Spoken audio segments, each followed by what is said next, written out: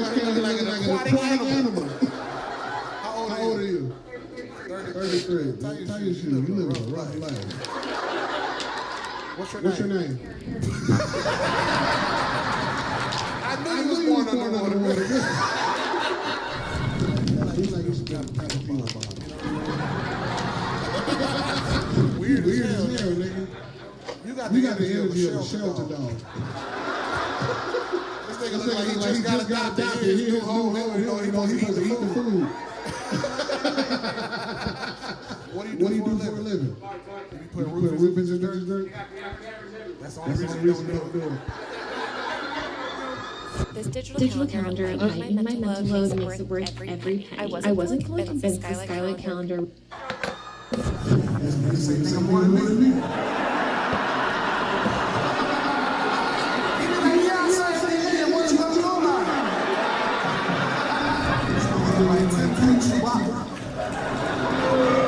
I told you 6'4", 6'8". You got a list too, dude. What you do for a living? Commercial driver? I hope you don't drive like your girlfriend. There's gonna be a lot of skid marks. Are you married? You're married. Nice. She big?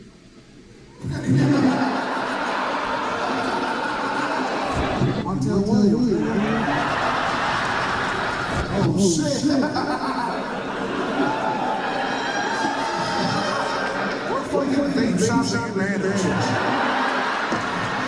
Yeah, Brian, I ain't seen a Mexican like you in a long time.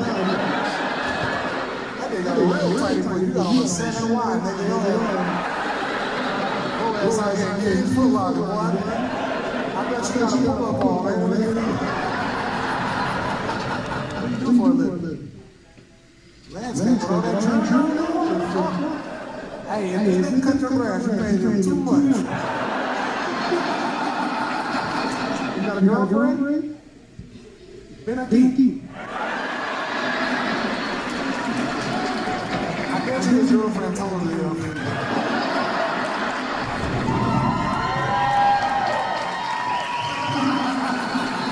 What you do for a living, baby? This bitch illegal too, girl. She wasn't for you, this bitch ain't carrying no fucking weed. This nigga is really a drug dealer. Hey, get out here and get it tonight, baby.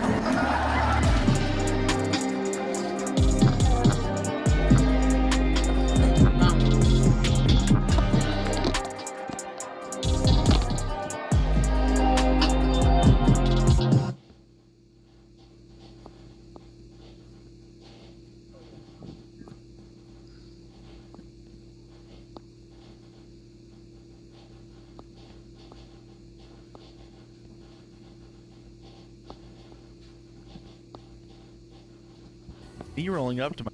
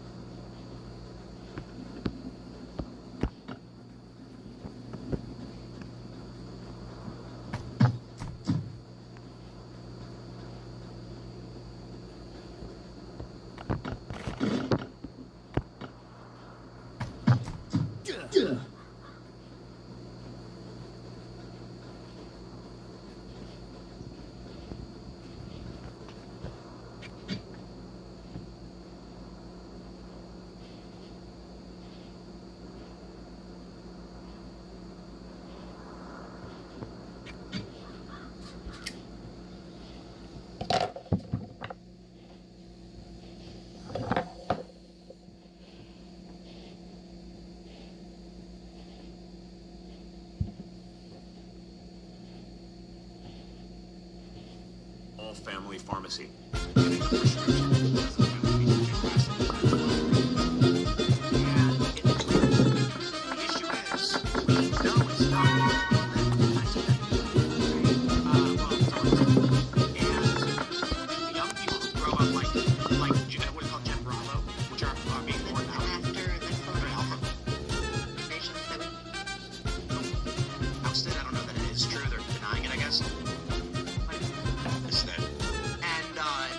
Say, Congressman, I was in the process of reviewing our files in preparation for this deposition, but since being terminated, I no longer had access, and I've not prepared. Yeah, I mean, she also gets super testy before Congress. You ever watch her before Congress? It's actually kind of fun. It's embarrassing for her because she lets her temper get away with her, but, you know, we'll all for sure miss that. Last year, she pulled out of an anti-human trafficking conference and said, "Oh, I'm sick," like at the last minute, and it was very abrupt and just seemed very... Wow! Wow. Protection for large channels, then I am grateful. If, however, you have put a restraint on my channels that isolates it from the YouTube ecosystem, thus, copyright doesn't exit this bubble and enter our isolated sphere, well, now I'm mildly perturbed. The argument I'm making is this. YouTube, perhaps, has the main YouTube body of prominent, well-known shows they promote, and they have isolated off a mini YouTube that is a separate ecosystem that does not interact with the main body of work. If you are on that main platform and you submit a copyright notice, the algorithm automatically attacks anything in that sphere that is using those videos, which captures my new channel, which was just made. Right. And the channels outside of it in the isolated shadow ban bubble will not be impacted, not on purpose, but because they are a detached node that YouTube is isolating intentionally. That's pretty wild. Which would explain why Candace Owens is propped up and recommended a new channel page. Right. Because it appears that there's what's called a tiny room shadow ban on this channel. Or I'm completely wrong about everything, who knows? Well, I can only say this. It is a fact that I have never, that in the past 3 years, we have not received any copyright claims on my principal channels. But the new channel is getting them like crazy. Another theory would be that new channels have weights put on them to prevent new personalities from rising up and causing problems. That's possible too. Yeah. Yeah. I know when I want to watch the show, I have to go directly to the Timcast YouTube page. Not only that, but people have complained that it's not there. They'll go Timcast YouTube page. They'll go to youtube.com/TimcastIRL, and we will be 10 minutes into the show, and it will not be on the I think page. there's a difference between premium and regular. YouTube? Because I have premium, and every night I just refresh my homepage on YouTube, and we're always right there at the top left. I think two things. There are leftists at Google that have intentionally done illicit things to further advance their... Look, I mean, some of these people threaten with death. It's not even that big of a deal that someone working at Google walks in a room, opens a computer, and then says, shadow ban. But I also think we know that intelligence agencies had access to Twitter and Facebook and were flagging for removal. So I would not be surprised if it wasn't even that political. It was just Google gets an email from the FBI saying, put a weight on this channel, and they go, okay. It's also this thing that happens when, like, you go live, you're supposed to have your little circle lights up with the ring around it. We don't have that a lot of times. People are always complaining about it. Very strange. That is weird. Indeed. Yep. Yeah. I think it makes sense that YouTube intentionally creates nodes. There is the principal main body, which is Mr. Beast, will always be promoted to everyone, everywhere. And they probably go, we don't want recommendations going to channels like this one. If people, but you can't ban outright, right? We don't break the rules or anything, but you can't ban outright because it would create a massive PR storm. So they say, tiny room shadow ban. Create a node where only the people who already have access to the channel can access it. No new users will. Anyone who signs up after this date will never see this channel. Could be. Could be. I think so. I do. Let's jump to this next story from Mediaite. Ladies and gentlemen, Tim Burchett says America would become unglued if we got his alien briefings, pushes for public release anyway. He was asked about Matt Gaetz's claim that the military briefed him on alien breeding programs where, well, I'm going to extrapolate from what he said, women are kidnapped to be impregnated by aliens. I just want to make something very clear. Matt Gaetz stated in the Benny Show that he was briefed. They're alien hybridization programs where people are captured from war zones and migrant caravans for alien hybrid breeding, so that the alien hybrids can communicate between both species. Well, the implication, of course, is that they're women, because men don't need to be kidnapped in order to get their genetic material. No. Women need to be held if they're going to provide their bodies for the creation of life. So it sounds like that's what he's saying. Tim Burchett was asked about this and said, I can't comment because I'm still in Congress, but if America got the briefings that I got, it would become unglued. Now, I want to show this from Space Weather News. In response to this, Native Patriot says new meteors in Costa Rica. Is Space Force fighting a battle we're not allowed to know about? What's actually going on? Take a look at this video. Eso! Wow! Compañeros.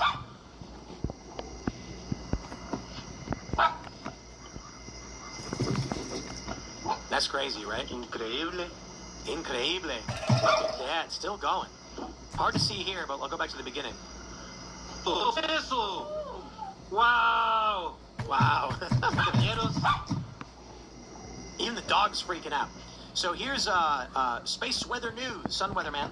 Guys, these are not meteors. This is space debris or a type of landing craft we cannot fathom. Not meteors. Same story as last week. We have seen an insane amount of media reports or lights in the sky or vehicles. Owen Schroyer said he saw UFOs flying around. One burst into flames and fell, and the other two sped off. People tried claiming he was just looking at condensation trails. It's like, he could describe that. Owen Schroyer knows what if you want to call it a chemtrail or contrail, the man knows exactly what those things are. InfoWars has reported on those quite a bit. He saw something else as he described it. Something's going on. Could it be that Artemis 2 is not actually a trip to the moon, but a delegation going to intercept the aliens for negotiations? And they're hanging out on the other side of the moon, and that's why they have to go over there? No, we're just claiming they are, but they're actually going to the Orbital Galactic Federation space. So they needed a cover for why they're launching humans. And they're launching humans to go negotiate with the aliens who are fighting us. What I think is the most amazing thing about all of the alien reveals that we've had over the past several years is that nobody They coincide cares. with Hunter Biden? No, well, there was that too. But no one seems to care. Like, no one cares. That's the conspiracy theory. I don't buy Well, it. I feel like illegal Like, aliens nobody have done talks about it. more harm than actual aliens. So Well, that we know. that we know of. That we But, know. like, you talk to people about it. You're like, You to your finish the friends, event? hear What do you about this mean? thing? That's the point, though. The conspiracy is that when How humans do you discovered finish an event aliens, that they knew that if just they brought started aliens down to Earth, it and would was bugged? cause massive economic destabilization, There's no panic, way riots. to just start And so, to just clear over the it past all. 15 or 20 years, they have been gradually introducing more and more information to the public that normalizes the existence of UFOs just and an aliens. event. For example, we discussed the O'Hare UFO incident.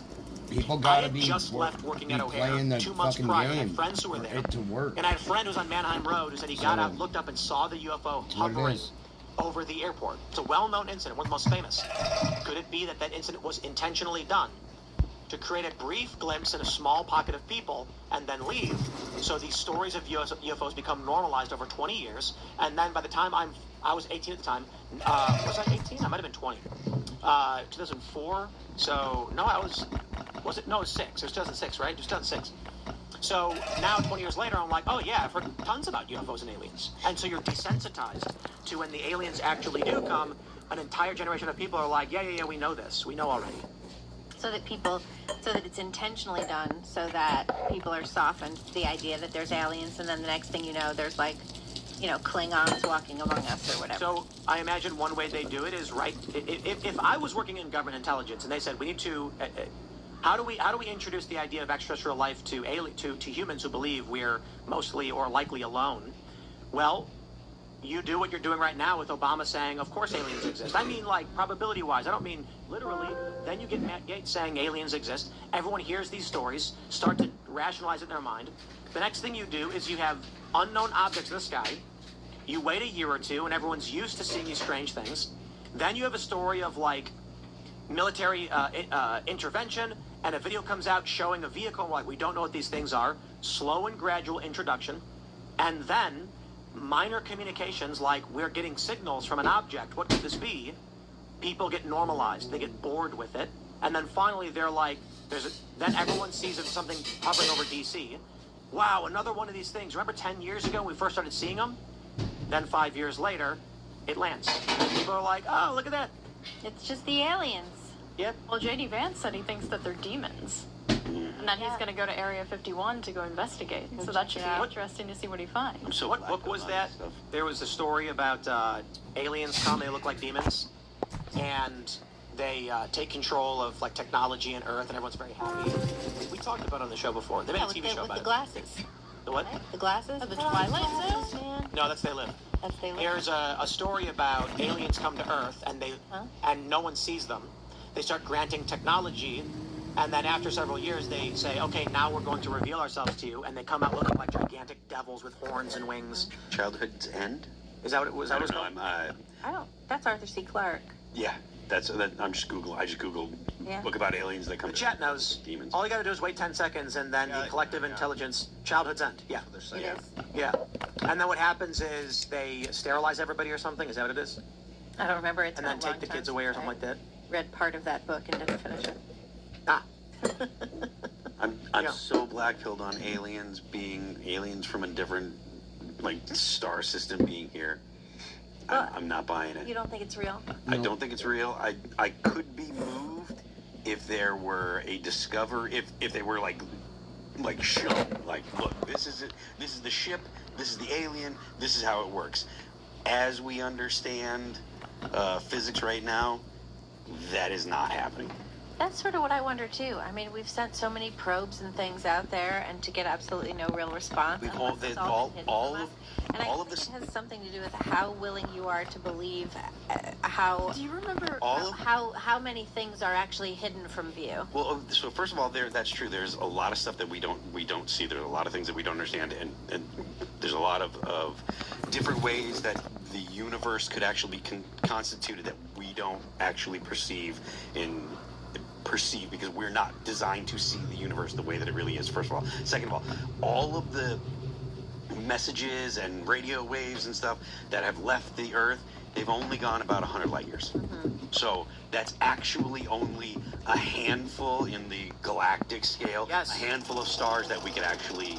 That may be true, but inadvertently, the signals we've been broadcasting have been creating perturbations in the subspace radio frequency, which has reached faster than light. Again, they needed to find a way to explain how they talked to the Federation of the planet, so they created subspace. Yeah. Mm-hmm. It's like faster than light radio or whatever. Yeah, I could be moved I could be moved from this position if there is new physics that we discover, or there is a ship that's shown. But as of right now, the way we understand the speed of light, because the speed of light isn't just the speed of light. The speed of light is the speed of causality. Right. Like to a photon that moves, like, time doesn't happen to a photon. It just starts here and it ends there. That's it. Again, but that's meaningless to a higher dimensional being. Sure. Again, I'm open to other ideas. So, Alex Jones and others have talked about this. The aliens are not extraterrestrial. They're extra-dimensional.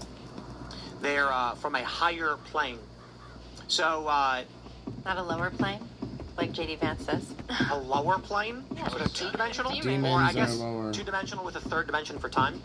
The interesting thing about it is, if you existed in a higher dimension, like you were a four-dimensional being, well, we are technically four-dimensional beings, sort of. We can manipulate 3 dimensions, and we free fall through the 4th. If you were existing in full control of the 4th dimension, but free falling through the 5th, you would perceive time as space. Mm-hmm. So it would be like, imagine if you go into a building and you're like, oh, this hotel is 100 rooms. It's a 1-bedroom apartment with 100 rooms. 1999, 2000, 2001, 2002. Like the block universe. Was like what? Well, there's a theory of the block universe. So, like, there's a theory that we experience time by linear time. We're falling through it. Yeah, but there's a theory that the way that the universe is actually actually exists is there is no linear time. That time is a part of space. So it's called they call it space time. So like there is no future or past if you're outside of time. Like the block universe is like it's like you think of a piece of bread that's sliced up into pieces. In the block universe, you can go to any point in time, and just like you go to any location. This is my theory on ghosts. I think that ghosts are actually vagrant demons. So they're extra-dimensional beings that are effectively homeless. So here's what happens. Like, let's say you're a fifth-dimensional being, but you're a drug addict. Where do you go live, you know? The reason we can't perceive them is because they move through time the way we move through space. So there's no point at which we're actually going to see their bodies interact with photons in time because the photons aren't moving in their dimension. But would you want to live in a tiny box? No, you want to live in a mansion. So what do? As an extra-dimensional being, you choose to live in the biggest possible building, which is the oldest. So very, very old buildings are haunted. Why? Extra-dimensional beings are like, bro, this house has been around since 1700. It's got 300 years to live in. Oh. And so it's like, the way they perceive us is like a long snake moving from room to room and the people coming and going, and they just avoid us. Don't walk into a person in their frame of time. Walk past or between them. So we can't see them because at any moment we're a single frame and they can move between those frames. So they're like, Twilight Zone episode. they're chilling in the living room, sitting on the couch, in a single stitch of time, that in a fraction of a nanosecond. And then there's like two aliens, and he's like, "Oh, bro, hey, do me a favor, go back to 1980 and grab me a tab." It's like, "Oh, okay, I'll be right back." And then he runs to 1980, opens the fridge, grabs the tab, and then the person comes in the house and goes, "Where's my soda? I bought soda, it's missing. Turn the light if it's bothering me for like 15." So if the U.S. government knows that there's aliens, does that mean that they should start deploying Ghostbusters? Well, no, if the they were ghosts and ghosts. aliens are different. Yeah, and the theory is that if you consume DMT, you can see them. The theory, I say the wackaloon guess, we'll call it that. I did drugs and I saw stuff. Yes, you were on drugs. Well, that happens when you do drugs. I knew a guy once. I've been very questionable. I've found the whole DMT thing sort of questionable because people talk about it as though they see deities. Yeah, the machine elves. Just strange beings. I knew a guy once when I was a teenager, and he said, "I swear, dude, I saw a UFO. Like, I came out of my house, I was like hanging with my friends in the basement, I came outside to smoke a cigarette, and I looked up, and I swear to God, a ship came down and it hovered right over the house." And then I was like, "Are you being for real?" And he's like, "Yeah." And then I was like, "What happened?" He's like, "Well, me and my friends were downstairs, we were doing a ton of acid." And then I went up and I went, "Okay." Okay, that's what's gonna happen. Yeah, I mean, I took That acid one happened. time and I saw a giant cat jump out of my closet, but you know, There was no 20 giant seconds cat later, there. it wasn't there. Or it was. Or was it? It was an alien at a different time. Or The idea of you doing those kind of drugs makes me laugh. Really? Yeah, it does. It's very fun. I think there is something. I think the government knows what it is. I think the government interacts with whatever is going on.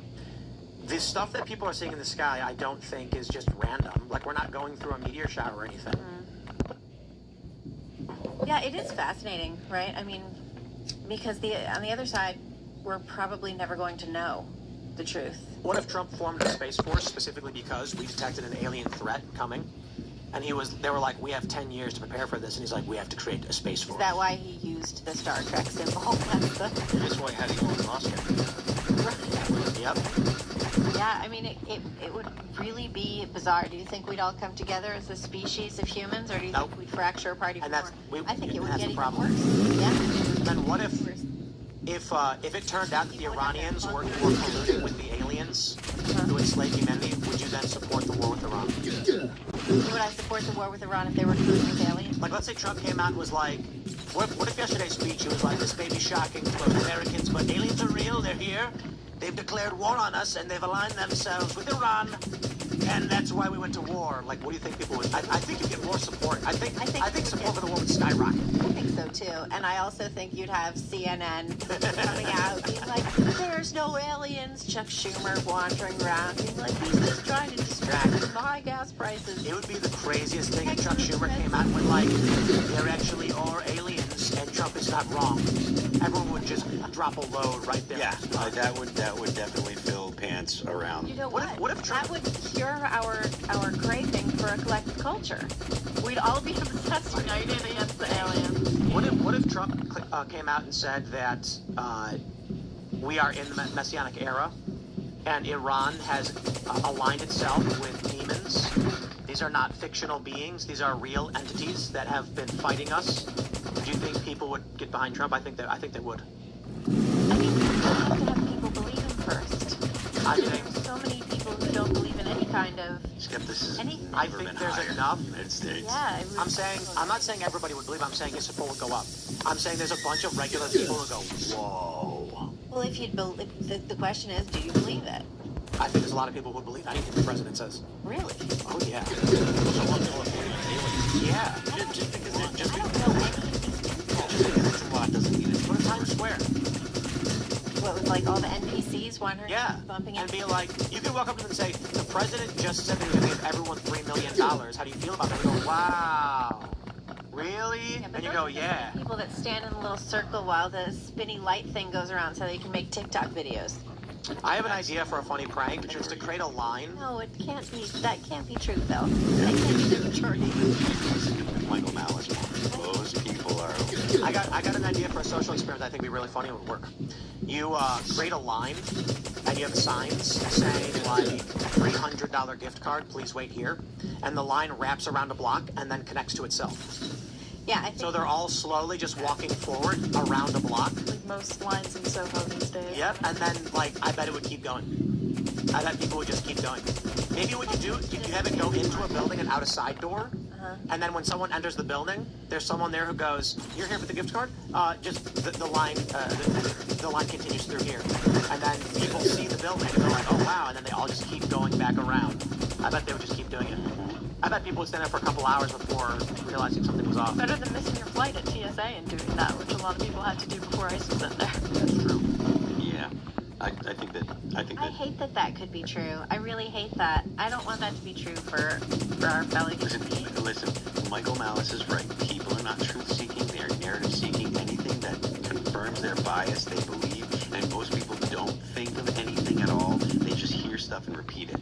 Well, And I'm talking about the vast majority.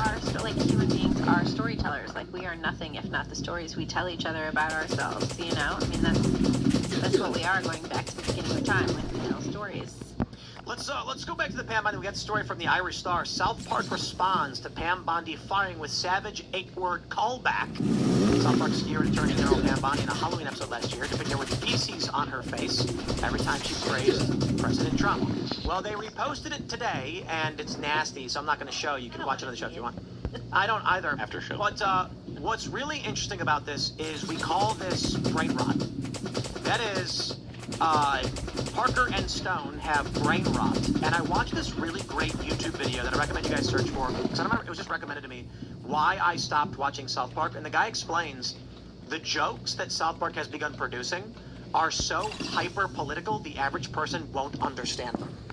And he said, as somebody who doesn't really care that much for the political, fight, I watched this, and he was like, they make references to unknown Trump administration personnel, like Dan Scavino? Who's that? And I'm like, well, I know who Dan Scavino is, but it's true. They make fun of Dan Scavino. Go to anybody in this country and ask them who that is. I literally know who Dan Scavino is because I've been on Laura Trump's show with Aaron Elmore, who he recently got married to, and I've seen their pictures on Instagram. That's why I know who he is. The point ultimately with I couldn't this, tell you his position. the issue is, we are seeing the brain capture of people. These are not jokes. These are, hey, here's a group of people that you've heard of you hate. And for many regular people, they're like, I don't know what you're talking about. I think this is one of the biggest problems we have with TV shows and movies right now. We got to get away from it. Another point I want to make, there was a great meme where it was Trey Parker said that his daughter said to him, "You're acting derpy," and he goes, "What did you say to me?" And she goes, "Derpy, you wouldn't know what it meant." And he says, "Oh yeah, look it up." He's the one who made the word up. Made it up. Yeah. Imagine that. Like, you know, you're a kid and you look up and it's like your dad invented the word. You're like, oh, that's really weird. But I contrast this with, here's a guy who created so many memes. It is ubiquitous, on par with The Simpsons. The Simpsons coined many terms and phrases. Yoink, you know what that means? That's from The Simpsons. That, from The Simpsons. Saying the quiet part loud, from The Simpsons. There's a ton of these. Prominent and big. South Park also has a bunch of these, of which derp is one of them. Yeah. But now, he has isolated himself into this tiny bubble of fringe nonsense that regular people don't relate to anymore. I mean, I just wish America was allowed to laugh again and not, you know, be forced to constantly fixate on politics and division. And that's what's ultimately sowing, you know, all this hate within the culture. We're not just elite anymore. You know, I just want to go back to the days of Kermit crying to his mom in Best Buy about not being allowed to buy an iPad. Howie and Mr. Hanky, like, why can't we just enjoy those things? One of the best episodes is when he wants the Nintendo Wii, so he freezes himself, and when he wakes up in the future, they don't have it anymore, and when they finally get it, the adapters don't work, which is all, like, kind of common sense, funny things we've dealt with. Now, it's, here's Pam Bondi with feces on her face, and I gotta be honest, I know a lot of people are gonna be like, who? Yeah. Yeah. It really started in around 2020. I feel like with like them making fun of like Rudy and Trump in the Oval Office and like the election stuff. Yes, yes. And honestly, that one episode with like the rally in Myrtle Beach, that was kind of funny. But aside from that, it's too niche and it's too critical. It's like not what South Park used to even be. Yeah. It's a far cry from the Pinewood Derby with baby Farks McGee's. Yeah, that was funny. It was nonsense. Or when Cartman made Scott Tenorman eat his own parents. Yeah. Oh my god. There's nothing there but shock and obscenity. And it was just messed up. What's your favorite South Park episode? Oh, man, I don't know. I mean, probably that one. So I referenced it. Where Radiohead walks up and they're like, he's crying like a little baby. No, baby. Not cool. It's like, no, Radiohead. Or Casa Bonita is a good one. You know, they opened a real Casa Bonita in Denver. They have a real version of it. They're not. The show is referencing the real Casa Bonita. Yeah, but they bought it. Like, they bought Raiders, it. It like closed down and they bought it and now they own it. That's awesome. South Park was massively culturally relevant, and they have relegated themselves to a tiny pocket of fringe wackaloons who are 70 years old and hate Trump and know everything about him. But what is culturally relevant anymore? Like, what Landman? captures what? Landman. Yeah. Landman, I think they do 16 million per episode. Yeah. Good show. And Landman mocks woke. Yeah. It's a good show. And then Star Trek, Starfleet Academy was doing 1 million per episode and got canceled. Yeah, it did. Even though the last 2 episodes weren't that bad. What? The last 2 episodes of Starfleet Academy weren't that bad. Really? My son and I were watching it, you know, and then the last 2 episodes weren't that bad. We looked it up. Jonathan Frakes directed the penultimate episode of the first one. But now we're on to Invincible. Oh, you know what? Did you watch the Invincible last night, Tim? I have not yet seen it. I'll watch it tonight. You know they were. Was it good? Oh yes, it was good. Okay. Still like wondering what happens now. It was a Oh. big cliffhanger. Big cliffhanger. Oh, but it's not the season finale, is it? Yeah. Invincible's been pretty good. My only problem is that Adam Eve's powers are to reshape matter, and she doesn't. And I'm like, she just, like, makes energy, even though she could literally turn the air around someone into lead, She could, but now she can't do anything. because she's having a baby. She's pregnant. Yeah. Just turns her powers off. It does. It turns the powers off. Did they say that? Well, I'll just watch tonight's episode. Yeah, Landman, I think, is like one of the biggest shows on TV right now with massive, massive viewership. Yes. And I'm worried because I don't know what we'll do without Billy Bob. I want to watch. Did he pass away or something? No, I'm just saying, he's old. Yeah, he is. And he's epic. He's amazing. I watched like 3 episodes of it, the first 3 episodes, or 4 episodes. I think it was on, I think it was on Hulu where you could watch them to try and get you to get Paramount. Yeah. Yeah. And I'm going to end up getting Paramount to watch it. I'm happy here. I'm watching it. They have tons of Landman scenes that just criticize woke. Like, it's written just to make fun of pronouns that once and then went viral. I haven't watched it. Should I actually? Or, Oh, it's amazing. Yeah? The scene where he, like, it really is revelatory when the famous scene where he brings the young female lawyer out to some wind turbines, and she goes, "What about green energy encroaching on your land?" And then Billy Bob goes, "Not green, alternative. These wind turbines aren't here to generate energy for the grid. They're off-grid generating energy for oil pumps because we can't get transmission lines out here." And a lot of people don't realize wind turbines are placed in remote areas where they want to pump oil but can't get power lines in. Right. Do you think it's green energy? It's not. Well, that's why on, I think it's the Navajo Hopi Reservation, there was like a huge push for solar panels just to create shade structures with refrigerators underneath them so Oh, wow. people could keep their insulin cold. Wow. Had diabetes. And that's what the solar energy was used for. And that's great. Like, it's a great use of solar energy. Yeah. Especially the fact that you can actually put the cooler right underneath the solar array and keep it cold. Put out a little chair, too. Yeah. Shade. You have some drinks in there too, probably. It fits with Probably some beers. Yeah. Some beers. Yeah, it's a beer. I wonder about, Good chair. Yeah. there's the conspiracy theory that anytime someone makes a breakthrough in high energy return on energy investment technologies like fusion, the U.S. government kills them because it will disrupt the petrodollar system. What's this thing where, like, recently there's been people who are really excelling in their fields in engineering getting killed in their houses by random homeless people? 6 different And people. it's- A bunch of scientists, and they work on aerospace propulsion. Yeah. Yeah, at the same time when people are seeing alien ships in the sky and the general who worked on UFO stuff disappears. Right.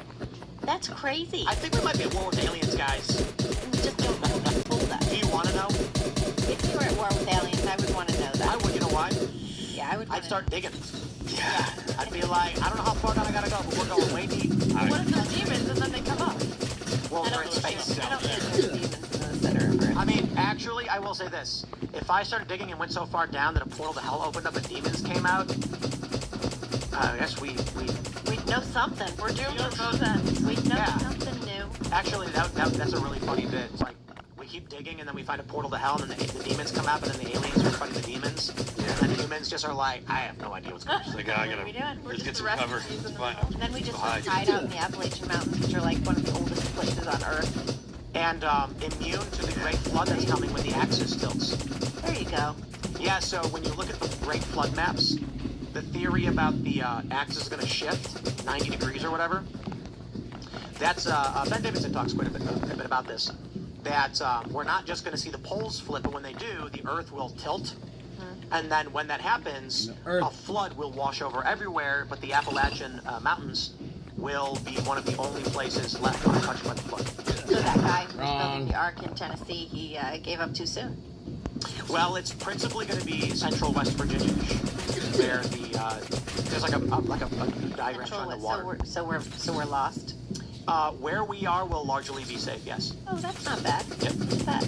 Yeah, and you know, I'm not supposed to say this, but it's probably late enough in the campaign that it doesn't matter, but we moved to West Virginia, and the reason why Mount Weather and Raven Rock are within 10 to 15 miles of here is because we have all been briefed as prominent CIA-selected media personalities to survive the Great Flood, which is coming in 3 or 4 years, and I figure at this point you can't do anything about it, so I'll tell you now. And that's a joke, but I'm sure there are people out there freaking out, being like, it's not joking. Or at Because least there are people. Googling it and asking Did they AI. give you a binder on it? Oh, yeah.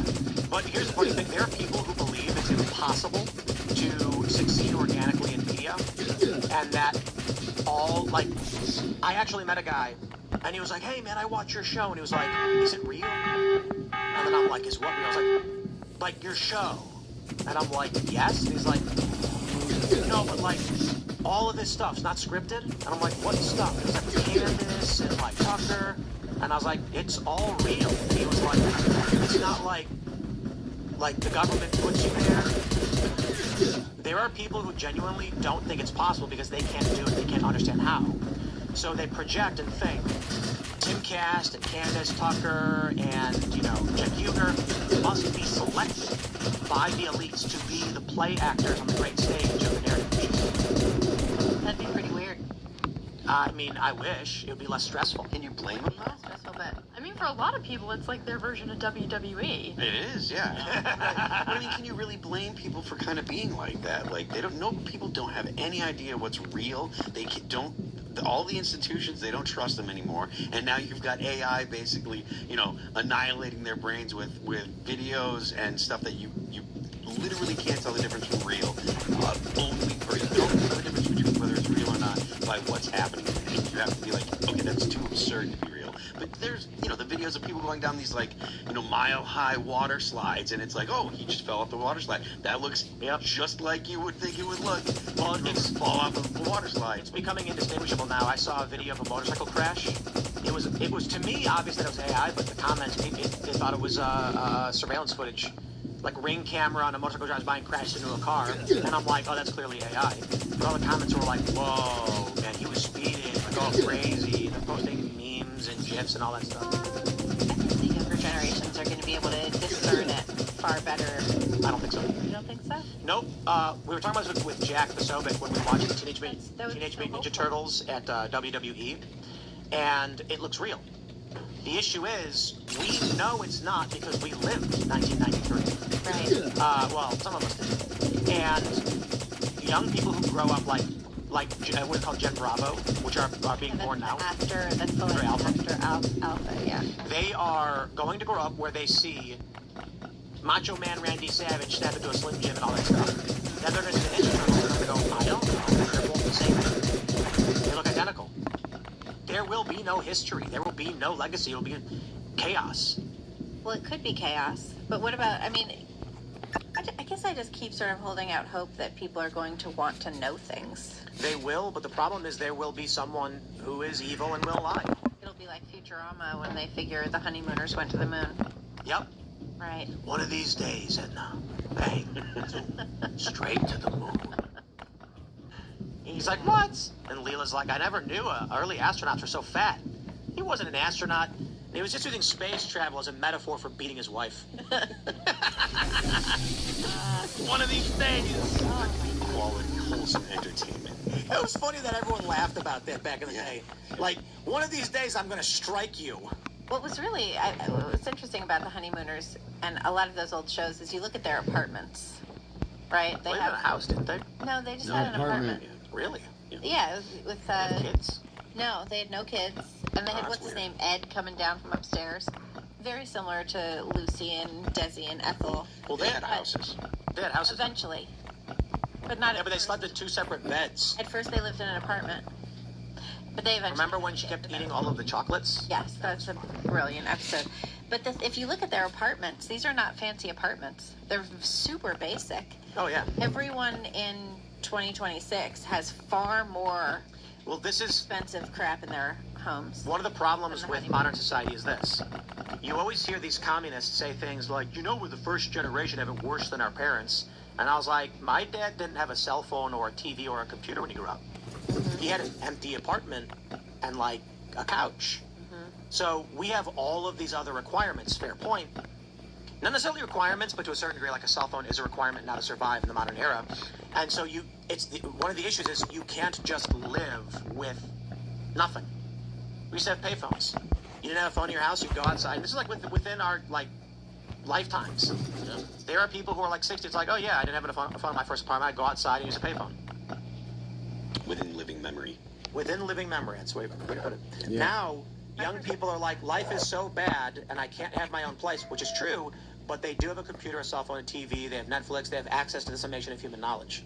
My first apartment, we didn't have a telephone in it, and we didn't get a phone. There was a payphone out front. Well, when I first had internet, called the payphone, and then never answer because we didn't actually want to talk to people. So when I was a kid, I would be trying to download a song off of the internet, and you'd get a telemarketer phone call in the middle of it, ruin it, kicking you off the internet, totally killing. And then it would shut off your download, and you'd have to restart. And it took like 4 hours to download one MP3. Yep. And I was constantly going, why can't you put a placeholder on the download? I don't understand. Then we got LimeWire and Kazaa in the 2000s, which could. Right. If the internet went out, it would pause, and then it could start back up. And you weren't allowed to download anyway.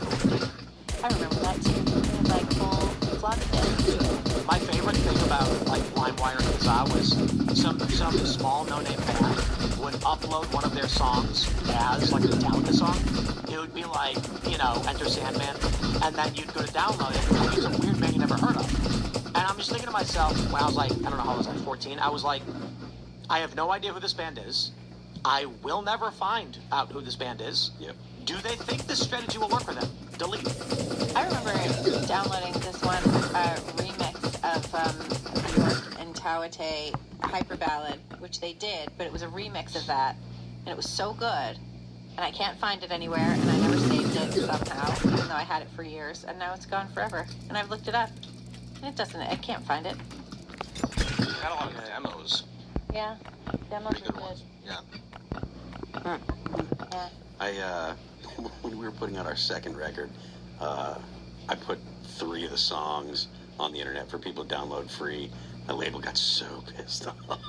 Cost that them was money. That was still when you know, people would buy records. Well, a little bit. And I was Browsing the CD section at Best Buy. Browsing the CD section Oh, yeah. at Best Buy. back in the day. Man, do malls still exist? They You know, do. Are they a thing? I'm kidding, by the way, but man, they're so barren these days. And there's not a decent record store. Man, you know what we got to do? We got to do my mall store show, like Seamus and I had been talking about for a while.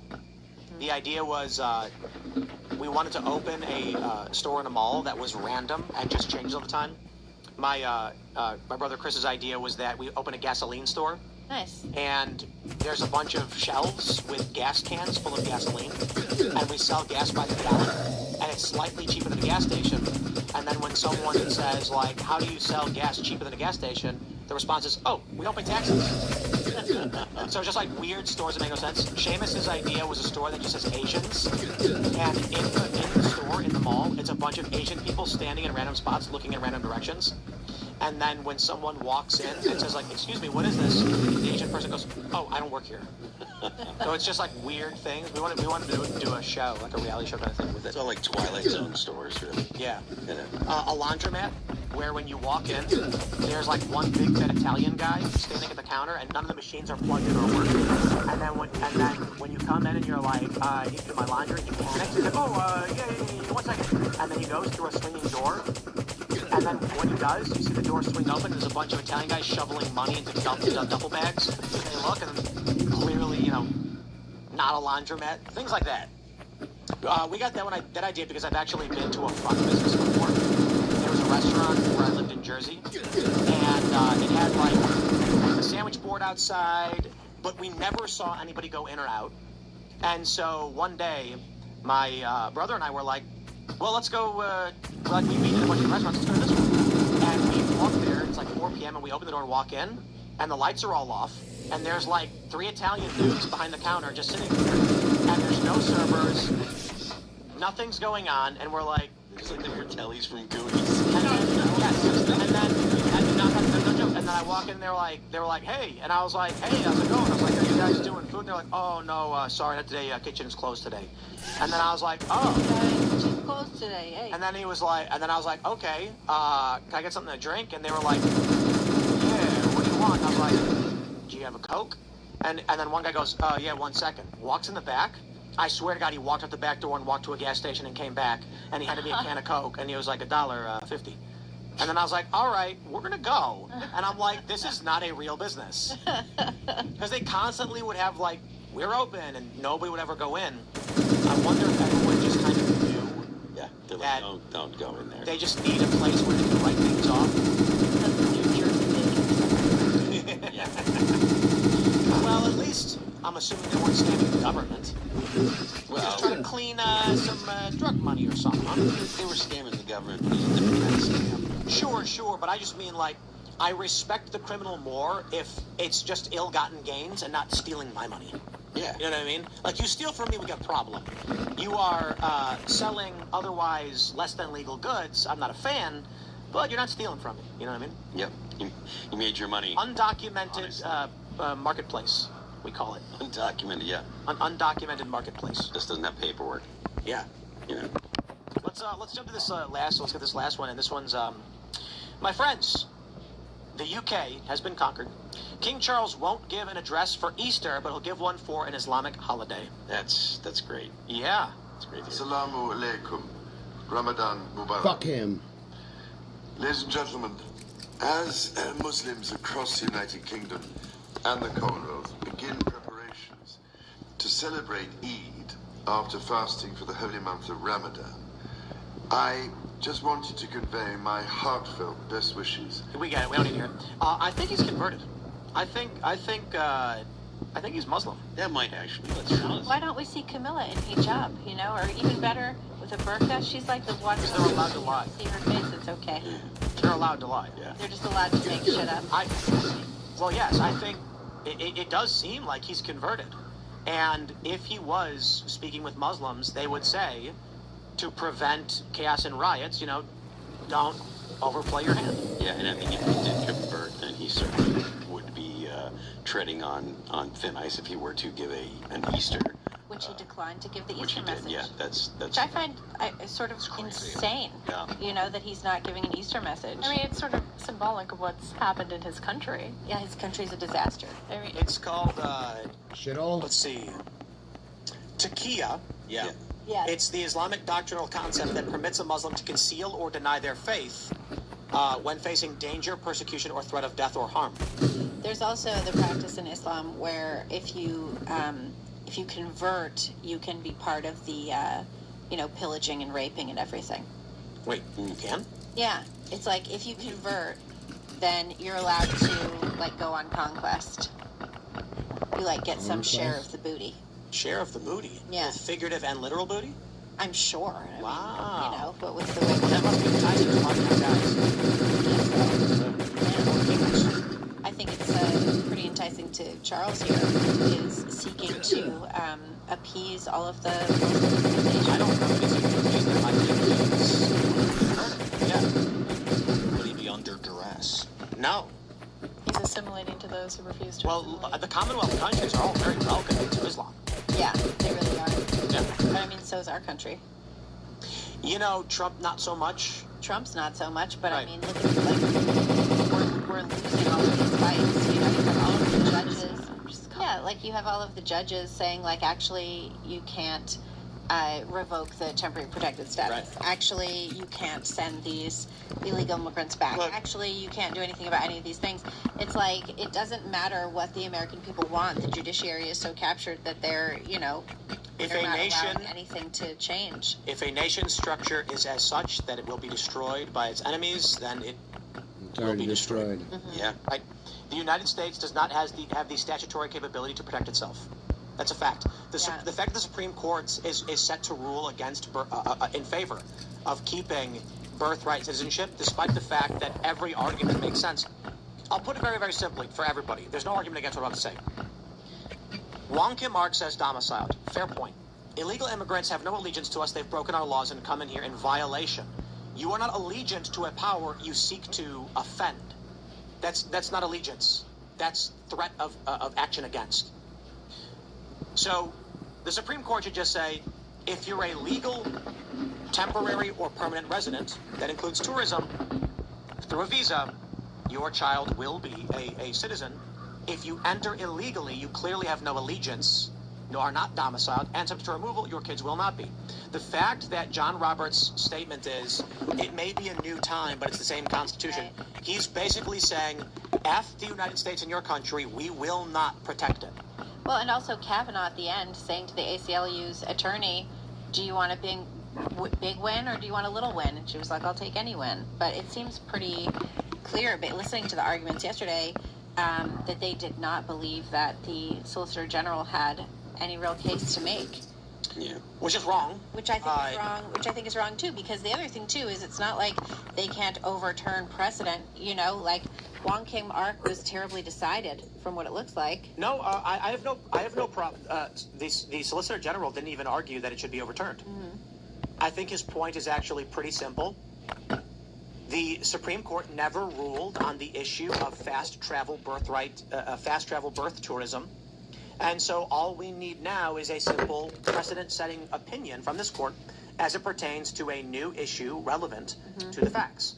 Individuals are not domiciled here, have no allegiance here, and so be it. If you think birth tourism should be allowed, then by all means say that, but you can still at least say if you enter the country illegally, you are not granted or foreign protections. Well, you also, I think, there should be some provision to outlaw birther tourism. There's like 1.5 million allegedly American babies being raised in China by Chinese parents. Yeah. And we already know that for people from China to come study in the U.S., that has to be approved by the CCP. Like, that's not just...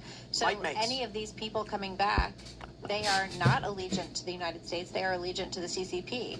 And Might suddenly makes. we have... Yeah. Might doesn't make right. That's a moral point. It just makes. Those who are willing to exert force and authority will succeed, and those who are not will be destroyed. And the goodwill of the United States is being entirely abused, and our judicial system, from the lowest court on up, from the lowest court that releases criminals so that they can go murder women at Fairfax bus stops, all the way up to the Supreme Court, are completely captured by this idea that they, like you were saying, they can't do anything, they won't do anything to protect the United States. So the point is this: the Supreme Court, the conservatives, they absolutely have the power to say, yeah, okay, no, like obviously this is an exploitation of the 14th Amendment.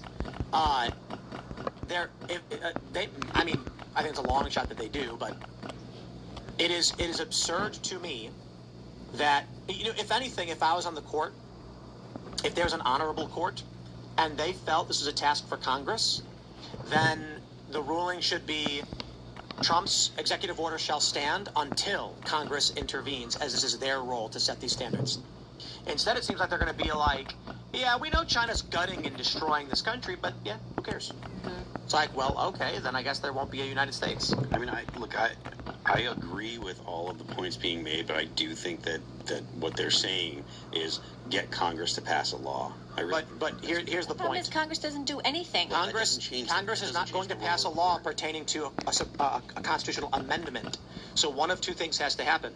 Clarity needs to be provided as to the interpretation of the amendment by the Supreme Court as it pertains to illegal immigration and birther tourism, or Congress would have to repeal or replace the 14th Amendment, which is functionally impossible. So any good steward would simply say it is the interpretation of this court that the 14th Amendment does not protect birther tourism nor illegal immigrants having anchor babies. I mean, I agree with you, but I don't think that. I think that the point that they're making is this is not for the Supreme Court to do.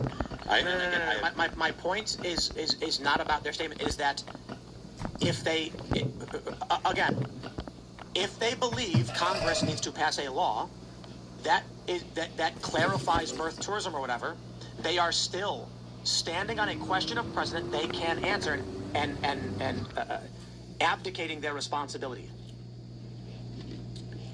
If they are not being stewards, so the role of the court is to interpret the law, which includes the amendments. They have a question for them pending interpretation. If they refuse to answer that interpretation, they are derelict of their duties. Well, I think the answer that they're giving, again, this isn't something that I agree with, but I think I understand what you're going to say.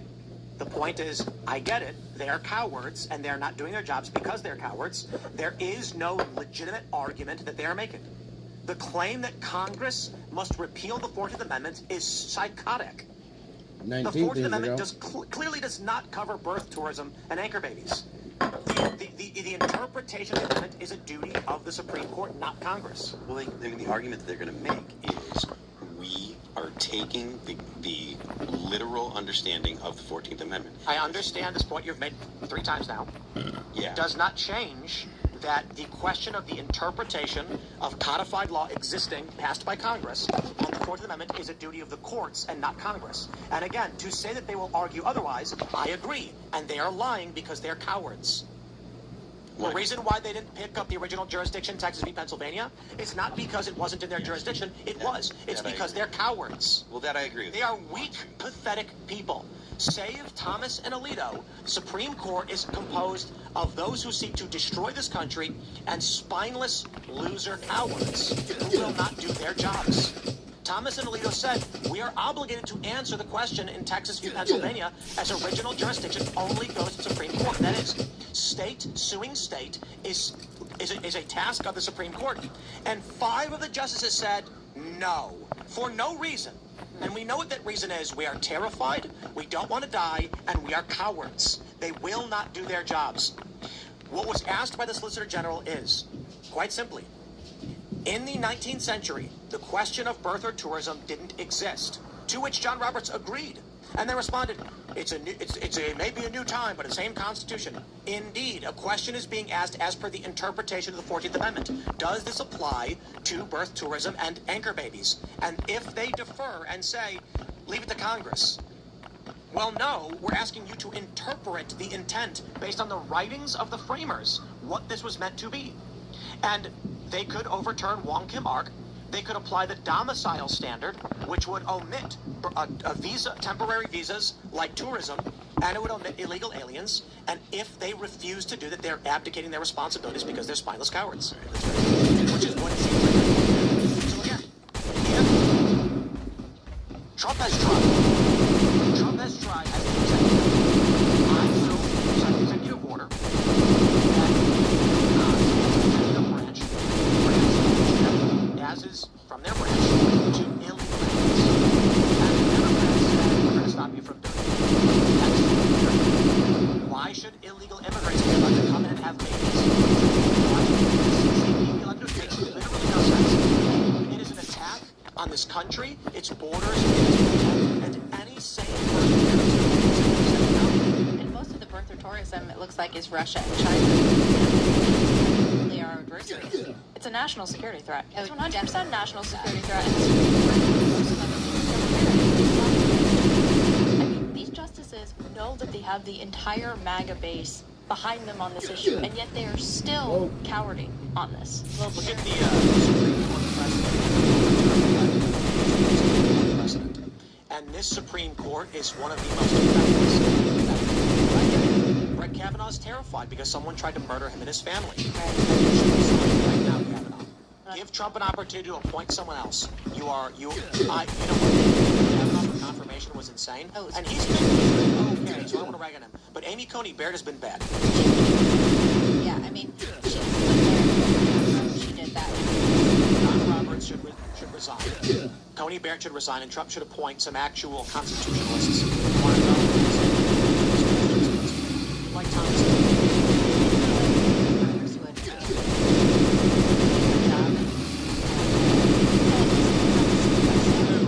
And then you're losing half the figures you might get. Let's say that did happen. The Senate would wait until after midterms. I think Bill won't do anything. Like this is the worst, best. Has the power, right?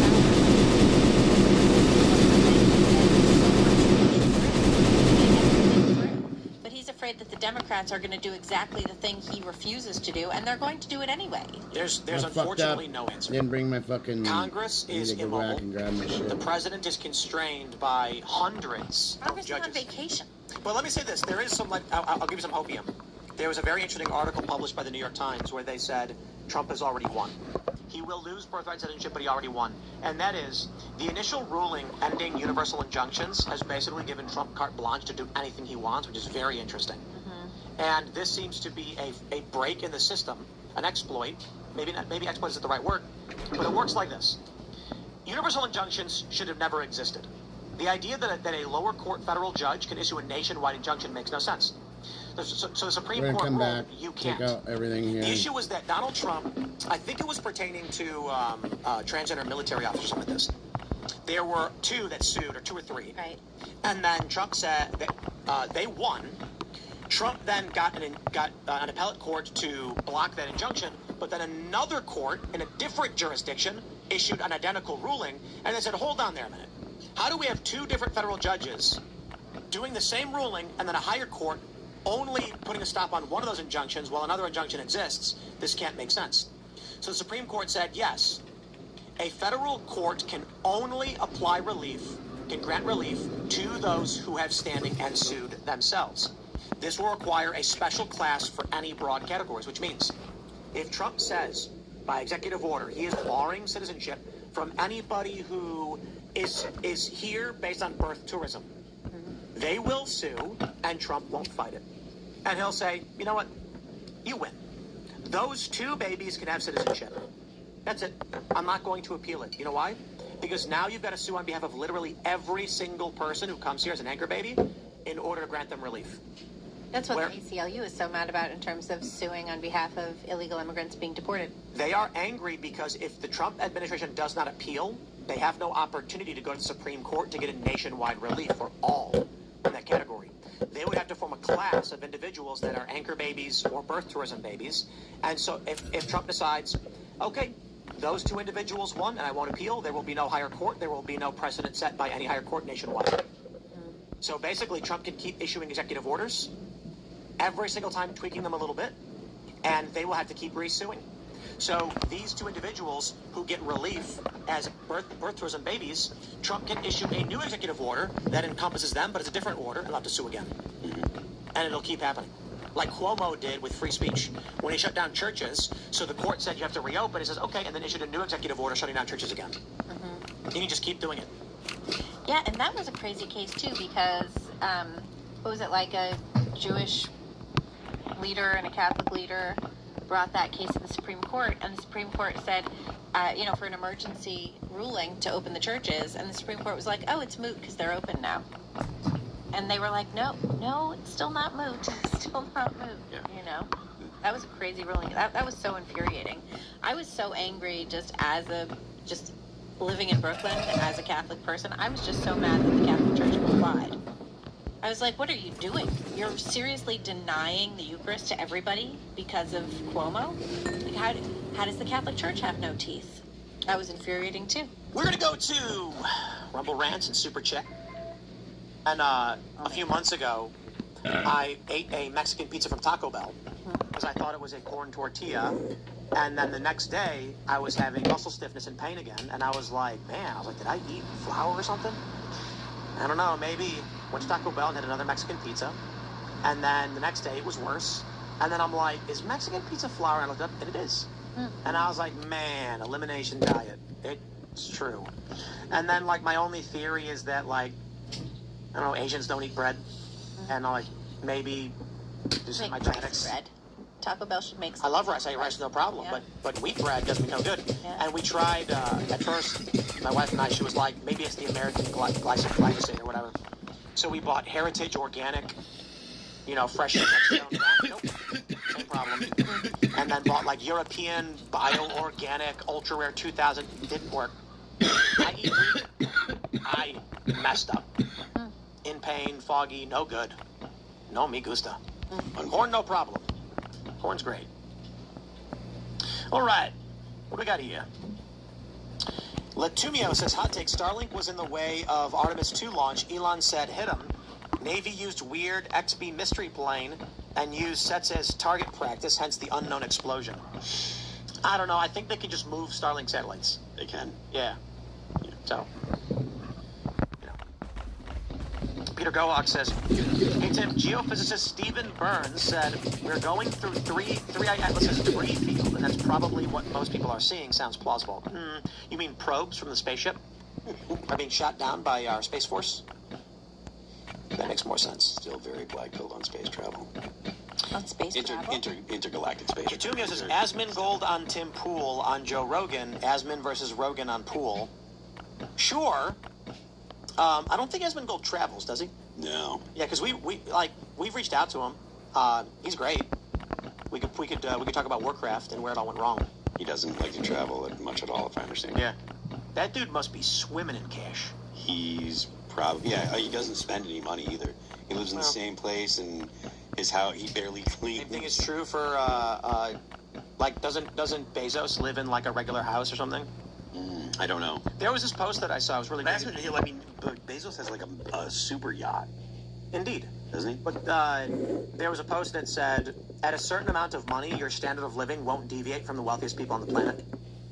So they were like, the thing about wealth is that Bezos wakes up and he does work, but the work has a massive impact. You wake up and do work. You want to find the point where you are making enough money to where you have the same standard of living as any billionaire, because, again, you do. At a certain amount of money, you don't need to worry about owning one of the biggest corporations on the planet once you reach a certain level. If you're Bezos and you keep working, and you do, that's fine. But the point of it was, it is very possible to get to the point where you never have to work again. And 10 mil in the bank. and it's in wealth management, you know, and then you'll be generating so much interest historically that what is 10 mil going to net you? You'll probably do 300,000 a year, And you can live off that and just pay for whatever your pretty crazy. expenses are, you know. Yeah, not in the bank though. In the market, Sure. where you will see a historic return of about 7%, and that's why Trump's always bragging about the Dow. But I mean, it's exponential. We're at what, 50,000? Around there, yeah. It's So by next year, it's got to go up another 5K. Then by next year, it's got to go up another 5.7, then 6, then 7, then 8, then 10. In 10 years, the Dow is going to be at 178,000. I mean, there's going to be That corrections. system will continue. There's going to be corrections, but, you know. Yeah, but even it's funny, if you didn't touch your portfolio in 2008 when it crashed, you would recover it by 4 years. Yeah, it's like it was going up and crashed. And then, so the people who panicked, they lost everything. People who just said whatever. Just don't sell. Well, you can't panic when the stock market goes down. You just got to hang on, otherwise you lose everything. Yeah. Indeed. All right, everybody, we're going to the uncensored portion of the show, where That's the company. rumble.com/TimCastIRL, where we will say naughty words and make jokes that are not so family friendly. Smash the like button, share the show, and all that good stuff. You can follow me on X and Instagram at TimCast. Jane, do you want to shout anything out? You can follow me at Jane Zirkle on X, Instagram, and Facebook at Jane Zirkle Official. I'm Libby Emmons. You can find me on Twitter at Libby Emmons. And also, you can check out my podcast, The Pod Millennial. You can find it all the places where you get podcasts and also at thepodmillennial.com. I am Phil That Remains on Twix. You can check out some of the things that I've been writing on Patreon. That is patreon.com/Phil That Remains. The band is All That Remains. We're going on tour. We're going to be going out with Born of Osiris and Dead Eyes. We start April 29th in Albany. We'll be going through the end of May. Don't care about your The fucking alleged shitty fucking music. Members of the show are All That Remains Certainly. sucks dick. dicking about. But, what do you want to talk about, Jane? Well, going back to the Pam Bondi thing, the Daily Mail actually reported that Trump's reasoning for the sudden dismissal of Pam Bondi... Daily Mail reported that Trump's reasoning for the sudden dismissal of Pam Bondi was in part because the president believes that she tipped off Eric Swalwell about the FBI's efforts to release investigative documents that related to his relationship with the alleged CCP spy. And now there's not real clarity, according to them, about why she did that. It's apparent that they have some type of friendship, but that's what they're reporting, at least. Bro, I tried giving Pam Bondi a chance, and I was very nice. But what the fuck is Trump doing? What, with Bondi? With all of these people, man. Do you think that Who else it's don't you better? like? Do you think it's better the cast of characters he has in the second term or in his first term? Because the first term was all like swamp creatures. Yeah, that was terrible, too. The first term was not Yep. good in terms of... Tried to overcorrect. To be fair, I mean, like, I don't understand Kristi Noem and Pam Bondi. Cash, I do get. Cash and Dan. Kristi Noem was confusing, too. Yeah, I didn't quite understand that either. It was like, really, when the Democrats started calling her Ice Barbie, I was like, yeah, it works. I think But, like, I think it was just because she was like loyal to Trump is what he I thought. get that she was loyal, but also, like, her level of vanity is similar to Trump's level of vanity. There's a lot of it with those advertisements where she's just riding off into the sunset with her hair extensions and her cowboy hat. And I'm like, how is the fact that this she happening? had to get dressed up and cosplay for whatever she was talking about was just embarrassing. She looked like Western Barbie. I know that you guys don't remember Western Barbie, but Western Barbie, of course. You'd press a button on her back and she'd wink at you. Or Polly Pocket. Yes. And Mighty Remember? Max. Yes. I liked all of these things. Well, I think we're sort of in uncharted territory here where this, like, influencer space has now gone into a presidential administration. Like, these are no longer just presidential appointees. These are social media figures. These are sometimes podcasters who are now in these, very, very influential positions within our government. And these aren't, small roles either. Like, the Attorney General of the United States, especially in this context of, the level of lawfare and weaponization that she had to deal with, that's a massive undertaking. I just want everything to be normal again. And I think that's how a lot of people have felt for a long time. Like, just go watch football, guys. No more weird, woke, stupid, take the knee bullshit. Regular old football. Without all the trans flags. in Yes. Football. And then the rest the of us faggot will shit. have arguments over foreign policy. Yeah, I mean, we had a situation where the people who were telling us this isn't normal were also giving us stuff that was really not normal. Like a whole bunch of trans kids. They're like, that's normal. Transing your kids, that's normal. 1 million abortions a year, that's what's normal, folks. That's what's really normal. Yeah. You know, massive men with boobs, massive border insecurity. Like, this is the normal stuff. So we had the thing with where you had so many people despising Trump, and you still do, they weren't providing anything better. They were providing everything worse, you know? Yeah. I do think, I wonder if Trump's, attempts at this during his second term were him trying to find people that weren't the whole, deep state swamp creatures, and just that there are very few people that are competent and will do the job and are not.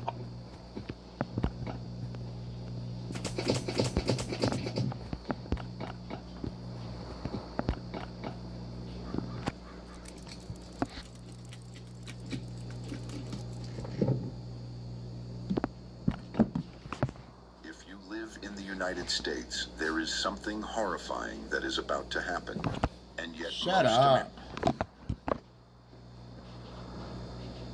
But I'm a little concerned because I'm in my 30s, and seems like every woman has done an about face and rejected feminism, but I don't know which is genuine. So that and more, as all 11 a.m. weekday shows. On with the show. That's right, the debate. Don't forget the debate next week, April 10th. You can get your tickets.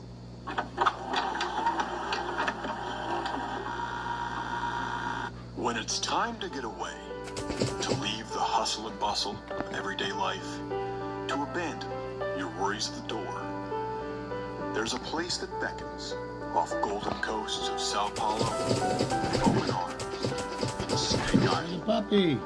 Sandy beaches and miles of coastline with not another human in sight. Snake Island, an actual place, averaging at least one deadly snake per square meter, crawling with Mother Earth's most evil creatures. Venomous snakes, flying snakes, snakes that hunt in packs. It is literally filled to the brim with deadly snakes. It's a place that leaves you grateful for all the modern-day basic bitch white guy problems you have at home, should you ever make it back alive. So pack your Depends and book your travel today. It's a bunch of gardener Ask snakes. yourself, why the hell don't we just nuke Snake Island? Your trip begins at the gates of hell. Click Rumble Premium and join now for $99 annually or $9.99 a month to get the entirely ad-free experience and an ever-expanding roster of content, creators, and free speech. Hey YouTube, what you're about to watch is a new segment we call Change My Mind. Open campus, a college campus. Sure, it's an open campus. And actually do whatever we want. You can do whatever you want. You can protest. Any professor, you pick. Any professor. Yeah. And or set up a dialogue how you think it would be best or most fair. Forgive me, or your sources. What do you usually read? CNN. CNN. Twitter. CNN, Twitter, and a lot of professors probably here. Probably. I think you're somewhat parroting from what you've learned from your professors.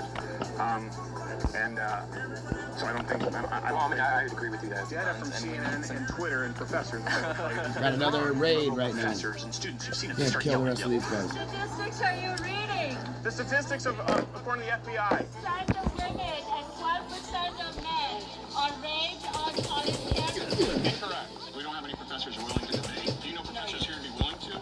We would be more than happy. You've been failed as students.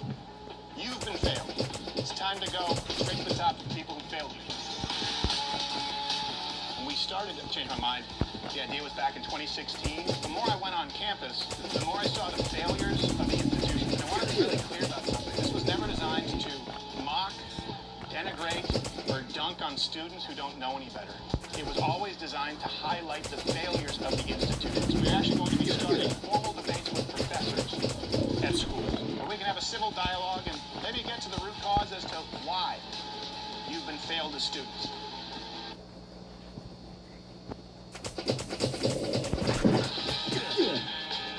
Free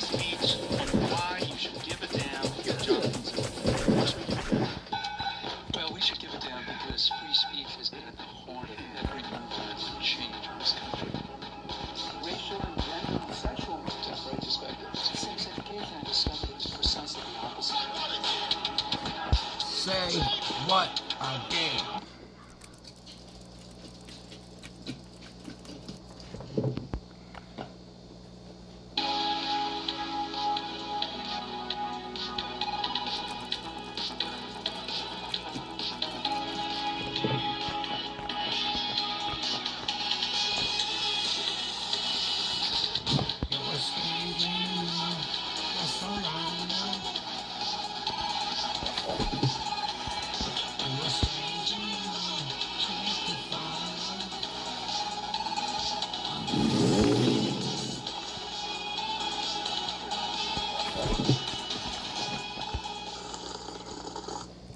That's right, you can get your tickets for the Chain of Mind Professor Debates April 10th at UPenn.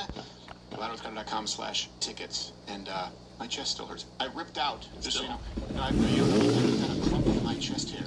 Why? My watch band. You guys ever have a watch band that traps your hair, that pinches tool man, you know? And I was just scratching. And then and the worst part is I could feel it trap it, but I had no choice. You just gotta pull that. Yeah. It's like wearing my old Velcro light-up shoes.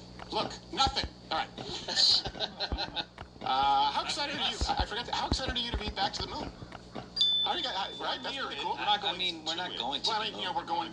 Kind of disappointing. It's part of the process. All right, thanks for being negative. You walked in like 4 seconds ago. Captain Morgan, CEO, welcome. Not. See what I mean? Welcome, not. I wasn't late. I was here. I'm just kidding. I'm just kidding. Do you want to shake on it? I don't, because you want to shake. Whoa! You got a buzzer in that hand? Yeah, exactly. I go shake, and then I'll go, actually, Josh Firestein, Friday, Saturday, April 24th and 25th, Comedy Avenue, Lawton, Oklahoma. Yes. Tickets at jfirestein.com. It's a small. It's fun. It's actually a tattoo parlor. Oh. Yeah, I'm a tattoo parlor comedian. I am. Oh man, we got to get you a tattoo. But I might need to cover up the chest hair gap with. That's where you get the tattoo. It's gonna look cool as hell. Maybe like a Crusader cross. Ooh, yeah, or maybe like the Virgin Mary. No. Why not? Like one of those candles. Does it be disrespectful? No, it's like one of the candles. To put the Virgin Mary next to my memories. I know not memories. Oh, Mary's Memories. I love that clinic. Stop it. But it's not a bad idea. I would feel the shaky Mary. Let's get to the reasons that we said people might think the show is racist. So, it's time. You know what? You have the singer? Yeah. Eye on India. Go. Eye on India.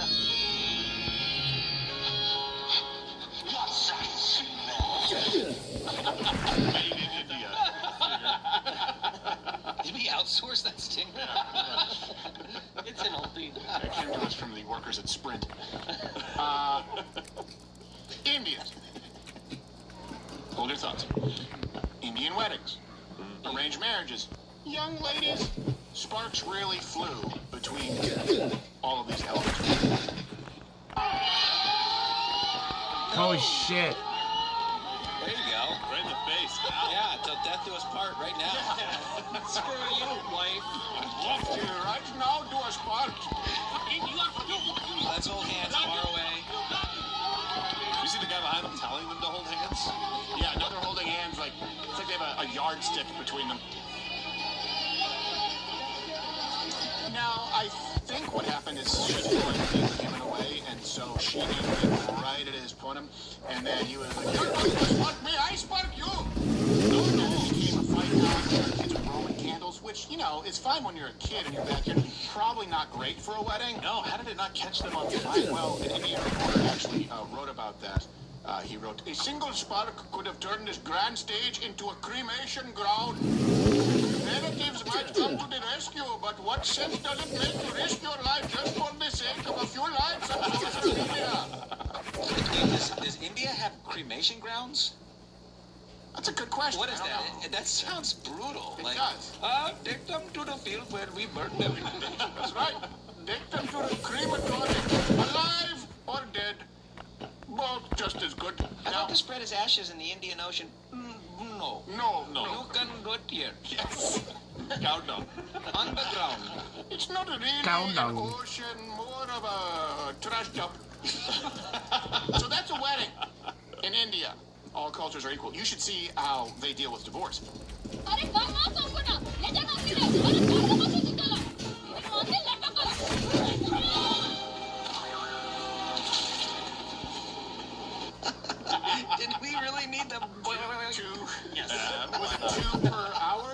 1 per minute? 2 per hour. 2 per hour. It's hour? I think Oh, 2 geez. per hour. Those are 2025 numbers. I could be wrong. They could be pumped up by now. Yeah. Plus or minus 2. And It had trains. if you thought that was bad and us experimenting with AI in the hours of the morning, you should see a Bollywood divorce.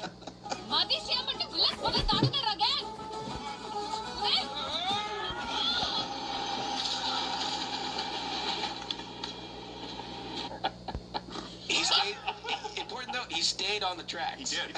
Yeah. He did. Didn't get hit. He defecated the... Like, follow the railroad tie road. he's like Ghost Pajit. He looked like Indian Applejack. Yeah.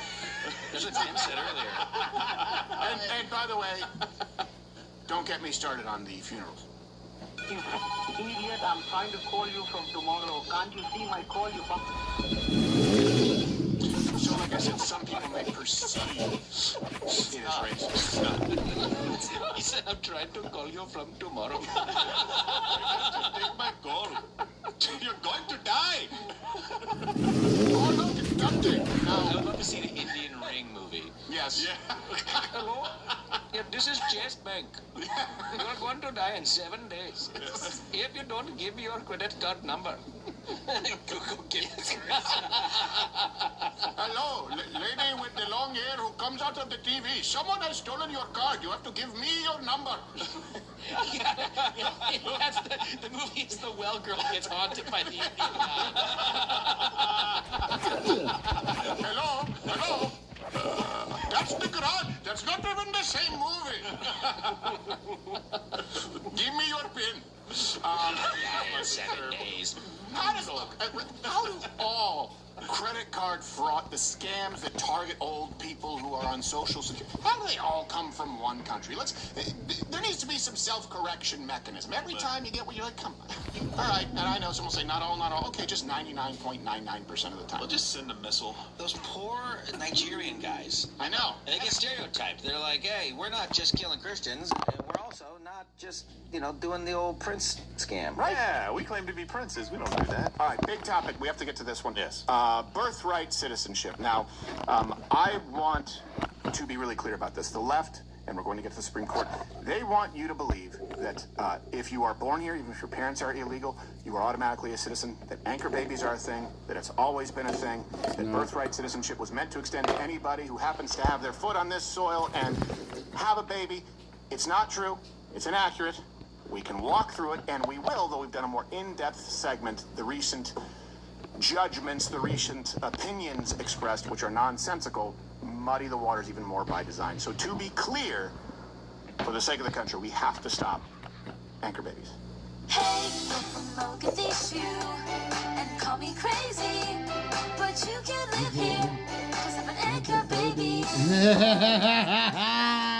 Are abused insanely, so stop the number of anchor babies. And this is one of those things that generates normalcy bias in a way that, frankly, is unprecedented. Shit. You'll see this a lot, for example, that everyone votes. And if you say, like, actually, the 19th Amendment is a problem not because of women voting, but because we were a representative republic, and the republic was supposed to represent those who are building and sustaining a country. It has not been the norm that everyone who lives within the borders of a country gets a vote, that their vote is the same if you are actually taking benefits, social welfare, not contributing, not paying taxes, not willing to serve your country. It's a very new thing. You've grown up under that, so you think that that's how it's always been or how it's always going to be. That's not the case. Same thing with this idea of anchor babies, to use the colloquialism. That if someone is born here, that automatically makes them a citizen and gives their parents a pathway. That has never been the norm historically. It still is not in any European nation. You just think that because you've been told that, and since some people have abused a loophole, you assume it's the case. So if you were to listen to the left, you would believe, oh, born here, automatically a citizen. Does it matter if your ancestry goes back to the Mayflower, or if you're first gen like myself, or somewhere in between? If you were born on American soil, you're an American citizen. Full stop. Nope. End of story. For over 100 years, birthright citizenship has been enshrined as a fundamental right under the 14th Amendment. The language in the amendment is very clear. There are 255,000 children born on American soil, and I would say that most of them are probably not here because of tourism, you have no idea. tourism, or whatever you call it. In 1898, the Supreme Court held that the Citizenship Clause of the 14th Amendment guarantees citizenship to the children of foreigners present on U.S. soil. Okay, so the court never actually ruled about children of illegals. To be clear, that is simply inaccurate. And let us disabuse you of some of these notions. Drafters of the 14th, you can take their word for it, or you can actually read from the people who drafted the 14th Amendment. They were clear it was never meant to give citizenship to everyone born on American soil. 1866, Senator Jacob Howard, one of the drafters, wrote this. Jurisdiction, as here employed, ought to be construed as applies to every citizen of the United States now. Gentlemen cannot contend that an Indian belonging to a tribe, although born within the limits of a state, is subject to this full and complete jurisdiction. So, it's pretty clear it was meant to be, these people are meant to be subject to the jurisdiction of the land. All right, okay. We'll move on here to Ketanji Brown Jackson because now it's a word war. President Trump has been saying, hold on a second, you guys are wrong. And his executive order on birthright citizenship was argued by the Supreme Court. Yes, Gerald? It shouldn't even be contended at that point, though. You're saying, like, this is the easiest case. A Native American, essentially, an Indian on this land, who we have treaties with and we give special protections to, is still not considered this, much less anybody else. Right. Like, that was the whole point of saying it like that, using that example. Yes. Super clear. I mean, I would argue super clear. You guys let me know. You can check out the references. Please go read not only the 14th Amendment, but the opinions and the explanations therein from the drafters. Steelman it for me. Tell me how the left actually legitimately makes this case. Because here's the issue. We're not hearing the case being made in a way that is cogent at all from current Supreme Court justices. Let's go to Ketanji Brown Jackson. This judge argued that, and I think I understand what she's saying. You guys, and I mean this, explain to me if I'm missing it. We're going to wait for this. She said that illegals have allegiance to the United States by virtue of breaking our laws, effectively. I think what she was saying, she compared to Japan. She said, if I'm in Japan as a tourist, right, and I steal someone's wallet, okay, so I'm subject to the law, and so would the person who steals my wallet. So I believe that her line of logic here is, in Japan or in the United States, the laws are there to protect the governed, right, the citizens. If you are visiting as a tourist, you are subject to the law of the land.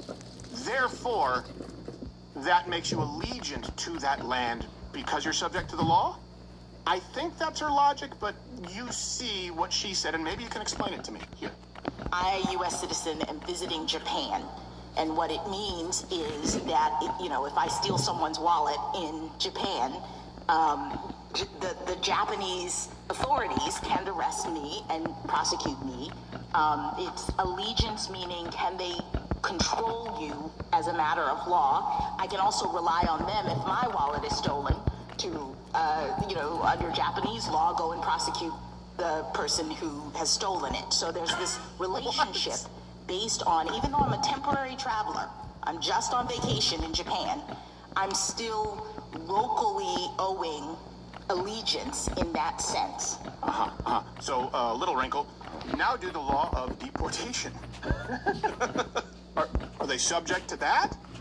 Also, interesting that she used Japan as an example, because... I think it was because she was talking to a woman named Wang. Yeah, I know. She's like, Wang, you know what I'm talking about. Yeah, get it, Japan, right? She's like, I'm from San Francisco. Yeah, I know, I'm from the Bay Area. Interesting that she uses Japan as an example. The left often does, for example, when convenient for gun control. But they don't actually tell you how the Japanese deal with illegals who are subject to the law. And for the record, this is all, this original video, this is an illegal alien who is being sent back, I believe committed a crime. It's all in Japanese. So for those listening on audio, we dubbed all of it with 100% accuracy, and I mean that, it's not a joke, with the regionally appropriate accents. See the property. He's tensing up. You don't have to tense up, okay? Sit properly. Stop looking to the side. Face forward. Face forward. I said to sit properly. I can't go back. Sit properly. Behave yourself. Just relax. Don't stand up. Someone sit on his knees. Okay. Okay. It hurts. I'm not going. I'm not going back. Just relax. Damn it. Stop on the weekend. My legs hurt, man. My leg. I'm not going back. We're taking you. You're lucky. We even have a plan. We're taking you no matter what. Oh, are you sad? I don't want to change anything. I'm not going. Oh, yes, you are. Yes, you are. You will. Yes. Loosen up. You have so much energy. Why so energetic? You can do anything. Wow. I'm not well. You're so full of energy. You're the most energetic one here. Japanese mother. Okay, so 99% accurate. To be clear, those listening audio, it matches these subtitles. We have someone here who understands a little bit of Japanese. That was an accurate dub. Can you imagine if Ice acted this way here? Yeah. Just, I like, oh, you're going to cry for us. You have a like a little growing boy. You're like a little baby. The plane thing is just so funny to me. You're lucky we have a plane. You're lucky we have a plane. What's the other option? Just dropping them in the ocean? They're an island. Swimming back. Turn you into a little anchor, baby. Bye-bye. Anchors don't go on the land. Go in water. Just imagine that. Imagine that here, Ice. Some guy sitting, looking, and he says, don't turn the face to the side. Sit properly. And they just crank his shoulder. Shut up. They don't tolerate it. They do not tolerate it. They didn't curse, though. No, they didn't. Well, actually, Stop fighting. Oh, that's right. Yeah. He got a little bit rattled. Yeah. Well, I mean, they don't have God there. Well, effectively. They do have a suicide force. So, three things. Three key things you need to know about birthright citizenship, okay? Number one, the history here. So, supporters of birthright citizenship, they claim that it's in the 14th Amendment, right? All persons born or naturalized in the United States, here's the key, and subject to the jurisdiction thereof are citizens of the United States. Key detail, subject to the jurisdiction thereof. And Donald Trump addresses, this is an uncomfortable truth, this was more about children of U.S. citizens and freed slaves than illegal aliens, to be clear. This was not about illegal aliens whose loyalty is to their home country. They are not subject to the jurisdiction thereof. And I think the example that Ketanji Brown Jackson, again, since there are laws, and if you are visiting, you are subject to those laws, that means allegiance. Well, laws include deportation. Laws include legal immigration. That would be like saying if Notre Dame players, when you're in the big house in Michigan, you are now allegiant. Yeah, I become a Wolverine when I walk on that field. It's like, no, I'm fighting Irish. Yes. What are you talking about? Right. You are subject to their rules there. You go to the locker room, they tell you, but you still have a Notre Dame jersey on. We still go home. Right. Someone who is here illegally, who is not a citizen here, is subject to the jurisdiction of another country. Could be Mexico, could be El Salvador, could be India, Pakistan, whatever it is. Regardless of whether their children, whether their baby is born here. Yeah. And so what happened is we just kind of stumbled into this system here of just giving citizenship to everyone born here. They just started issuing birth certificates to everyone born here in the 20th century. Now, keep in mind, at that point in time, they're like, oh, we have plenty of space. Sure. And then birth certificates were used as proof of citizenship to obtain things like social security numbers, things like that, which, by the way, today, though, they want you to know that no one who is here illegally could take advantage of our social safety net or our social benefits entitlement programs. And certainly no one here would be able to vote who was here illegally until we found out that a bunch of them had social security numbers. And that was kind of how it started. Number two, key detail.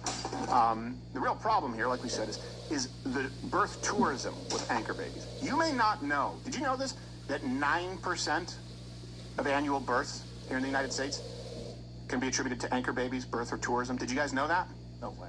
Well, Hirono said that it probably doesn't even happen much. Right. So that's overlaid down later in the map, but I'll get to it. But President Trump wrote this on Truth Social, and it's correct, by the way. He wrote, Birthright citizenship has to do with the babies. Sorry, it's correct. It's just tough to say. Yeah. Birthright citizenship has to do with the babies of slaves, not Chinese billionaires who have 56 kids, all of whom, quote, become American citizens, one of the many great scams of our time. China actually does have a birth tourism industry. You have 500 companies. The estimate is 1.5 million Chinese nationals have been granted or gained U.S. citizenship through this actual industry. To be clear, China, in case you don't know, they take anchor babies to the extreme. And it's a huge problem. Like I said, See, you are not the only bad one. Baby traditional use has been anchor. We are not like a China. We are island China. We're not like a China because we're not an animal. We use our baby as anchor, not throw away on mountain. China had that too. Yeah. Sorry, it's sad. Yeah, why did you laugh when you said, sorry, it's Service sad. laughter. China, mistake an ocean for bathtub. Oh, can't tell. So it's a huge problem. Anchor baby abuse. 2023. You can bring this up. This is from Pew Research. 9% of all births were anchor babies. 9%. That's wild. And then just add to the mix, hey, two-parent, that's used to basically anchor a whole family here. We're just talking about babies. Number 3. It's funny, Ketanji Brown Jackson just talked about Japan. They have unbelievably stringent immigration laws. But the left will always pick and choose. They'll go to Norway when it's convenient to say, see, these Nordic models, these socialist models, they've kind of worked, and they sort of ignore the fact that it's racially a monolith. It's incredibly homogenous. They will ignore other facets where people, for example, actually don't get a lot of the social safety benefits until they've worked there for a while, or they're actually precluded from working. For example, people are dealing with this in Canada. So they always pick and choose when they're trying to tell you that America is actually not a great country. So in total, 33 countries do allow automatic birthright citizenship. None of them are European. None of them are nations that would be comparable to the United States. So a lot of these nations... None of them are Japan, by the way. Yeah. I noticed. Yeah. Definitely not. Certainly not countries like Norway, Sweden. This is not... We are the only of our ilk who do this. I love how they use Australia. Who the hell's gonna get there to have a baby? It's surrounded by water. Like, okay, you gonna swim across that ocean? It has to survive the snakes and the saltwater crocs. Like, yeah, if you get born here, you get to stay. Yeah. You'll die. And here's the deal. Birthright, you guys know this. Birthright citizenship is killing our culture, and Congress has done nothing about it, to be clear. They just go, well, people kind of accept it now, so it's okay. Yeah, but it's not, though. It's not okay anymore. It's certainly not okay when you look at the jobs added for foreign-born citizens versus native-born citizens. It's certainly not okay when you look at the percentage of people who don't speak English. Look, someone coming here and going through the process and taking their naturalization oath, and I know this, I have family members who have done it, and I have plenty of friends, colleagues, lovers who also have had to go through it. They have to show some semblance of understanding, appreciation for America. That's not always the same thing. Certainly when people just go, oh, by default, I have a baby here, so I'll get around to it when I get around to it. It's a way of gaming the system. It's a way of reaping the benefits of a system that exists without actually contributing. The left wants you to believe it's always been this way. It hasn't. So it should always be this way. It doesn't have to be. You comment. What was Ketanji Brown Jackson saying? Because when people will say intelligentsia, well, Democrats are more intelligent.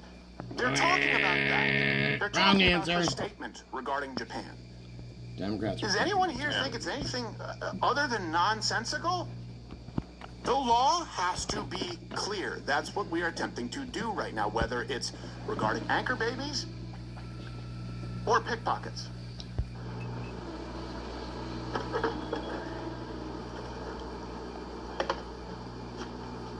Hey, Nick, what are you looking for? Your motivation to live? No, I just watched Apollo's show, and he used one of the jokes I gave him, so I wanted to send him a tip, but I can't find my wallet. Wait, shouldn't he be sending you the tip, since it's your joke? Josh, you don't understand the finance of comedy. Yeah. Why don't you just use the Rumble wallet? The what? Rumble wallet. It's a non-custodial digital wallet that has... Yeah. That guy. Looks like I'm not really liquid right now.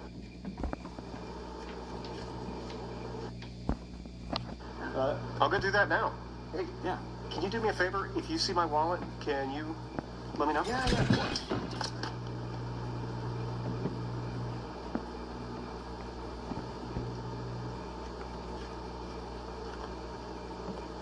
Hey, Applejack. I found it. Awesome, man. You saved my life. Yeah. Let me give you a tip. Oh. Looks like I'm not really liquid right now. Can I owe you? No, that's all right. Why don't you just send me a C note on Rumble Wallet? We talked about this, right? Yeah, good idea. Wallet. Yeah, I'll do that. All right, take it easy, man. Yeah. That guy. Seriously, download the Rumble wallet and step away from big banks for good. No fees, no middlemen, none of the crap you have to deal with where you go in and they say you have some concierge account, but it's some guy who wants to tell you about Bitcoin and he's doing... Not willing to say...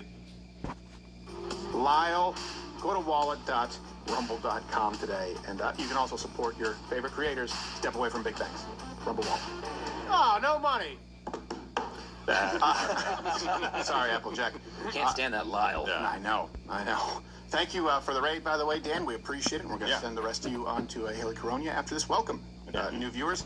2 seconds. You made a really great point. If you're not going to deport people who are in our prisons, then we don't really need to go further in this conversation. Right. If you're not willing to say that illegal aliens who are not here under any agreement with us can have a baby as an American citizen, we understand your position. We don't need to have any further conversation. You just want everybody. Sure. It almost sounds like easy. It almost sounds like she's trying to combine the two things here. Yeah. By saying, oh, well, if you commit a crime somewhere, well, your allegiance is to that country now, and now you have to serve your time there, and now you get citizenship. Yeah. So it's like, well, the whole argument of getting rid of illegals in our prisons now becomes obsolete if the Supreme Court says, well, if you commit a crime here, you're allowed to stay. Yeah, obviously, but we have to put you in jail for totally not long enough. Right.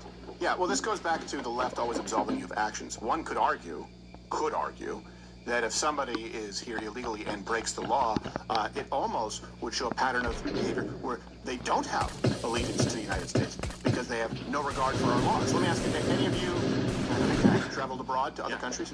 Give me one of the countries you went to. France. France. Did you obey the laws while you were in France? Most. Okay. I sped. Yeah. Outside of that, while you were in France, were you still American? Yeah, I hope so. You weren't French? No. In your mind, were you? I didn't become French. Did you pledge allegiance to France? I became kind of a prick, but yeah. Yeah, sure, that's natural. It's osmosis. But you were still American, right? Yeah. Oh, I bet the French constantly reminded me. Yes. You traveled abroad? Yeah. Name me any country. Mexico. Okay. When you were in Mexico, did you follow the laws to the best of your ability? Yes. I shouldn't ask the question I don't know the answer to. Most of you are lawbreakers. Okay. I should have said Mexico. Yeah. You're in Mexico. While you were in Mexico, were you still an American? Absolutely. You didn't think of yourself as Mexican? No. No, never crossed your mind? No. Okay. Brown Jackson's an idiot. All right. Next one. Here's 2 things President Trump said yesterday. And then cue the outrage. One coming from the left and dissident, the horseshoe right. And then the other just outrage from the left, period. Now, I understand when I heard him say this, I said, okay, this is the argument. We're going to pounce on that because of the optics. He was discussing daycare. He was asked about it. I said that we couldn't afford it because we have other things going on, things like wars, etc. And I knew that people were going to say, see, our payments are going to Iran. Mm-hmm. Let me just present my perspective. I certainly don't believe in nation building. I certainly don't believe in forever wars. That's what I said in 3 months. And then I will determine my final opinion on Iran. Okay. But I never want to make the argument we shouldn't protect the United States or we should never engage in any type of conflict because that money should go to entitlements. That's why I don't share the same outrage. So here's what he said, and then I also want to maybe illuminate something that people are missing that I think has been highlighted by the Strait of Hormuz and the Iran conflict. Cue clip. The United States can't take care of daycare. That has to be up to a state. We can't take care of daycare. We're a big country. We have 50 states. We have all these other people. We're fighting wars. We can't take care of daycare. You got to let a state take care of daycare, and they should pay for it, too. They should pay. They have to raise their taxes. but they should pay for it. And we could lower our taxes a little bit to them to make up for, but it's not possible for us to take care of daycare.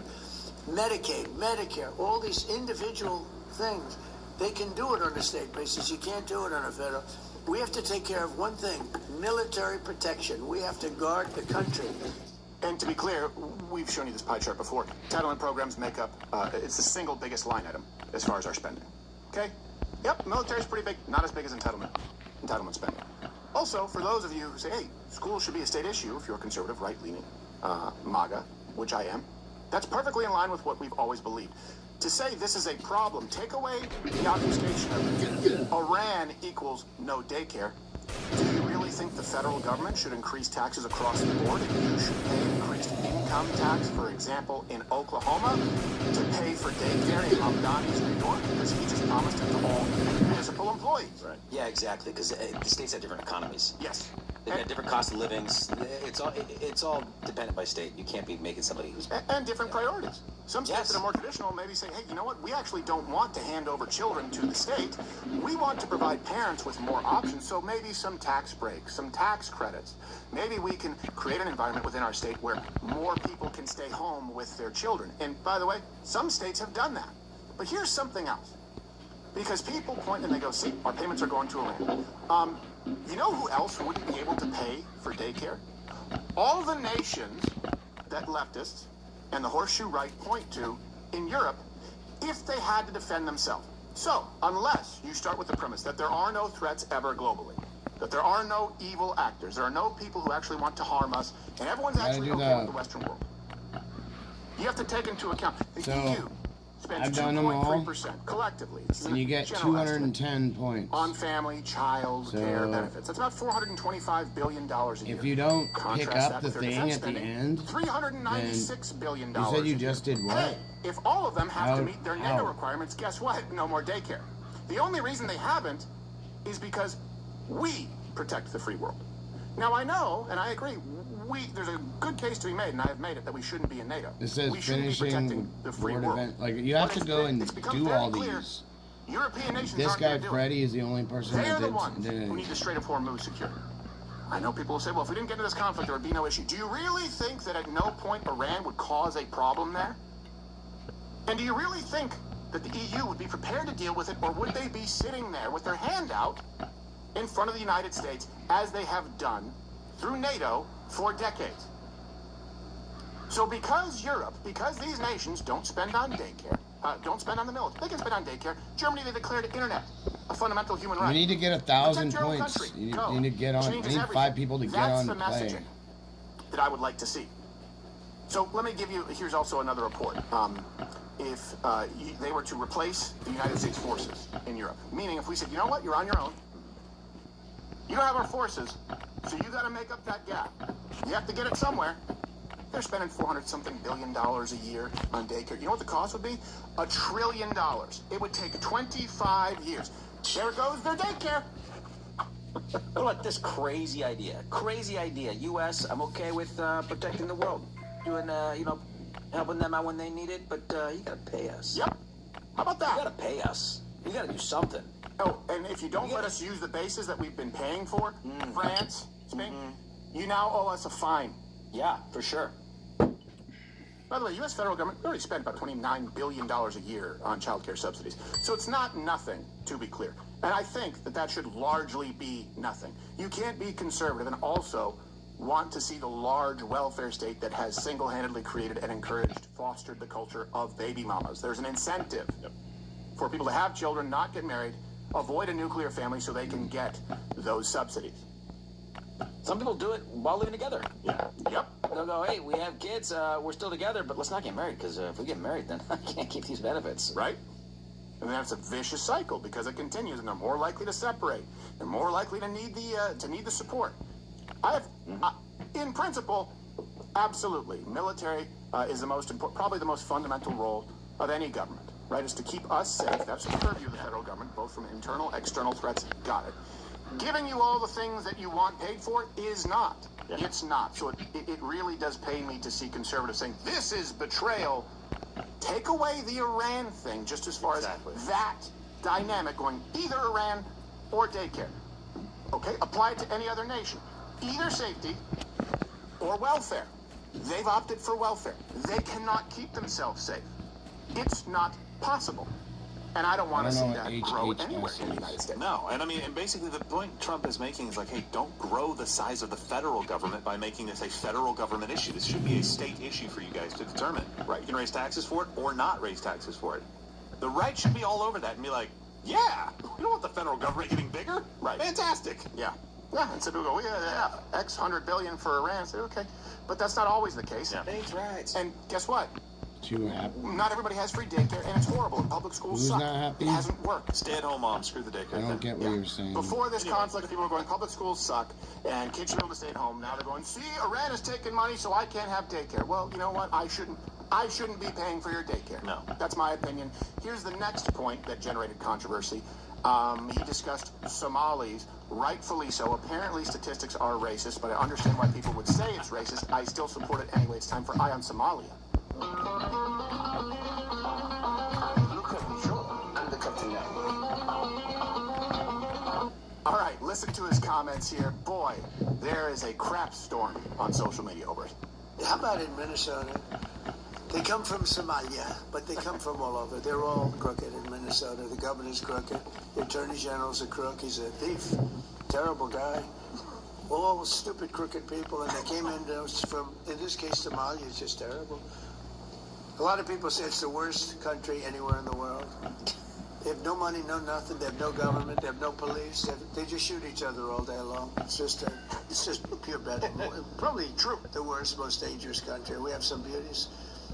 They go to Minnesota. I thought you said you stayed. $19 billion. $19 billion. And they're low IQ. I can generalize. They're low IQ people. They're bad people. They have 94% unemployment. In other words, they don't want to work, you know. Get a lot of jobs available, right, with the economy. They don't want to work. Why would they work? And they sell more Mercedes-Benzes than any state in the union. Because they come here with no money. And they go out, they love a Mercedes-Benz, and they go out and buy Mercedes-Benzes. Okay, so people outraged. Again, if you listen to this entire sort of, I guess we'd call it, yeah, what would be press junket. It wasn't a speech. He was talking to the press. The theme was states' rights. Was what's the appropriate role of the federal government? Because he talked about Minnesota needs to clean this up. They need to do something. Yeah. The state is crooked. People are really mad because anytime you touch on IQ, they go, "That's a racist trope." Here's the truth. The average Somali IQ is 67. Mental retardation is 70 or less. Retard alert!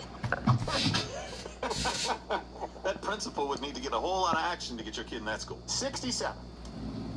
That's really bad. Now, you could say it might be higher for Somali Americans because of malnourishment over there, and sure, okay. It's still by any metric that you can use, low IQ, and he's right. They don't work.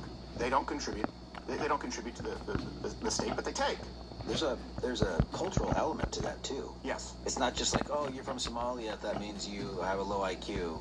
It's not just that. It's, oh, you're from Somalia and you have a culture of incest, malnutrition, you know, whatever. Why do you need an The IQ incest thing test? is the main one for me. Yeah, generational incest, by the way. Yeah, it's been happening for years. That's the biggest one for me. I'm sure there's other elements contributing, but yeah, that's the number one. Just to be clear, there'll be one person. Bring that here. Actually, incest is a myth, and I understand. One incident of incest, the birth defects are increased from normal, Who but said not that? as much as you've been told. But it compounds with each generation, and it's generational incest, not just in Somalia, but almost all Islamic countries. And then you bring that culture over here, and it's okay to do it, so we do it. And then we got to take care of the mentally retarded people because, I mean, that is something that Social Security covers. Right. And it should, but not when it's being brought from another culture who's making it. Yes, you like don't. They're not purposely, but kind of purposely making it. Look, he can't say this. Here's what I will say. It is like importing millions of people from an actual retard-making factory. And saying we are importing them because, and to be clear, it's not a race thing. The retard-making factory is generations of incest with no interest in changing it and bringing them here knowing that they just left the retard-making factory and stuffed it in some packing peanuts and a box. That's Minnesota. Thanks for saying that. I was dancing around it. You don't need to dance around it. I get it. Speaking of incest, he also mentioned Somali congresswoman and professional brother lover. That is a fact, Ilhan Omar. Ilhan Omar, who married her husband, married her brother. Her brother became her husband. When she has to check a book, she says, any brothers? One. Any husband? One. So on top of everything else, she gets a double income tax cut. She's a stone cold crook, and everybody knows it. And here is the problem with the media. Here is the problem with the institutional left. If you are more outraged at him saying Somalis have low IQ, if you are more outraged at him pointing out that Ilhan Omar, and you can see the marriage certificate, we've shown it to you many times, married her brother. If you are more outraged about those statements than mass importing Somalis and the fact that Ilhan Omar married her brother, that means you don't have an objective bone in your body. And you're not looking out for the American people. That's my opinion. We don't need to spend much more time on it. The outrage is silly. Also, by the way, the only other company, if you want to be healthier, if you don't want to be from the retard-making factory, hey, a good multivitamin helps. It's the only other company that I own that I've created, Foundation. You can go to foundationdaily.com. Get Get 40% off. It is a multivitamin with clinically effective ingredients at their clinically effective doses, completely transparent labeling. And it's what I've been taking for years, and I've been taking all these other pills. Basically just a multivitamin, vitamin D, K, magnesium, turmeric, curcumin, and garlic, and clinically proven. I can actually make that claim. Clinically proven in clinical studies and trials at the doses that we put in the bottle. You had a major accident, and that's probably the case. That's another way to keep the lights on, as opposed. It's like my club Other than membership. that, Only you just taking a multivitamin you take anyway, and it's much there's a lot better. of shit That's one in the going world. on I will where tell you that. people aren't Hey, did you notice we've gone back to the moon? being healthy. Kind of back. I mean, Things like the that. flyby. I know. Okay. And we're not there yet. We still got to make a rotation around the Earth and the. We on a set in California again? Whoa, that was. I like making fun of people who say we play, we fake the moon landing. Sorry. Way to kill the momentum. It's your show. Go for it. Justin and Tim, because I know that people. I just had your back because you're the CEO. And I wanted to have your back. Yeah, people in the comment section are going to be saying that. You don't need to say it for them. By the way, you are free to leave those comments. 11 a.m. Kinda weird. weekdays. You're just nuts. Every weekday. Tomorrow we'll be Sorry, off because gotta it's do it. Good Friday. And yeah, we'll be back Monday. So, yesterday, historic event, massive implications for the future. Some that many people may not know. We are doing a drive-by, fly-by the moon. Thank you. Let me begin by congratulating the team at NASA and our brave astronauts on the successful launch of Artemis 2. It was quite something. It will be traveling further than any manned rocket has ever flown and will very substantially pass the moon, go around it, and come back home from a distance that has never been done before. It's amazing. They are on the way, and God bless them. These are brave people. We landed on the moon!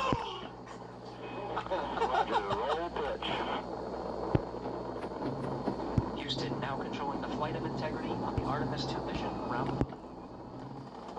So having stress from just stressful things, you're always going to have that in your life. Stressful things are always going to constantly happen. Now, I think Can't that's do pretty much cool. about it except Tell you for who just else live thinks it's with pretty what's cool. going on. Probably couldn't be more excited, this kid. Why do you want to be here? Why do you love space? Why do you love being a part of history? We're going back to the fucking moon, that's why. Yeah, dude. You stupid reporter. Yeah. Why would you ask such a stupid question? Yeah, dummy. It looked like he was mad. And then he asked the question. yeah. Why would you ask me that, you silly person? So, the Artemis 2, just so you know, it's only going to be, orbiting the moon. But I'm saying we're going back to the moon. It's a test run for 2 moon landings. Yeah. That we're going to be seeing afterwards. It's the first time back to the moon in 54 years. Some people saying the first time. Some people saying 0 times. This is also another deep fake. It's going to last about 10 days, 685,000 miles of travel. They are going to, in fact, go further from Earth than anyone ever. A few key facts here that are pretty important for you to know. We are in a new space race with China. That's number one.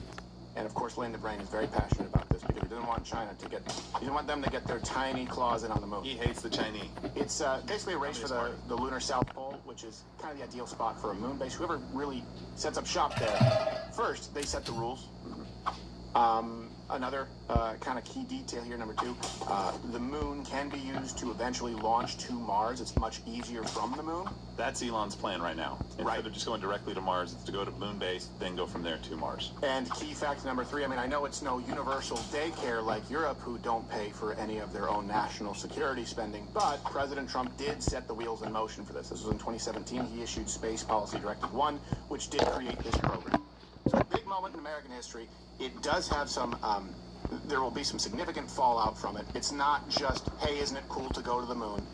And I think this is one of those things. Can we all find some kind of, like, hey, that's pretty cool. I'm glad that I'm glad that we've done it. It's one of those moments I shared with my kids. It's like, look at this rocket. Like, they were like just amazed by it. And I'm like, see, that's fantastic. Yeah. Look. Yeah. I don't think we should have waited this long. So I think it's a good thing. I think our program discover what's unknown for a while, though. Like, it really did take a change in administration, a change in philosophy, and people like Elon Musk and Bezos pushing the envelope on kind of commercial spaceflight, too. So, yeah, in the 21st century, a few fat black chicks with calculators ain't gonna cut it. You know, this space race between us and China, it presents a hilarious opportunity for Taiwan. Yeah. What if Taiwan got to the moon? That would be pretty fun. And China's like, oh no! You do it again! Oh! Fancy you see you here. We independent up here too. By the way, according to Kalshi, the chances that we go back and land on the moon, for some reason they say not so great before 2027, 9.8%, and then 11% by 2028. Well, you said a moment ago that there was planned 2028 landings. Right. So before would be quite I don't know why they have those. Hold on, time out. Can we bring that back up again? Because this may be a market opportunity for us. What? They announced plans to go and land on the moon in 2028. But this is before 2028. No, hold on. Listen to my train of thought here. Gotcha. Don't want to. It's impossible for us to go before we go. I know. So betting on going before 2027 sounds like a lock. Yeah. I mean, unless it's anybody going. I mean, the odds aren't. You're not gonna make that much money, but you will make some money. It does say NASA specifically. If there's a bot out there trading on this, I guarantee you they're playing the hell out of this. Like. All right, let's go from space back to the space in our hearts. Soft moment here. We're going back to India? No, we're not going back. Oh, by the way, they fixed the toilet on the Artemis. You see that? The first thing that happened is the toilet broke, and we're like, well, son of a gun. Do you think that happened? Like, I had a friend who was riding on someone's private plane, and they were crossing the ocean, and he went to use the toilet, and as he came out, the man who owned the plane said, hey, by the way, don't go number 2 in there, it doesn't work. And he was like, Whoa, whoops. I think that happened. All right, we are prepared. Oh, quick note, the toilet doesn't flush. What? I did that in my dad's RV. Oh, no. Yeah, my dad has a fifth wheel, and we went to go see him. And I did my business, and it came out, and I was like, well, the trash can's all full of toilet paper. And Catherine's like, yeah, your dad said not to do that. I go, oh, it was a big load down there. I missed that part. So he's finding out right now. We just need Eddie standing outside of the ship. Shiver was full. So, back to the space inside our hearts, guys. Okay, fine. Because the language that we all speak is love. And love is all you need. I mean, rocket fuel if you're going into orbit. Okay. Food. Yes. Water. I mean, there's some way to sustain life. But, love, figuratively. So, we get a lot of questions from you guys. And we get a lot of questions from women and a lot of questions from men. And I know there's feminism, and then people sort of point to the red pill community, and that's kind of weird, the manosphere, where you have people like Andrew Tate, Myron Gaines, and they share nothing in common with people like Andrew Wilson. But I will say this. What you do see as a trend, let's just eliminate the outliers. I don't think that feminism is an outlier. I think the extreme views, or the view that you should sleep with as many women as possible, manosphere, is an outlier. But let's just get rid of the blue-haired feminists, and let's get rid of the outliers on the far-right manosphere, as people refer to it. I don't know how else to refer to it. The dynamic that we see that is consistent is young men who want to get married. Right? This is really only for people who want to get married, and this is really only directed at people who want to have a more traditional marriage. That is hard to come by these days. And a lot of men who have been traditional their whole lives and have now worked and achieved some degree of success, we get a lot of questions regarding this. They say, yeah, but how do I know that the women who are closer to my age, who now say that they want to be a stay-at-home wife or a mom, or they want a more traditional relationship, when they live their whole life progressively in a feminist way, how do I know that they're being genuine? And so a lot of guys aren't willing to take that risk, and they're checking out. Because you see a trend. This is becoming increasingly common. Now, it could just be because of social media. I think you probably would have seen women saying this from the 60s all the way up until now. I'm gonna where they do fish. college, glorified years of alcoholism, finding themselves, traveling, boss babe, and then they say, well, actually, now I do want bring a fish more traditional way. to. How can a man See, I who's think taking that risk identify if someone is being genuine? And you, as a woman, how do you know that you're coming at it from a genuine place? Well, I have a litmus test for you. Nice. But first, I'm going to show you a montage of women who were at one point feminist, and I would argue most of them, when you watch this, still are, but saying, actually, I do want to be a wife now. I do want to be a mom. I don't want to be boss babe feminist. But what I want you to do, as these people have the revelation, I want you to, just with this montage, count how many times you hear an ask or a demand. Let's watch. Do you want to know one of the saddest realizations I recently had? Was that as a liberal woman, it is really hard to find a man who is willing to play the more traditional masculine role in the relationship in today's day and age. Who is not a conservative? Do I wish I had the ability to be at home and to be able to take on the traditional woman's role in a home? Absolutely. Do I give off more masculine energy? Yeah. Am I a good housekeeper? No. Have I ever been a good housekeeper? No. I have this eternal struggle where it's like, I want my husband to be the provider, make all the money, pay all the bills, do the adulting things, fix everything around the house, take care of my car, take the trash out, make all the plans, handle our finances. So basically do everything while I just lie around and like only do things when I feel like doing them. A guy is asking you like what your goals are, and you're talking about how you want to continue to go back to school and you want to do this and you want to do that. They're not hearing that you want to, they're not hearing that you want to nurture your family. I don't believe in feminism. I think that if men are willing to do more and to do more, then they should make more. That's the first argument. Everybody's like, men shouldn't make more money than women. I don't want to be a carpenter. Get up for me. I want your seat. There's no reason. We should get rid of those pieces of chivalry all for feminism. Me and all my liberal friends want to be traditional housewives.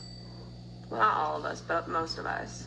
But the problem is we don't like Republican men. But like, I'm not talking about traditional gender roles because I'm not cooking, I'm not cleaning, I'm not doing his laundry. I also don't like to be told what to do. I can make my own decisions and I like making my own money. Can somebody help? So I don't really know what to do because I don't want to compromise my morals and values just to find a man. But am I asking to have my cake and eat it too? I want leadership. But don't just like boss me around, you know? Lead me. Lead me when I'm in the mood to be led. I thought it was like a given that, hey, I'm a nurse. Of course, like I'm a nurturer and I'm going to take care of my family. But in the meantime, while, we don't have kids, is it not attractive that I have a career going for me, or? Does that mean I would not prefer a more traditional woman role in a household? No, I would love that. Ones that bust their ass and make enough money to support a stay-at-home mom, wife, whatever, are the Republican men because they will exploit the shit out of themselves for money. Wrong. I would never exploit myself for money. Whoa. Jeez. Don't look. Point well made, John. Nice. You like that, Stephen? I do not. Anyway. The leg kick was higher. So, here's, and hopefully that kind of illustrates the point. You can go check out the references. We make them available every show, 11 a.m. weekdays. Here's a litmus test. Because I also understand as Christians, we believe that people can be redeemed. And we want people to be redeemed, right? You see the same rash of former porn stars who, once they start aging out or once they become less popular, all of a sudden starting up ministries. It doesn't mean that it can't be genuine, but they needn't be given a platform. It doesn't mean that these women, in those cases, most of them are not, but these women can't be genuine in maybe their conversion, but they needn't be granted a marriage certificate. Here's how I think you might want to approach, both from a male perspective and a female perspective in self-examination. Assuming that you are a man who wants a marriage, who wants a family. Dude, yeah. A traditional one. And assuming that you are a woman who wants those things now. Those things are expensive. Listen for asks and me, meaning someone saying, yeah, I went to college and I did all these things, but then I realized I don't really want to be working, and I actually would really like to be a mom, and actually that does sound better, right? Being at home and taking care of a family, that would be preferable now. So I was wrong in what I thought I wanted. Those are all asks. And usually it's married with, but whatever women want to do, of course, they can just do that. Versus, I made mistakes following the feminist lie. I bought into it, and in buying into it, I did irreparable damage, and I want to right those wrongs and advise young women to not do the same. I want to make sure that we teach our children that everything is a trade-off.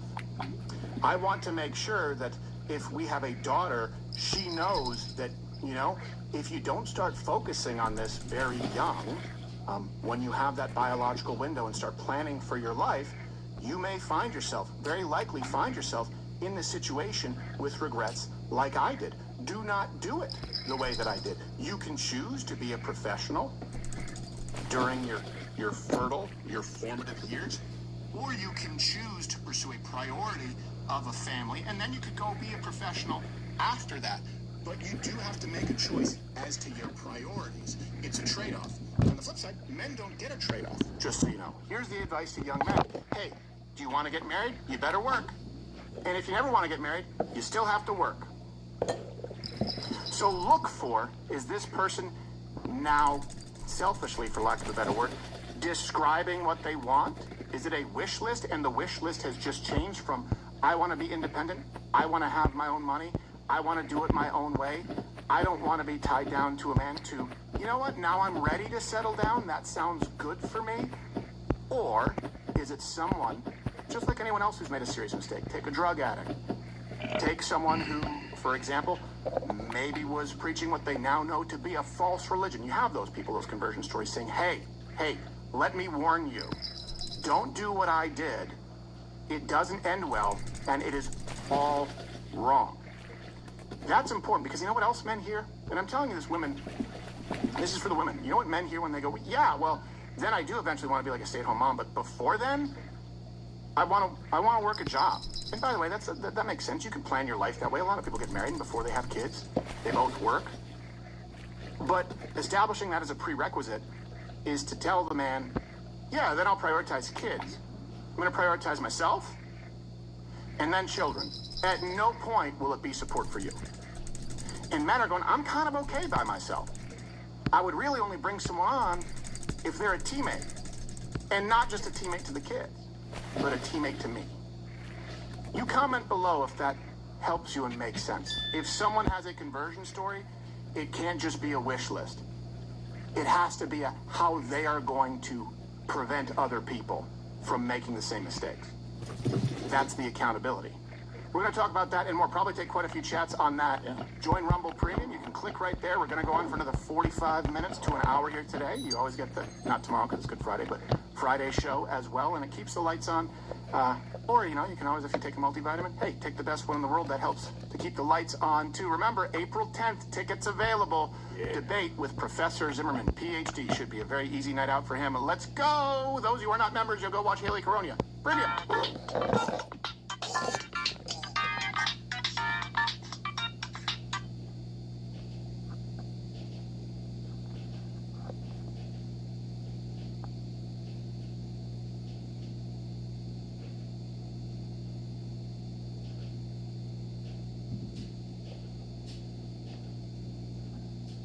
Taxes was chasing updates. What percentage of the crowd is homeless, would you say, tonight? Last night was 40%. Part of the Portland Homeless Crowd Initiative. We want to be inclusive. Put them to use. Do like a homeless Olympics or something. Put it on TV. Make some money at least so we can get them a house. Who's not going to watch that? Who is...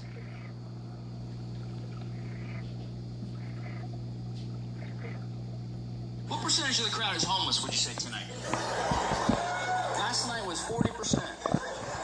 Part of the Portland Homeless Crowd Initiative. We want to be inclusive. Put them to use. Do like a homeless Olympics or something. Put it on TV. Make some money at least so we can get them a house. Who's not going to watch that? Who is not going to watch? Up next on the Homeless Olympics, Seattle versus Portland. First event of the night. Who can throw a small Asian woman farther on the train tracks? Portland, 15 feet. Here comes Seattle for 17 feet for the win. Holy cow. Homeless Olympics brought to you by Pfizer. We'll be right back.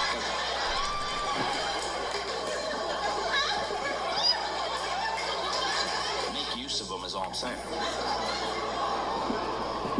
You want to see my gold medal? Comedy is violence! I'm an ally! Welcome to Portland, the comedy stage. Oh my god. Turning the page with happy beans, coffee, and plenty of cheer. With his new friends, the mission is clear. But behind all the big laughs that save the day, nobody knows that he's black, Muslim, and gay. He's fighting for colors with sex and a spark, lighting up the future, shining bright in the dark. Join hands, let's stand for what's right today. Our funniest heroes leading the way. Yeah. Please welcome to the stage, Tyler Fisher!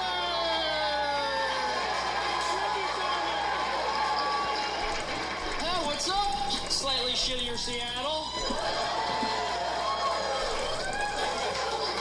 Portland, if female armpit hair was a city, this is it, man. Holy shit. It's one big Subaru dealership. Holy crap. Well, I didn't even know what to wear. I'm like, I gotta play both sides, so I got January 6th face up here, queer barista down here. I like to just... This place, it's what they say it is. It is. I mean, Portland's just, you guys don't lie about who you are. You're loud and proud. You're like, we're virtue signaling douchebags, and that's who we are. I'm staying at an Airbnb right down the road, right above my bed. It says, consider being a hero and don't wash your sheets for the duration of your stay. Oh, look at me. What a hero. Rolling around on my own cum for 6 nights. Look at that. Oh, yes. Oh, Mahatma Gandhi. Look at me. Oh, yeah. A little for the West Save the Whales. Some for the trans kids right there. Right there on my stomach. And my neighbor where I'm staying has one of those signs. You know those signs. It says, in this house we believe water is wet, ice is slippery, science is scientific, Black Lives Matter. I'm like... So I went to the CVS, got a poster board, I made my own sign. I said, in this house, we believe our neighbors are fucking retarded. Not fun at parties, insufferable. We believe the husband lost his balls in a jar somewhere. Land. They let you know where you are. I didn't even get off the plane like, ladies and gentlemen, I'm sorry for saying ladies, sorry to gender that speech. We mean humans or transhuman people. Just keep in mind the overhead compartments have been filled with illegal migrants, so let them scatter off. Let them off first, okay? That had a tough ride from Venezuela, okay?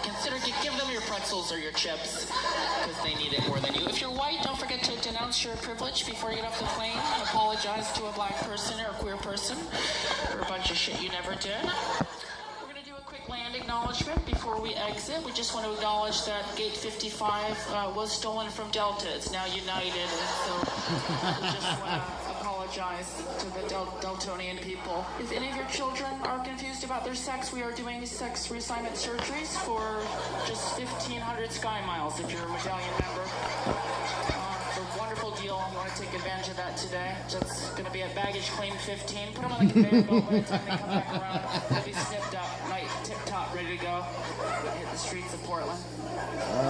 We want to just remind you of the wonderful things that you can do while you're here in Portland. You can burn down a liquor store without getting arrested. Enjoy some of our great sites, like going to a CVS and having a teenager unlock your condoms while you wait 15 minutes in embarrassment. Or head down to the park and watch a heroin addict shoot needles in his dick in front of your 8-year-old. Welcome to Portland International Airport. Imagine Trump coming to Portland. I would pay to see that. Just a rally downtown. He just makes shit up, dude. He just wings it. Like, here we are in Portland, right? Probably 6 million people in there. They said, sure. Could be 7 million in this room. Could be 8 million. Probably 5 million in the parking lot. They can't get in. We love Portland. He just makes up stories about wherever he goes. We love the story of Portland. Think of that. Where the port was invented, right? They had no port. Like the wine. I said, wow, like the wine, the port wine. I never thought of it, but it was invented here. Then the loser Democrats closed down the wine factories, right? Nobody's had wine in 30 years, right? Everyone's like, fuck, man, I never thought about it like that. I haven't seen. You've seen a wine? I'm voting for him. I haven't seen. You ever notice he's just on a swivel at all times? Just called the toddler sway. Like, I think that saved his life that day. Those bullets, like, I was like, this guy's a fucking bobblehead.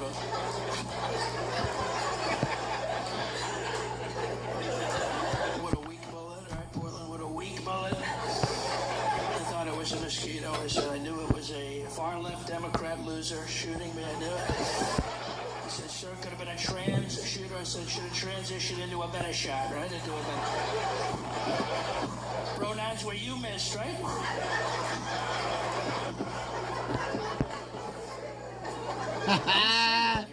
Pronouns are you missed. Well, I'm looking for a wife. I don't know if I'll find one here. I'll take the only biological woman. I'll take her. She's out here. That's my new standard now for women. Just don't have a cock. That's it. No cock. It's tough out there. Who met on a dating app then? Bullshit. Don't lie to me. I'll set my radius to 20 feet. I'll find you right now. Lock the door. Lock the door. This is how men swipe. We don't look at your fucking profiles. This goddamn Jane Austen novel you write. We're just like titty, no titty, titty, no titty, titty, no titty, titty, no titty, titty. I used to do quite well on the dating apps. Quite well. And then one day, I log on, it says, you have to enter your height. I was like, I'm fucked. Literally had to change my height to millimeters just to trick women. And to give me a shot. Like, oh, he's 1,800 millimeters, look at that, oh. Must be a tall German guy in Portland for the weekend, Scheiße. What is that, 6'5" in Germany? Must have a big schnitzel, yeah? Maybe 200 millimeters, yeah? She gets to the bar, I'm sitting there like a fucking ventriloquist doll. Kathy, Tyler, hey, how are you? Yeah. From Tinder, yeah, that's me, yeah. Didn't do the math, did you? They never do. They never do. Well, where are you going? You don't want a fucking elf on a shelf? Come on. It's the holiday spirit. I mean, there's a dating crisis right now. 50% of women are going to be single, unmarried, no kids. By 2029. It's because they won't dip down into this height range. That's why. You gotta lower that requirement down a little bit. They're looking for Brad Pitt. Come fuck Macaulay Culkin and David Spade for once. A little Harry Potter in there. How about that? Lower those requirements. I got a solution for all this, by the way. If men have to put the height on there so women could look, women, toss the weight on there. Toss it on. Portland, can you? The fucking land of equality. Can't handle it. Can't handle it. same fucking thing. How big are you this way? How big are you this way? She wants to know if I can reach the top of the fridge. I want to know if she's going to clean out the fridge. Where's my say? Clock in. Crunch those numbers. I got a twin bed. I got to know if it's going to hold up. Socially acceptable for a woman to criticize a man's height. It's just, that's where we're at right now. Every first date I go on, I arrive. They're disappointed. They can't hide it. They can't hide the disappointment. They get to the date, they go, oh, look at you. Oh, that's all of you. Look at that. I wouldn't do that. I get there, the woman's a little larger than I expected. I would go, oh, whoa, wow.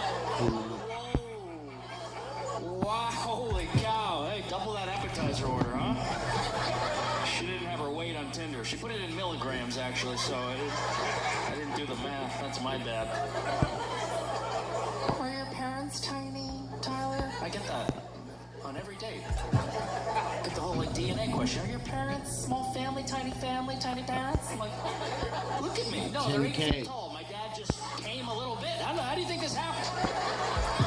Just a little bit. We can't afford a child this size, not in this economy. Make a tiny little baby. Just pull out. Or just spread your legs. We'll just waft in get a little COVID droplet baby. Just a little dab will do you. That's all. Make a funny little baby. That's what happened. That's what happened. It took a little eye droplet of cum, and 4 weeks later I was born. That's what happened. I'm 38 years old. From the front, from the back, I could be 12. I am a pedophile's worst nightmare. My friends, they make fun of me. I go, why do you have the mustache? Are you overcompensating? It's like, no, it's so grown men don't try to fuck me, okay? They feel this little thing. They reach around this little rabbit. They release. It's a catch and release deal we have with the community. The Small Lives Matter community and the minor attracted persons community. Okay, look it up. I got a friend, he's a cop in New York City. He's like, bro, he goes, I never seen a body like yours. He's like, you should fucking work for the police department. I go, doing what? He goes, catching pedophiles. He's like, your body's a booby trap. I was like, not a bad idea. Just hang on the playground, just wait. Just,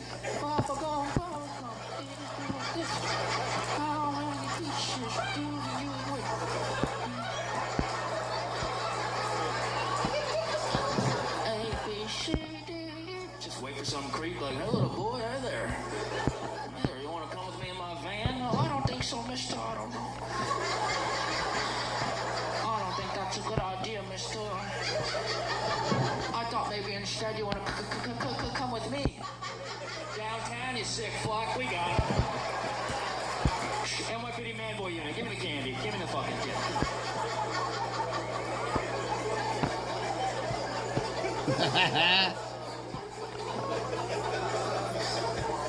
Alright. You didn't laugh at that. You're definitely a pedophile. So. Right here. Got him. He's got the glasses. Look at that. You mind if I try those on, bud? Guys, you see a guy like this on the playground, alright? You're gonna want to get your kids, alright?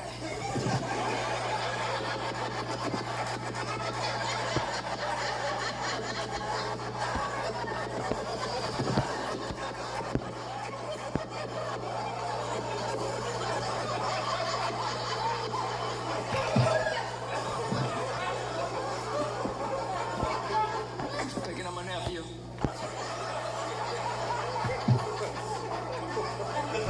Sir, this is an interesting. Are you single, sir? Is this your lady? Where's your lady? Right there? You into this look, miss? You know they have other glassware available. What was your shopping experience like? Do you have anything Woody Allen, Jeffrey Dahmer, serial killer? Oh, yeah. Oh, yeah. Honey, what do you think? Come on. Looking for something that says there might be someone in the trunk, maybe. But I'm also into literature. All right, you got to clean those if you want to catch those kids. Those are filthy. Look at that smell. There we go. That's this place. You know, the biggest problem right now I'm having is all the tall men are taking the short women. Okay? I'm sure you've noticed that. It's a popular trend. That height disparity is getting larger by the day. Do we have anybody here? It's a tall guy with a short woman. Yeah, you guys? How tall are you? 6'4". Oh, clean up an aisle, pussy. Holy shit. Even that turned me on a little bit. Holy shit. 6'4". How tall are you, miss? 5'2". Fuck you, respectfully. Taking my women. This is unbelievable. Let's take a look here. Let's see what's going on down there. Wow, his leg is coming all the way the fuck down here, man. Can you stand up? Sure, let's take a look at. Let's take a look at. Come on, miss. Come on up. I got a question for the crowd. Miss, you stand here. You stand here. You on this side. You on, yeah. Who should be dating, folks, huh?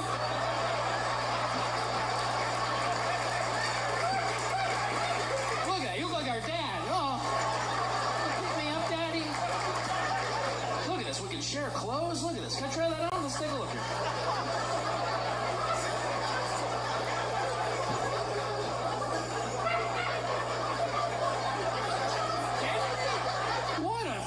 Come on, Gabe.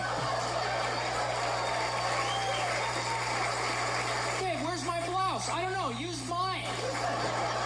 Unbelievable. All right, sit down, you pedophile. This isn't even safe. Are you safe? That's a look at this. God. That's not safe. I'm making eye contact with his penis, for Christ's sake. Come on, babe. Yeah, knock down. Come on. You made a big mistake. All of you women made a big mistake. Because short men, nothing compares in the bedroom, okay? We gotta put on a show. We gotta overcompensate, right? Or you're gonna leave us for one of these redwood trees. We get one shot. It's like the World Cup, man. I get one shot every 4 fucking years. We're freaks, little guys. So I'm telling you, go outside, look down, a bunch of horny hard guys out in the street. We're like baby birds.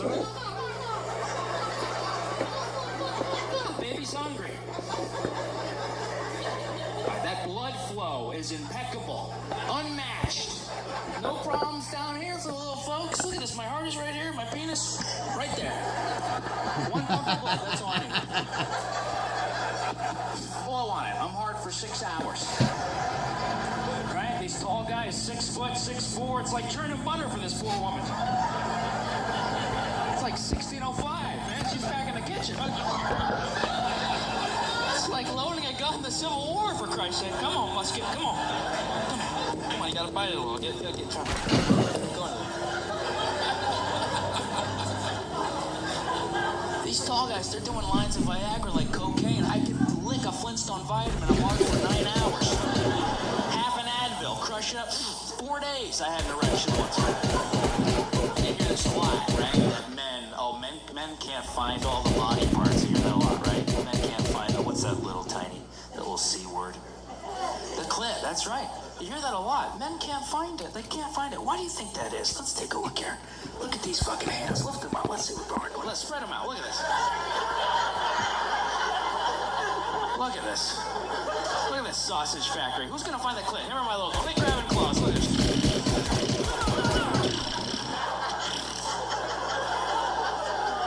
I'll go inside you like a human vibrator. Just keep me in your purse.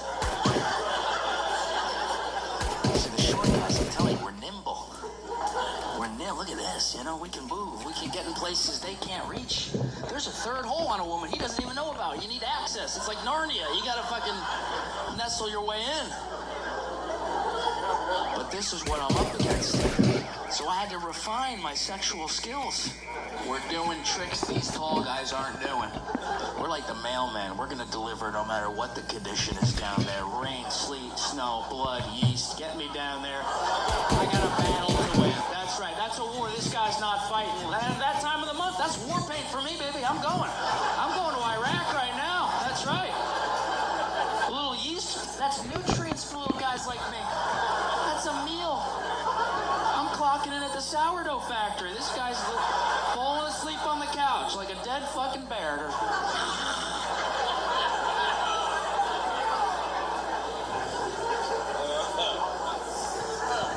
Falling asleep on the couch like a It's great for flying too, man. Being small, got all that space. I'm in coach. It's like first class. I'm laying back. I'm afraid to fly. There's a lot of accidents lately. Have you noticed that? There's more accidents than usual. I'm telling you, it's all that DEI hiring. They're pulling in people that aren't qualified. They admit it, too. I mean, look no further than last year. Did you see that Delta flight that landed in Toronto, Canada? Upside down? A little Cirque du Soleil trick shot landing. Do you guys know who was flying that plane? A woman. A woman. Close. Close. But no, he's wrong. The answer is 2 women. Double that. Daily double. That's right. 2 women were flying that plane. Now, my friend is a pilot for Spirit Airlines, okay? He was a subway conductor, and that's just the next level up. So he comes over. He's got all the data of all the accidents for the last 50 years by race, gender, age. And we sat there. We crunched the numbers. He puts it up on a projector at my house. 5 hours. We're crunching the numbers. Do you know the odds of 2 women landing a plane upside down? 100%.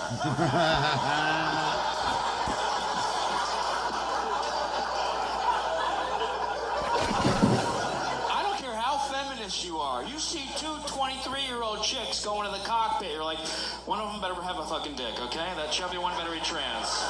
I hope she puts cock in cockpit. I'm trying to see my goddamn kids, okay? And I found this out. I don't know if we have any aviation people, but when you're landing the plane too fast and too hard, the computer takes over and tells you what to do. They tell you to reduce the speed. Does anybody know the aviation term for reduced speed? Retard. Sir, how do you know that? Used to be an aviation science. So you can confirm that's the word. You want to say it in the microphone for us, sir? Retard. Retard. That is, these pilots are having a giggle up there. Thank you very much. Giving you a free hat after the show. All right? So, God, but think about this. That means when these 2 women were landing a plane upside fucking down, the last thing they heard was retard, retard, retard, retard, retard, retard, retard, retard, retard, retard, retard, retard, retard, retard. Plane hanging like bats. That's not even a joke. That's just a true story. A lot of these airlines, they're getting very, very progressive. I found out fat people get 2 seats for free. You know that? They just discontinued that. Sorry, guys. Yeah, you gotta pay like the rest of us. I would have put on a few pounds if I knew that. There should be safety picks. That's how it all should work. The safest part of the plane, that's where you're seated by weight. Because last year, I don't know if you saw, a door blew off an airplane. Was it here? All right, that happened here in Portland. It's probably a protest on there. Not enough fucking people of color. 2 fucking white pilots. The airline said they forgot to bolt it in. Oh, whoopsie fucking daisy. Classic. We've all been there. I got a solution. I say any row where there's a door that could blow off, that's where the fat people have to sit, okay? Problem solved. That door blows off, just...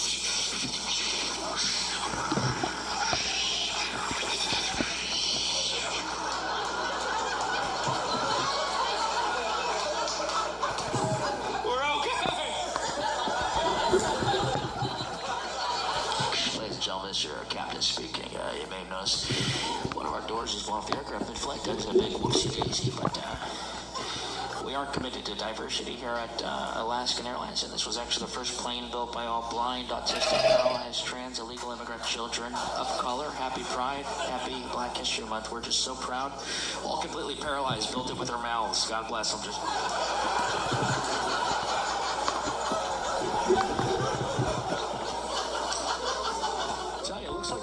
Row 7 did plug up the door pretty well, so we are just going to repressurize the cab and continue our flight down to Portland, Oregon. The DEI stuff, it's all real, man. There was documents leaked in the FAA last year that said airlines were hiring what's called neurodivergent people to operate the airplanes. Now, if you guys don't speak French in this part of Portland, neurodivergent is a fancy word for... retard. Thank you, sir. Again, man, it's like you've been waiting to say it the whole time. That was in the chamber. Look, I got 2 retards in the chamber here. 1 left. Here we go. Come on. Then I can head out. I mean, we laugh. Ha ha ha. Retarded airline pilot. Oh, so funny, so funny. But I'm telling you right now, we can be 2-3 years away from getting on that airplane. It could happen. We can get on that airplane one day, look into the cockpit, and that fucking pilot just turns around. Ladies and gentlemen, this is the captain speaking. Just looking for the cockpit here. Oh, there it is. Okay. This is my first time flying, so everybody bear with me.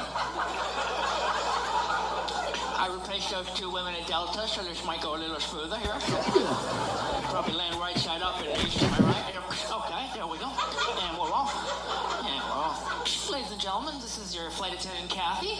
You may have noticed we do have our first full-blown, mentally retarded, blind, bisexual airline pilot. Part of Joe Biden's Blind Retarded Airline Pilot Initiative. We're so proud. We are so proud of Captain Phillips. He was fine last week. He did just get his 9th booster shot, and I think it's kicking in pretty hot right now, so if he does die of a spontaneous heart attack, we have a perfectly qualified co-pilot today, Kamala Harris. Oh, fuck. Brace for impact. Brace for impact. Retard. Retard. Retard. Retard. Retard. Retard. Retard. Retard. Retard.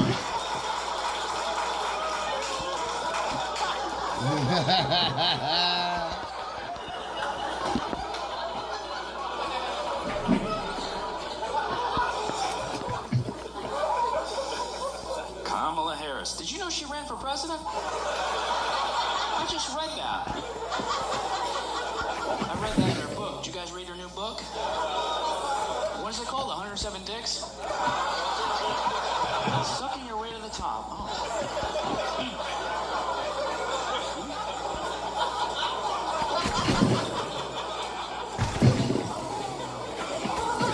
She's a great example of a DEI hire. Back to that. They said it though. That's not a guess. They said it. They said we were hired a certain race and gender. And she even said in her book she didn't hire Pete Buttigieg because he's gay.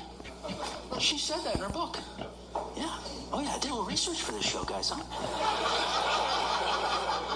Didn't hire Pete Buttigieg because he's gay. And then she goes and hires Tim Walz. Way gayer. Way gayer than Buttigieg. That was a big fuck up. And they said they hired Tim Walz just because he's a white guy. They were going to hire Josh Shapiro, but the problem was he was just a little too Jewish at the time for the Democrats. That wasn't a hot thing. So they bring on Tim Walz. They go, Tim Walz can get all the straight white men. Tim, I don't know if you've seen this guy, but he's the straightest white man to ever walk this planet. Gun shooting, beer sipping, cigar smoking, Tim Walz. All right, bring out fucking Tim.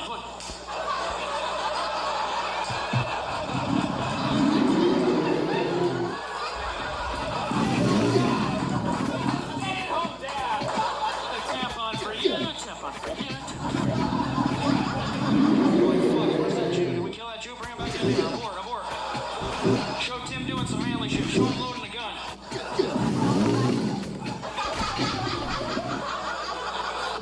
I shoot every day. Damn thing's jammed. I just take the bullets out and just throw them one by one. I think it's better for the environment.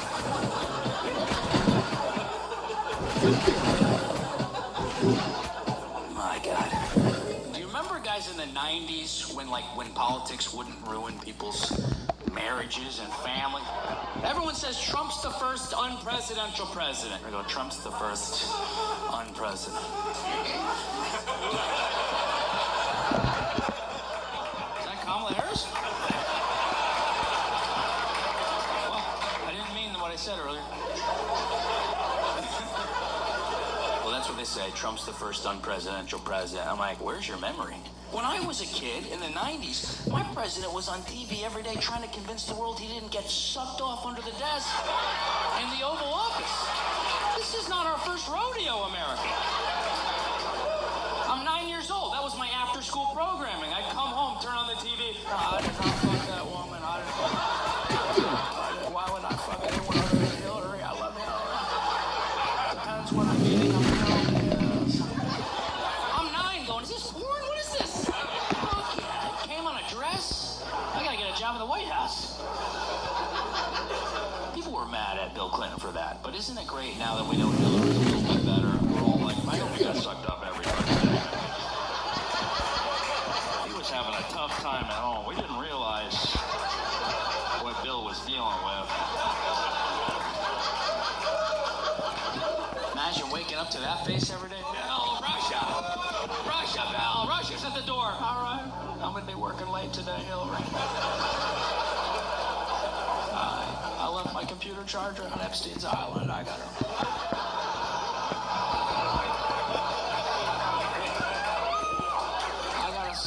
I gotta swing by 57 times and pick it up. That worked out for everybody. Bill's off the hook. Monica Lewinsky, she made a cool. She's worth $8 million for sucking one dick. Now we say men are privileged, but that's a great female privilege right there. She's got a book tour. Look, she's got a clothing line. What is it? Just clothes with stains on it? What is that? Clothes with stains on it. Can you imagine a man on TV like, in 1962, I went down on the Queen. She squatted on me knickers. She ruined me knickers. She ruined me knickers. My new book called The Queen Ruined Me Knickers. No, I gotta be shot. They'd be shot and killed.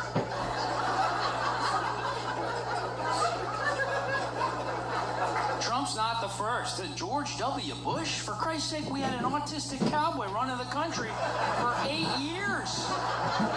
That was a silly fucker. He was anything but presidential. My Lord, the guy would make up vocabulary words out of thin air. But we're gonna fight the war on terror. We're strategies. Everyone's like, fuck yeah, we are. More strategies. I've been saying this for years, man. It's common sense. Lincoln had strategies. Taft, Jefferson, big strategies guys. This is kitchen table stuff, man.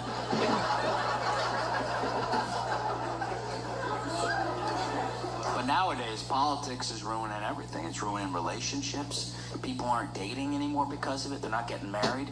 Because turns out a lot of data just came out. Turns out men are skewing way more conservative, and women are skewing way more mentally ill. And we just can't quite get in sync here. I mean, every time I've lost the relationship, it's because the woman didn't like my politics. I never had any problem with it, you know what I mean? My grandpa used to say, pussy's pussy, you know what I mean? Pussy don't vote. Pussy don't vote. That's what he said. The last time I was on a date was right before the election. Well, that wasn't the last time I was on a date, but anyways. I was on a date right before the election. I was out with this gal, she's Gen Z, and she goes, you have to tell me who you're betting for. She had to call it the woke claw. You know these women? They're all fucking tensed up. They have this little claw. It's like they peck their words in your face. The toxic fucking stay-at-home dad. You fucking make your wife do all the fucking work. Piece of shit. Fucking fuck.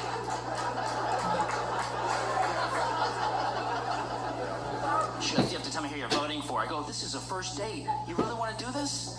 I don't think we should have a fist fight in this Starbucks right now at 10 a.m. I said, in fact, my grandfather, okay, he instilled a value on all of the children in the family. When it comes to dating and politics, he's on his deathbed, okay? He pulls me in, he goes, Tyler, when you're dating somebody, actually, he was like,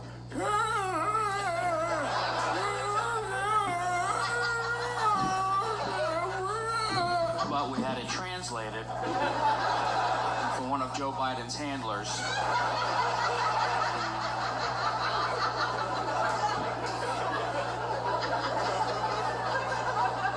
Okay, what we think it said was, you don't reveal your politics until you fuck them. That's what he said. That's what small town values, religion. That's how I was brought up.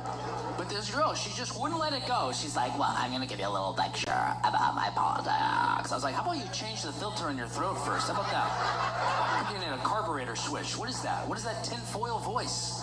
That didn't exist when I grew up. What is it, the oat milk? They got oats caught in there? What is that? Why does every woman under 28 sound like RFK Jr.? Clear it out. That is not a sexy voice in the bedroom when you hear, oh, yeah, it feels really good. Oh, fuck me.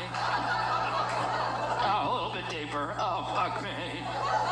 Oh, just choke me. Just finish off my vocal cords. Almost spray your pesticides in my hairy beach. Oh, yeah. Oh, I'll suck the fluoride out of your penis. It's not good for the drinking water. Oh, fuck this free-range organic pussy. This is all organic. Maha, making America horny again. Am I right? Cheryl. See, tall guys can't do this. Look at this mount job. Look at this. Like a fucking gargoyle.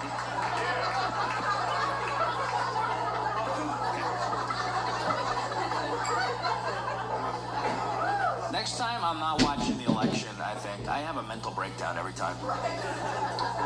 You remember when they just told you who won the election? They're like, oh, it's George Bush, whatever. Now they stretch it out because they make so much money from ads. It's like the Super Bowl of politics. It goes until 5 in the fucking morning. They ping pong it back and forth. It all started with that stupid fucking interactive electoral map. No one gives a shit. This fucking gay little map dance all night. Here we go, Tom. Let's go to the map. Here we go. Let's go county, by race, by gender. Just tell me who won Arkansas. They make you crazy. They give you panic attacks. Coming up with these made-up hypotheticals that would never happen in real life. Okay, Jim, let's go to the map here just for shits and giggles. So we'll do a little what if here. Let's just go nutso and say Trump takes every state. Literally, red wave. Wow, every state. Okay, I have to touch every one because I have OCD. Here we go. So Trump takes it all, but if we take Florida, detach it, and slide it into the Gulf, you can see Kamala's numbers spiking up. What the fuck is this guy talking about? All right, Jim, I had to put some let's say food Trump on takes every the state. pan. Red wave, blood red. Well, look at this, Jim. What if, let's just go wild, what if Kamala Harris takes this small county of Pichiqua, Maine, right there, look at that. It's a pin drop, look at that.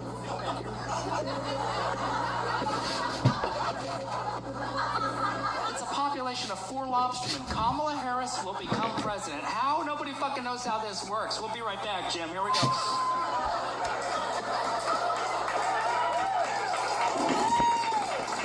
Fuck, I love this fucking map. I love map day. I live map day. Oh, I'm the map. Election night brought to you by Pfizer. No. I just want to get back to normal, you know, to the 1990s. I yearn for that time. I can't do it anymore. I can't do it. All this obsession with race and gender and sexuality. What do we have? We had 3. You could be gay, straight, or lesbian. Those were simple times, baby. Simple times. Dude, there's so many things now, like gay. I don't even think gay people exist anymore. They've been smoked out. They were the OG, and they've been trampled by all the translucents and the fucking pandasexuals and shit.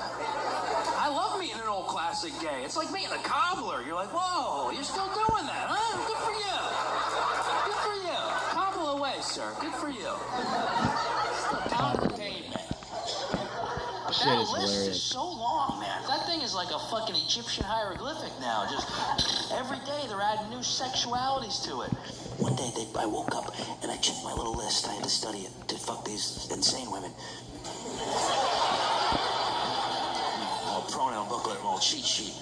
They put a plus at the end. They capped it off with the plus. Because that was the inclusive people going, enough, okay, plus people, yucky, whatever else, we're done, okay? We're fucking done. You're in the plus bucket, whatever. What is a plus person? You ever met one of these people? Do we have any plus people here tonight? Just guy in the back, like...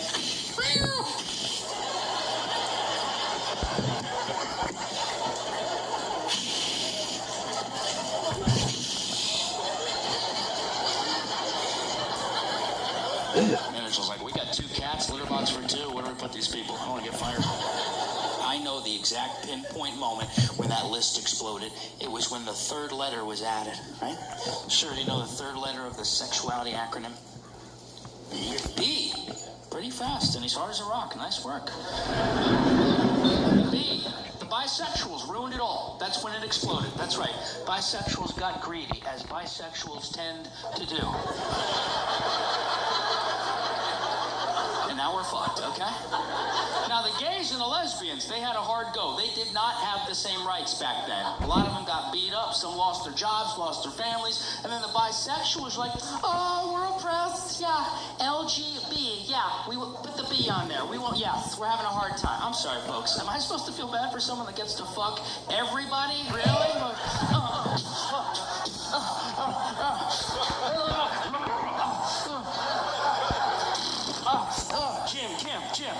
Jim.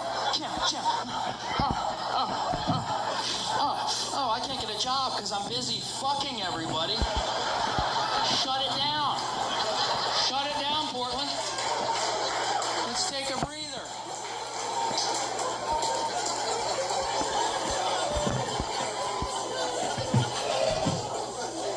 I don't care what adults do. I don't care. I don't care what adults do at all. You know what I mean? I didn't care during the pandemic. If anyone got the vaccine, didn't get it, I didn't get it. Mostly because my pediatrician said I was too tiny, okay?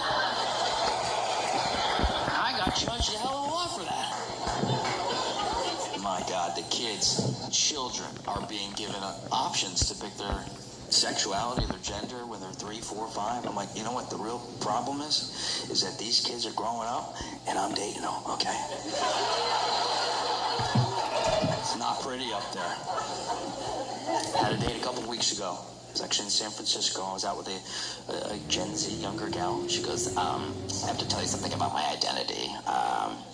And you need to respect it. I go, oh, I'm definitely not going to respect it now. She goes, I identify as a fluid. So I go, fluid? What are you talking about? All right, I identify as hard and broke. Let's get out of here, son. I don't want to fucking pay for this meal. She goes, no, my gender's fluid, Tyler. It changes. Every day I wake up and I never know if I'm going to be a man or a woman. I go, oh, you remember when that was called schizophrenia 5 fucking days ago? Shut it down. Shut it down. I don't care. Get some help. We're all fucked up. We're all delusional. Why is that the one delusion we all have to go with? I'm 5'6". I think I'm 6'5". My friends, you know, I can't be like, guys, look up when I walk in the room and just pretend. No, they beat the shit out of me and I get my shit together. This person's lecturing me. They're lecturing me. The she, they, who, what, when, where, why, whatever the fuck. I don't know. Is lecturing me. Going, you're a privileged, toxic, oppressive, cis white male. I go, privileged? I can't even ride a roller coaster legally. I'm wearing kids' clothes. This is a woman's watch. You're doing a gender reveal party over creme brulee on a first date. And what kind of psych ward did I just walk into? I go, what are you tonight, right? I was like, don't I have the right to know? We go home together, I'm playing Russian roulette with your fucking genitals? Want to save $1,000 Russian roulette with your fucking genitals? 4 mobile lights to Spectrum and we'll give you free 5... Yeah, I was like, don't I have the right to know? We go home together, I'm playing Russian roulette with your fucking genitals? What are you tonight? She goes, well, I feel like a woman tonight. I said, fuck yeah, thank you, Lord. First one this month. My ass is sore. That surgery's getting good. Her credit. Then the bill comes, $395. I was like, you still feeling like a chick? You want to split this, bro? What's going on, brother? You fucking top G, you fucking Andrew Tate fucking motherfucker. Too much has changed. I shouldn't be talking like this. I talk like my grandparents talked. My grandpa was 85. I skipped a generation. It's not good. I'm walking around like, I remember when things were normal in 2008, you know, when men couldn't have babies, for Christ's sake. I remember when there was only 15 genders, the good old days.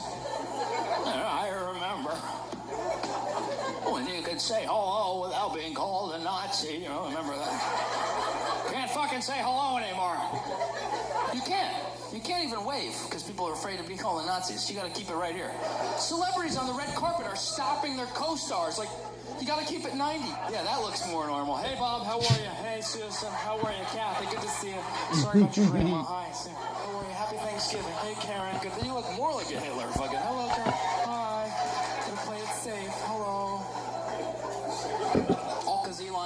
that little, oh, scheiße, oh. Oopsie daisy, oh.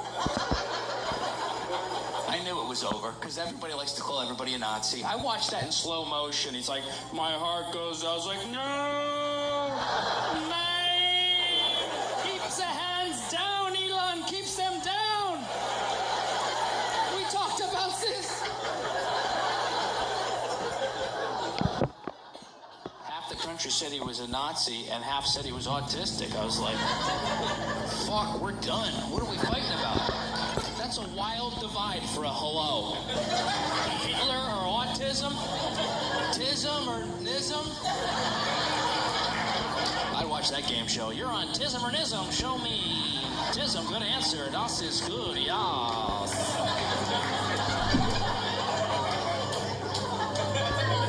I think he's probably autistic. Have you seen him fucking do anything? Have you seen him dance?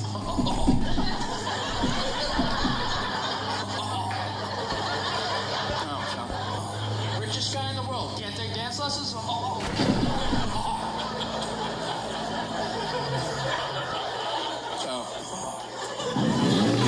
Is that Tism or Nism, sir? It's Tism. Show me Tism. Good answer. Good answer. You win a pile of toothpicks. Go count them. 52. Sorry. I don't even think he's a human being. Why don't we start with those questions? Is Elon Musk a human being? Nothing about him says human being. I think he's an alien. Think about it. He's fucking obsessed with going to Mars. Why? He just wants to go home.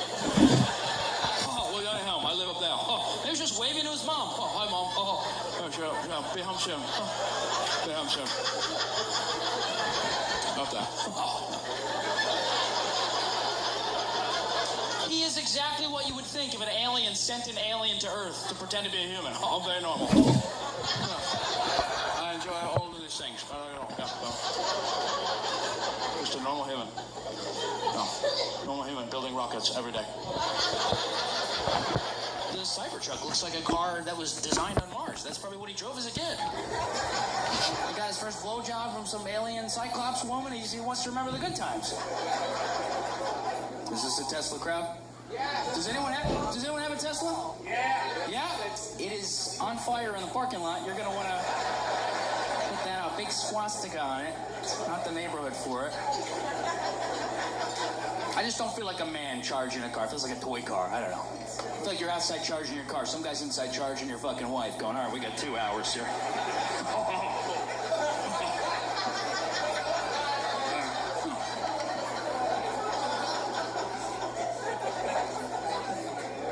My God. You guys like impressions?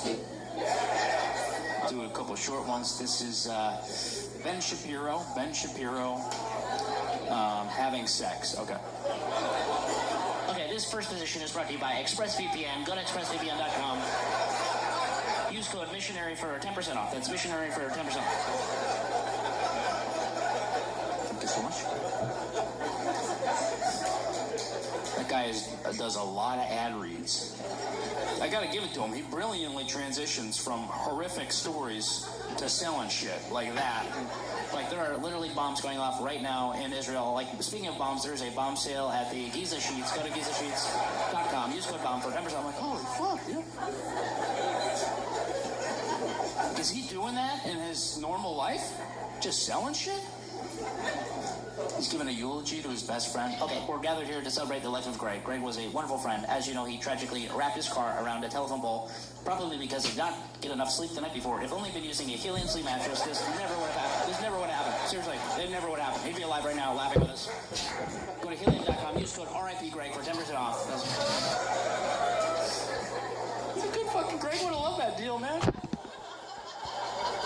I don't know. I hope TV comes back and movies come back. I think we're loosening it up as a country again. I think there's one TV show I watch. I don't know if you guys have seen it. It's called The Executive Order. Have you seen that? Brilliant new comedy. It's the show where Donald Trump signs stacks of executive orders that he hasn't even read, while the left-wing media has a mental breakdown. This is comedy right there. He hasn't even looked at them. He's like, what's in it? I want to sign something. What's in it? What's in it?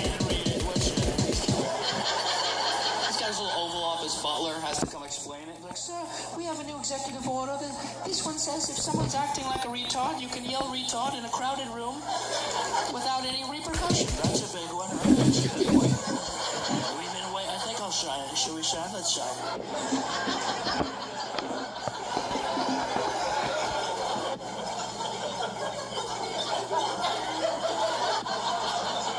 How long is that name? 2 hours he's working on.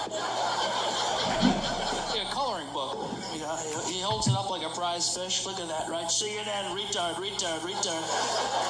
Right? Little piggy retard. Little piggy went to the retarded market, right?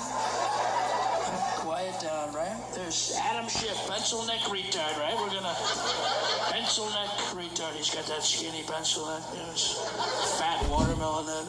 Dude, his insults are brutal. I'm a comedian. They hurt my feelings sometimes. He will just cut to the nerve of someone's insecurities.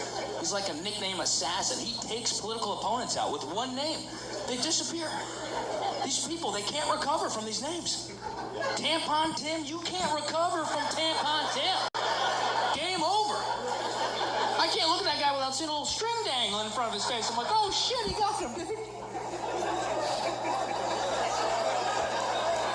What is that dance? That's a little autism right there. You got Elon.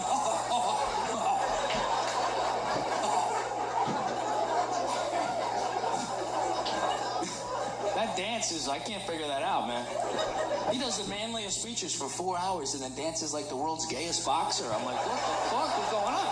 To the YMCA, the gayest song in the history of music. Everyone's like, he hates gay people. I'm like, he's doing a pride parade at the end of every rally. What are you talking about? All these old guys, yeah, I can do that. I can look like I'm jerking off a big cow or a little cow, big cow, little cow, little cow, big cow, little cow, big cow. We can't go backwards, though. We're kind of screwed. We can't have a non-funny president. We set the bar. Even if you don't like him, you're going to have withdrawals. You're like, who am I going to hate? I'm going to fucking hate. He invented that. He invented that style. There was no funny presidents back in the day. They weren't shitting on each other. No, there was no controversy. Every speech sounded exactly the same. I don't know how they got anybody to fight wars. These were snooze fests. Go back and watch an old speech from 50, 100 years ago. Every one. It was like, we must go forward. Not backwards. Backwards. Whoa, whoa. We must go upwards, not downwards. We must be forthright, not backward. Then you got the Trump today. It's like, Nancy Pelosi, right? What a fat cunt, right? You can say it. You can say it. Look at those faces. Portland, you guys have been absolutely amazing. Thank you so much. Thank you. Thank you guys He's so so much. fucking funny. Now it's quit again.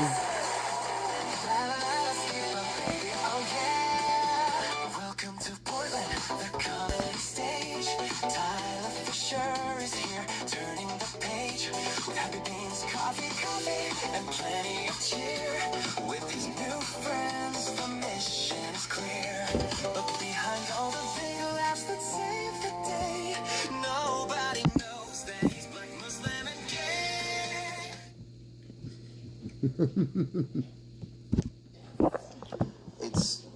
It's normalized. Like the things I'm saying about like they're saying way worse shit about white people, and they're not even joking about it. They're like, no, for real.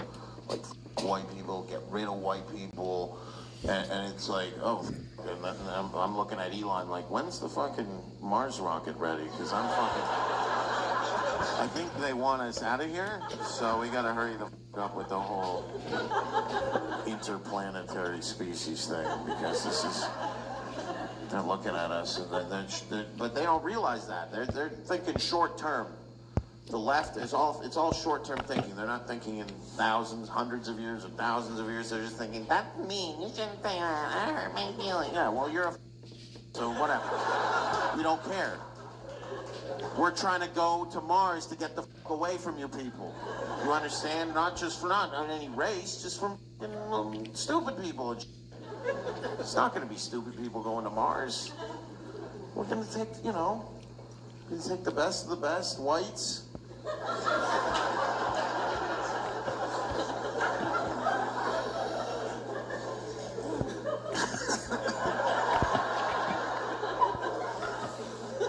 won't be like obviously white people are nice. It won't just be whites. We'll take a couple Jews for the accounting and a couple Asians to do the fucking experiment on the dead rat or whatever they do. I don't know what they do. When they get the bucket of COVID mice and we want to bring that, and then we will bring some black people because we want to have sports, not just hockey, right? Hockey's, you can't really, there's less gravity there, so you're flying off the ice. It's more of a basketball planet. And it looks like a basketball, so.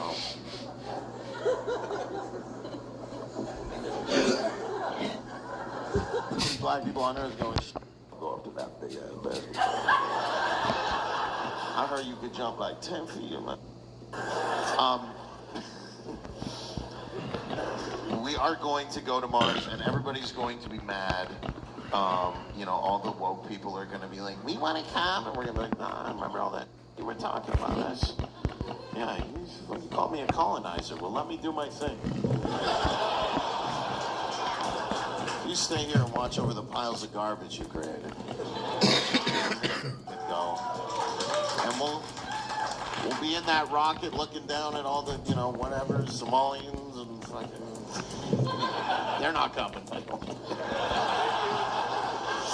Whoever, and the woke people in there are going to be clamoring at the... And the fucking... and we're going to be looking down at them going, to new beginnings. And we're going to go to Mars, and it'll be great to colonize Mars because there's no indigenous people. I mean, the left will still be mad that it's a stolen planet. Stolen. It's untouched for billions of years. Humans up there. There's bacteria dying on Mars now because... Shut the f*** up, you're on Earth. We don't care what the f*** you think anymore. We're on Mars we're f***ing paving out big circles to put city, because you gotta have a circle, because you gotta have the dome for the air, and then, and then we'll build it. We'll build buildings and roads, and it'll be like white. It'll be like a real city, and we'll get it all ready, and we'll be like, we need somebody to deliver the food. This is really bad. Uber pickup only on Mars. This is up. We need. So we'll be like, all right, send a couple Mexicans out.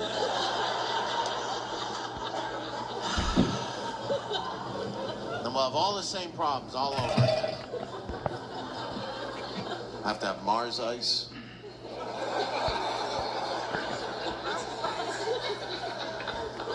Please, sir, I do not want to go back to Earth. I've been on Mars for 20 years and Mars is my home. I am basically Martian. Been on Mars 20 years. What'd you do in 20 years? I delivered the food. You're going back. How did you even get here?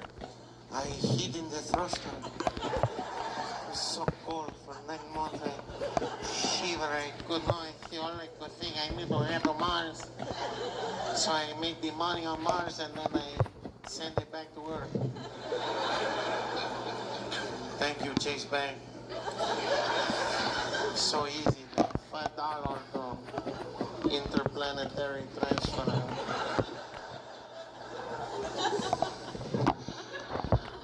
$500 on Mars is $1 million on and it's 100 billion peso.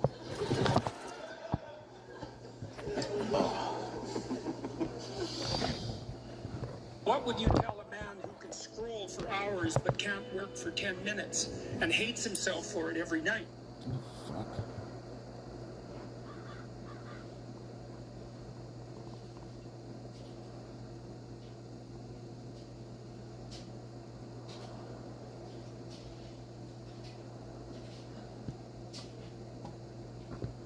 Hello. It's me, your Gen X auntie. So many of you reacted to me saying leave me behind on this very show a couple of episodes ago that I wrote a piece about not chasing the algorithms, and it went crazy viral, which is the most Gen X thing ever. I'm like, leave me alone, and you guys are like, you're going viral.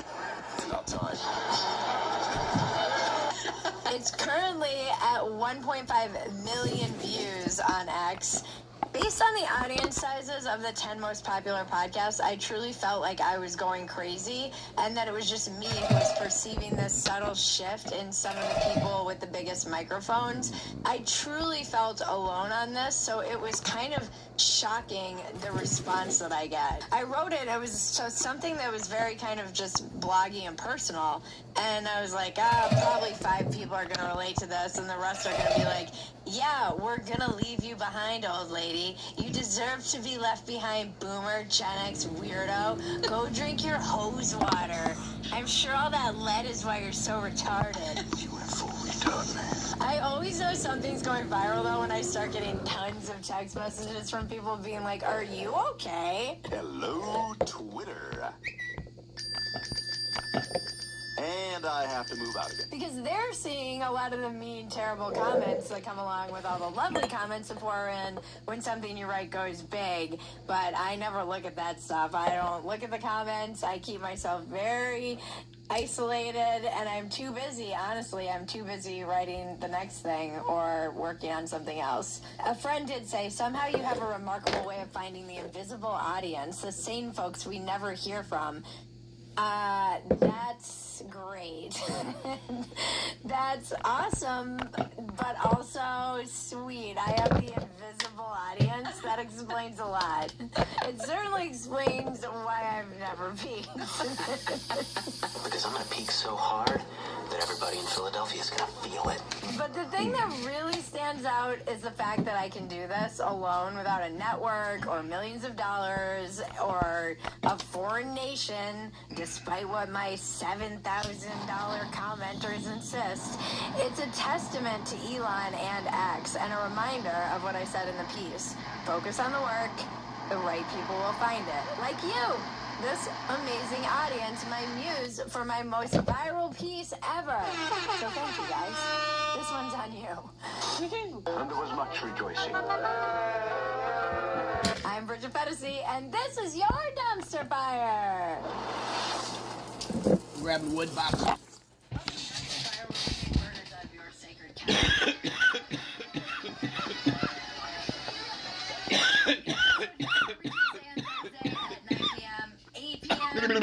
Sorry, we've been running a little late, guys. Let's say 8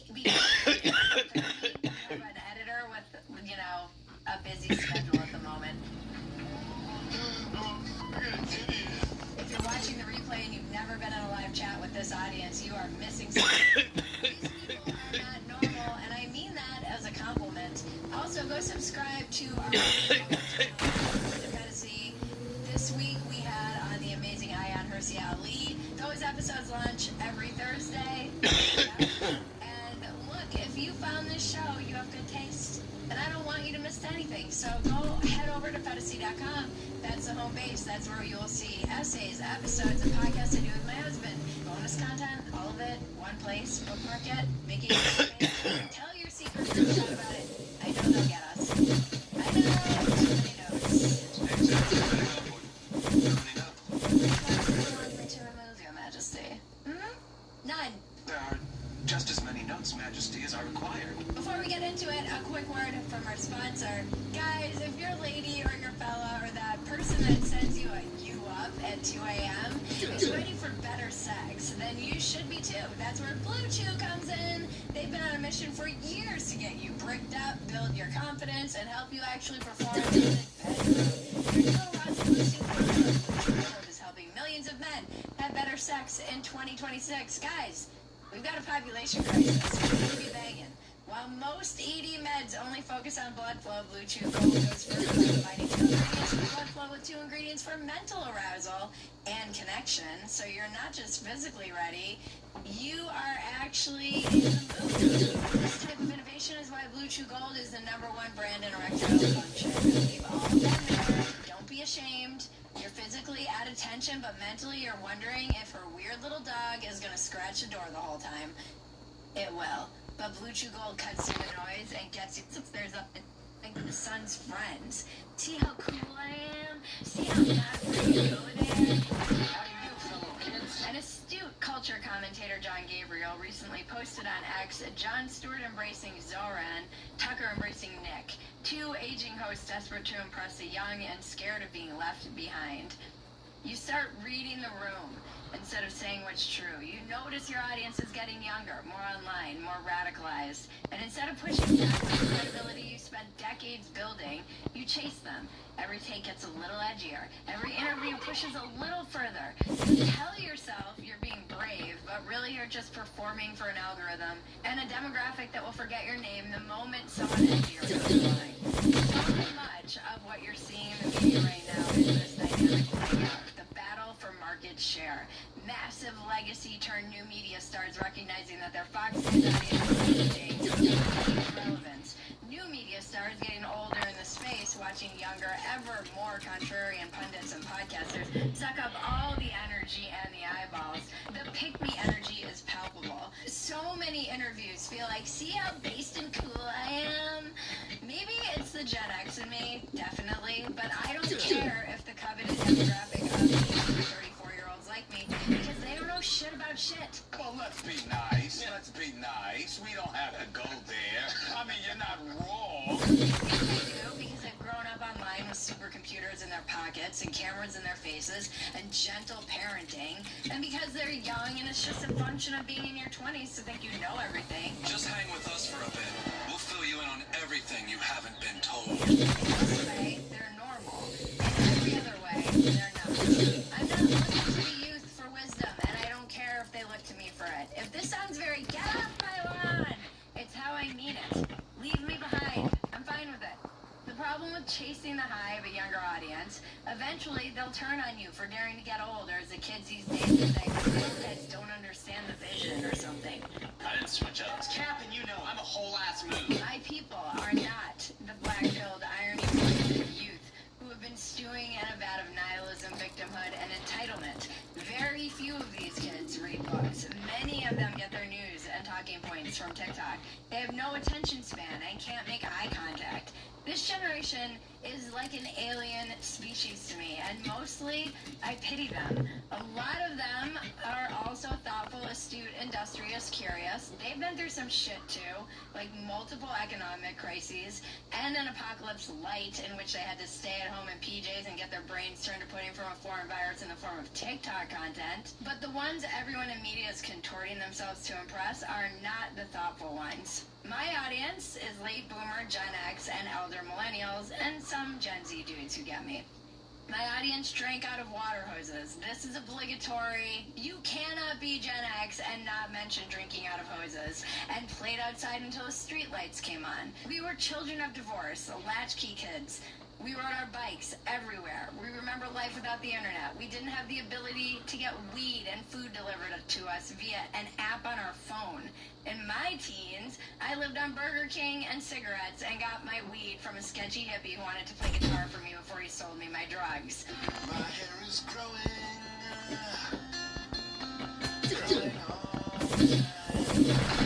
My audience came of age with E.T. and Star Wars. We grew up reading the classics. We grew up reading, not getting our brain melted by short-form content. We grew up with many examples of the hero's journey. These are my people. I realize this might also be a function of the fact that I got a later start in media, and I never really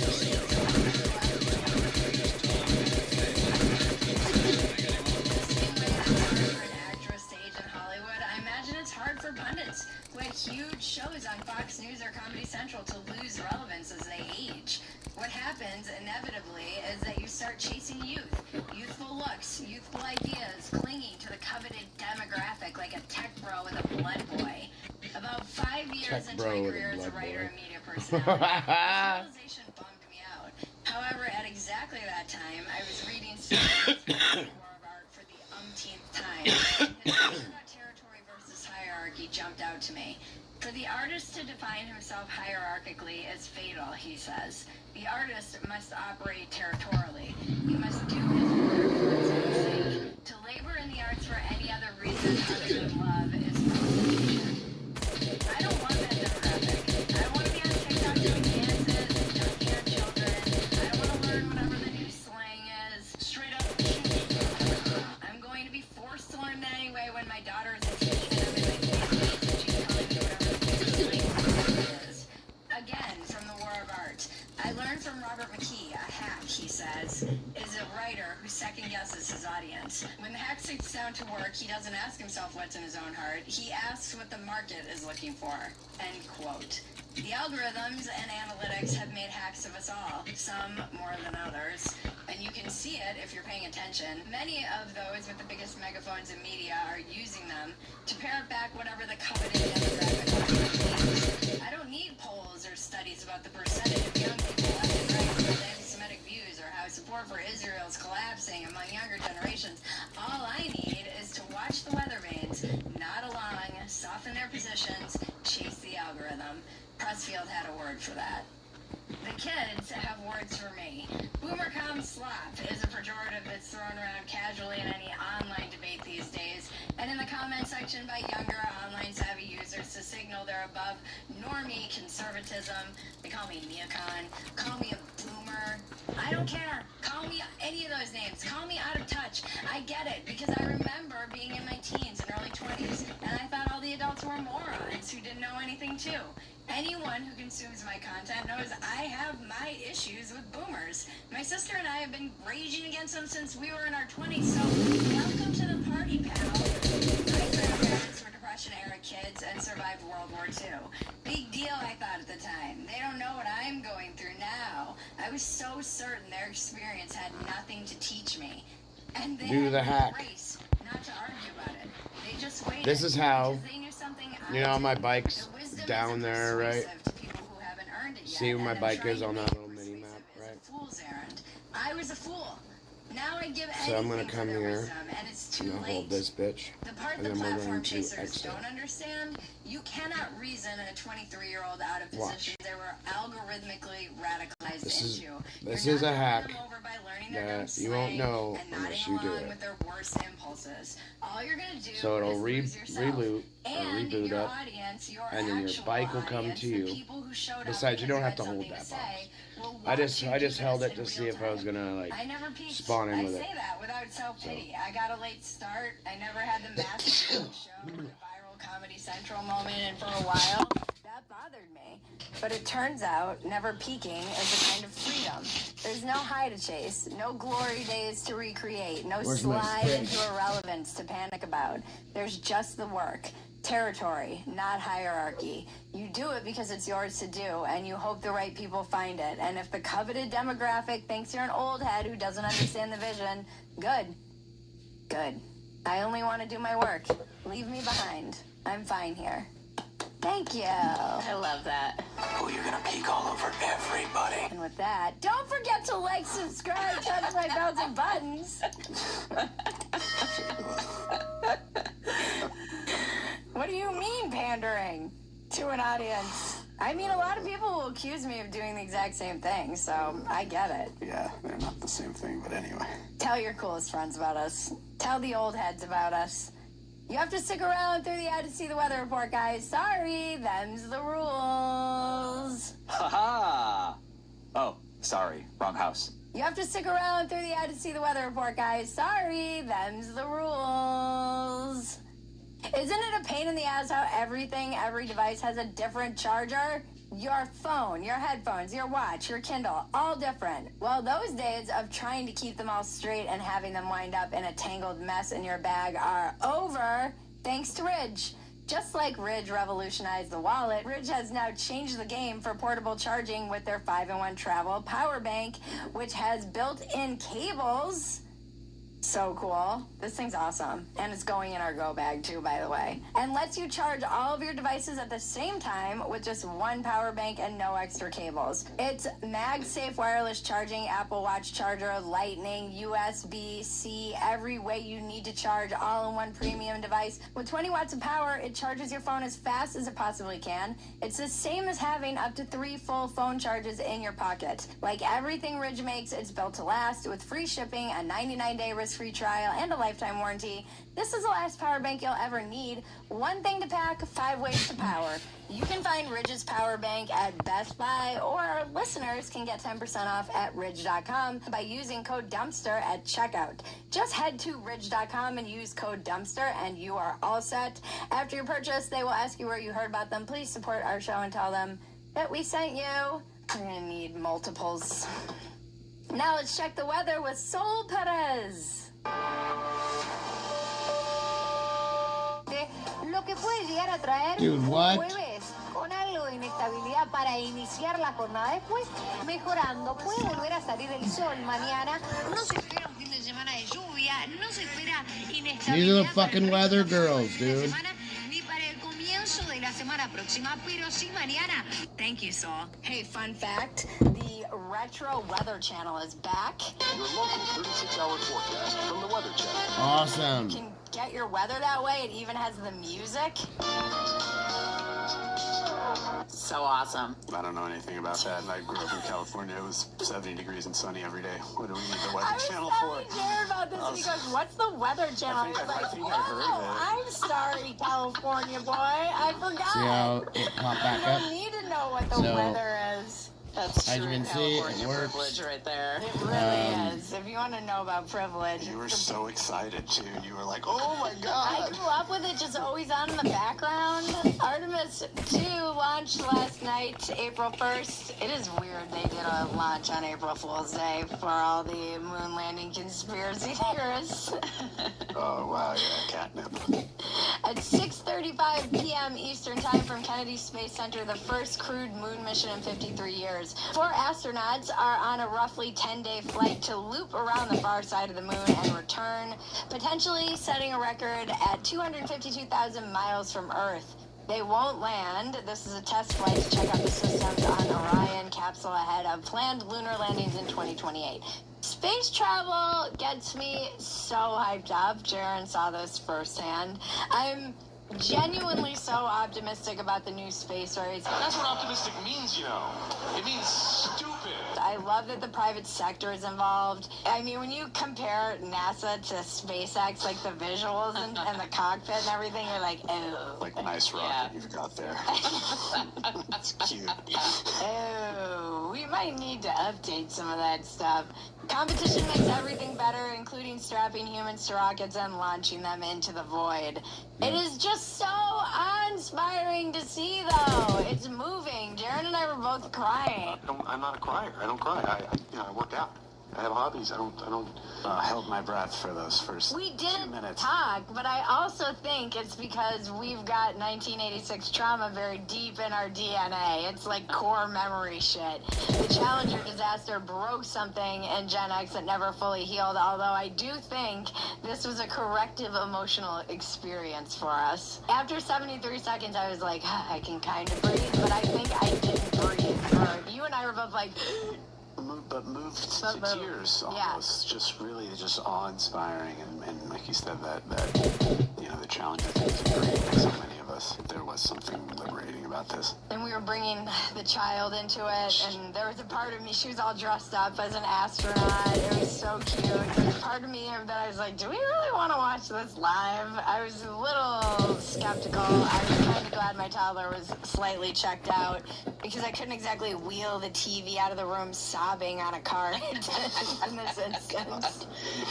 But it was amazing and emotional and aspirational and a reminder of why we're the greatest f***ing country in the world. Why do you want to be here? Why do you love space? Why do you love being a part of history? Going back to the f***ing It's our moon now.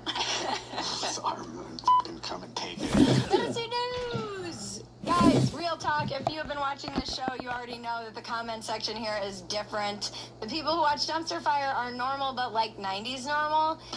It used to be here. If you want to go deeper with these people, please come hang with us at fantasy.com. When you become a paid supporter, you get access to the unedited version of every episode, and we do a lot of things on the cutting room floor 90s that was can the absolutely shit. not be aired. like my Weather Channel fetish, but more importantly, As a kid, you get the the 90s community. and the These are your 80s. people, smart, funny, deeply This is shit. online, done with the nonsense, and still somehow hopeful. The supporters chat is where the real conversation happens, and it's for supporters only. We go live every Tuesday and Thursday at 9 p.m. Eastern, 8 p.m. Central, right here. Get in the chat. That's where the show actually lives and breathes like the Constitution. It's alive. Come be weird with us. And now to cleanse your palate, the Internet is glorious. I liked it. I was good at it. I was alive. Remember, life is absurd. Don't take yourself so damn seriously. Take the work seriously, but don't take yourself seriously. This has been your Dumpster Fire. I'm Bridget Fetisi. Now make me rich! Awesome. Love it. I'm already rich. And the unicorns dance while the world burns, world burns. Fill her up. You're listening to the Gas Digital Network. Storyboards. Ladies and gentlemen, it's Story Wars! With the Story Warriors, Big J. Okerson and Lewis J. Gomez!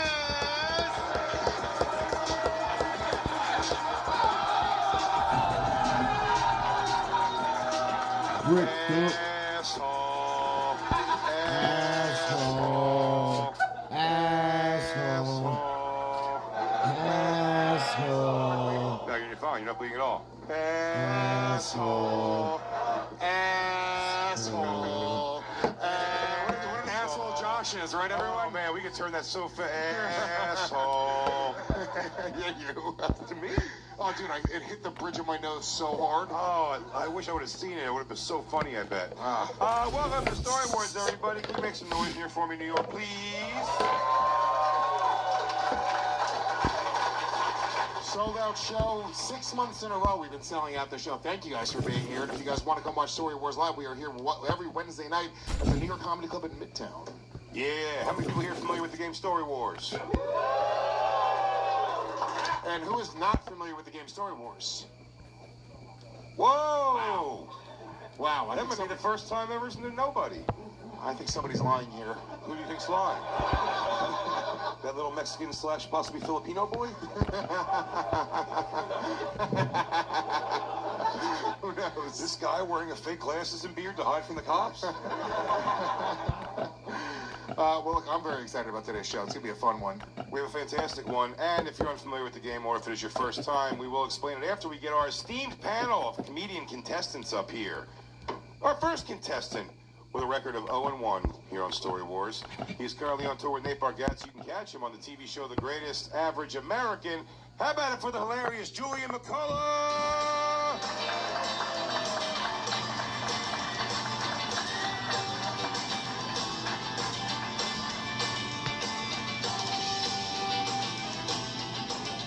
Julian, happy to have you back as you're trying to figure out how a chair works. Yeah, it's tough, man. They changed chairs. Yeah, everything's different now. Everything's different. You guys are also successful. What's up?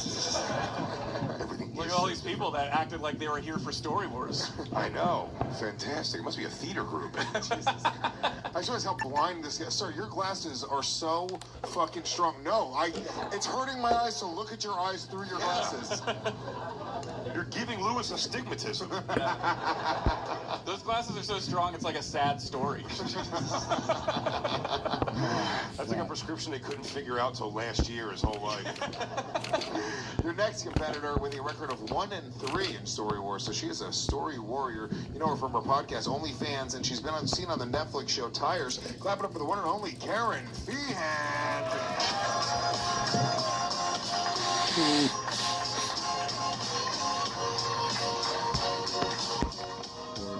God, Julian's such a gentleman. He really is, isn't I just figured out how chairs work, so nice. Showing off. Oh, he can't wait to show people now. Karen, you've won before. You are a story warrior. You said my record was 0-3? No, I said it was 1-3. 1-3? I won 3 times? No, that's not how win-loss works. What? You won 1 time and lost 3 times. Oh, fuck. Yeah. God, bad. women are stupid. No, I really was like, well, to me, I was like, one is I won 3 times. I just forgot about the other 2. No. But I won once. You did win once. You know what that means? We know what that means, but no, not now, Karen. Not now. Wait till the second half. She's so excited. She came in, she was like, I'm allowed to say it, right? It is tempting to say it before. No, I'm not going to do it. I'm not going to. I want to so bad. Our final contestant, last but not least, with a record of 0-1 right here on Story Wars.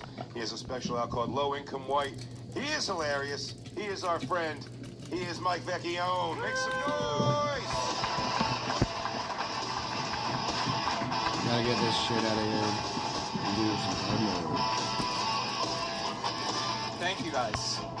Mike Vecchione. Can I take a break for like 30 minutes to do, or just take everybody in the fucking bathroom with me as I clean? Mike, you were on a very long time ago. You were on the early days of Story Wars. It was 3 clubs ago.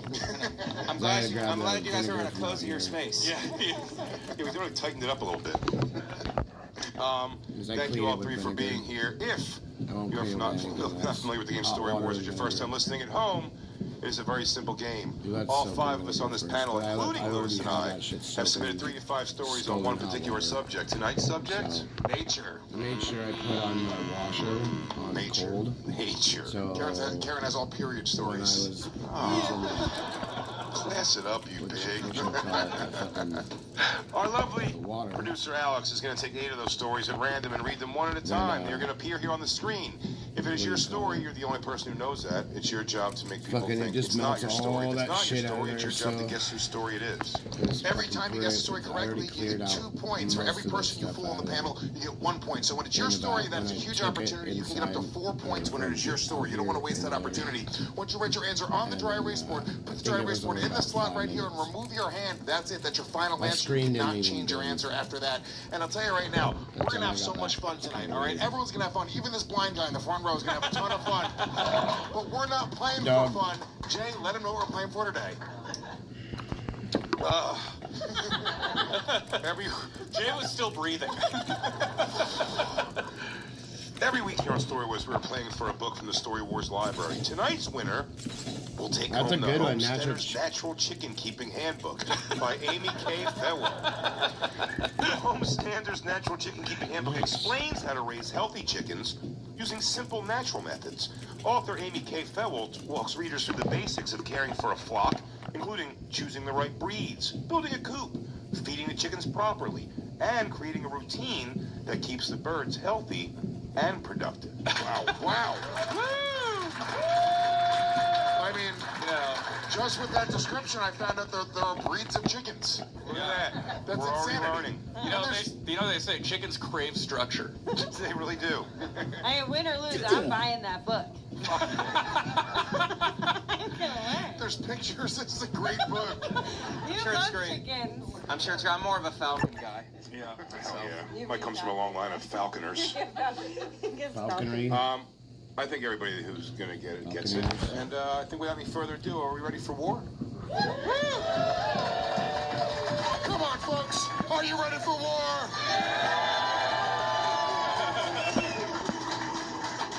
Oh, then Alexandra, if you would, please. Story number 1. Story number 1. I went BB gun hunting in 9th grade and I shot a bird, but it didn't die. I started crying and left without telling anyone. I've never cried. So wow. Wow. That's not true. You cry. It's weird looking. But I don't know why I'm getting this. This seems like the gentle origin story of a Julian McCullough for some reason. It does, but crazy. He sounded, you see, Julian's the guy who would do some of the cool kids getting out their BB gunning, and then he does it, and then when they BB gunning, and then when all the other kids, when all the other kids leave, he goes like, I heard it. If it was Lewis, he would have turned the gun on himself. Trying to do something BB gun, you're like, ow! Fuck! I did shoot a BB gun when I was probably around that age, but it was just a one-pump handheld BB gun, and there was a pigeon sitting on a phone line, and I shot it, and it just bounced off its chest, and it went. That was it. Last words. I don't know. This really... I mean, I didn't grow up in the woods. You don't like woods for this? Yeah. You don't? I mean, you don't have to grow up in the woods. There was woods around where you grew up. There was some woods. Oh, wait, the bird didn't die. No, that's why you cried. This is my story. Yeah. Oh, never mind. Why would you start crying if the bird didn't die, you fucking queebo? You know, comes from a house where you're not allowed to cry, or you get a cigar put out on your The cries in this house, men Who would have ate the bird with a side of linguine? There's just no specificity to this story. It's about, like, what kind of bird was it? Like, when you go BB gun hunting, you go alone? Like, what do you do? What consists of a BB gun hunt? This is Karen's story, you bitch. She's asking all these weird questions that make no sense. You think Karen Feehan in 9th grade was a crack shot? I think she's a crack whore.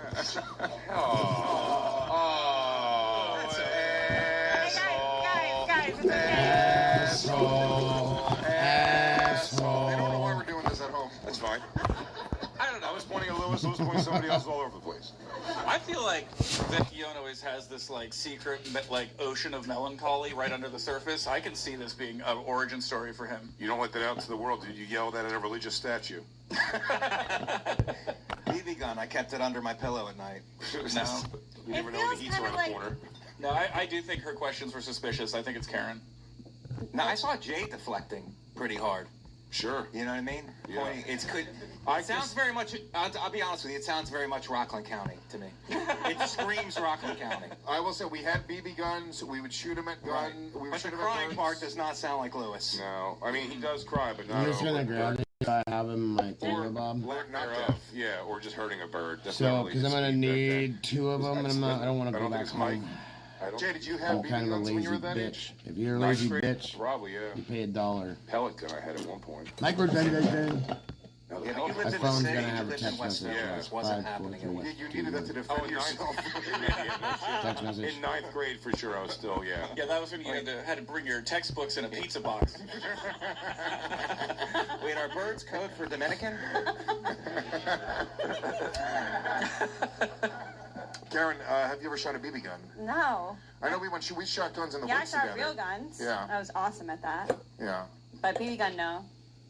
I'm a girl. This obviously isn't me. We would never do this. Like, and it didn't die. I'm just saying, if I accidentally ever shot a bird and it was dying, I would crush its skull. I wouldn't let it. Oh, you guys wouldn't crush its skull? That's not even in the Second Amendment. That's not even the Second Amendment, the skull crushing. You're not. I don't think it's Karen anymore.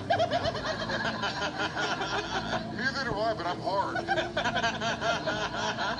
To call it BB gun hunting is an interesting thing. Lewis, you get hard in the beginning just so you can make that joke at any point. You're like, this could be anybody, but I think, Jay, you're right with your initial assessment with Julian McCullough. This slaps of Julian to me. It's Vecchione. I think it's Vecchione. Well, it could be Karen. The word. Listen to me. The words "BB gun hunting."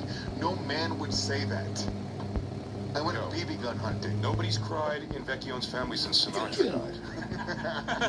That was the only time it was okay. You shed a tear for all blue eyes. That's it. I changed my mind at the last minute. I think it's Julian.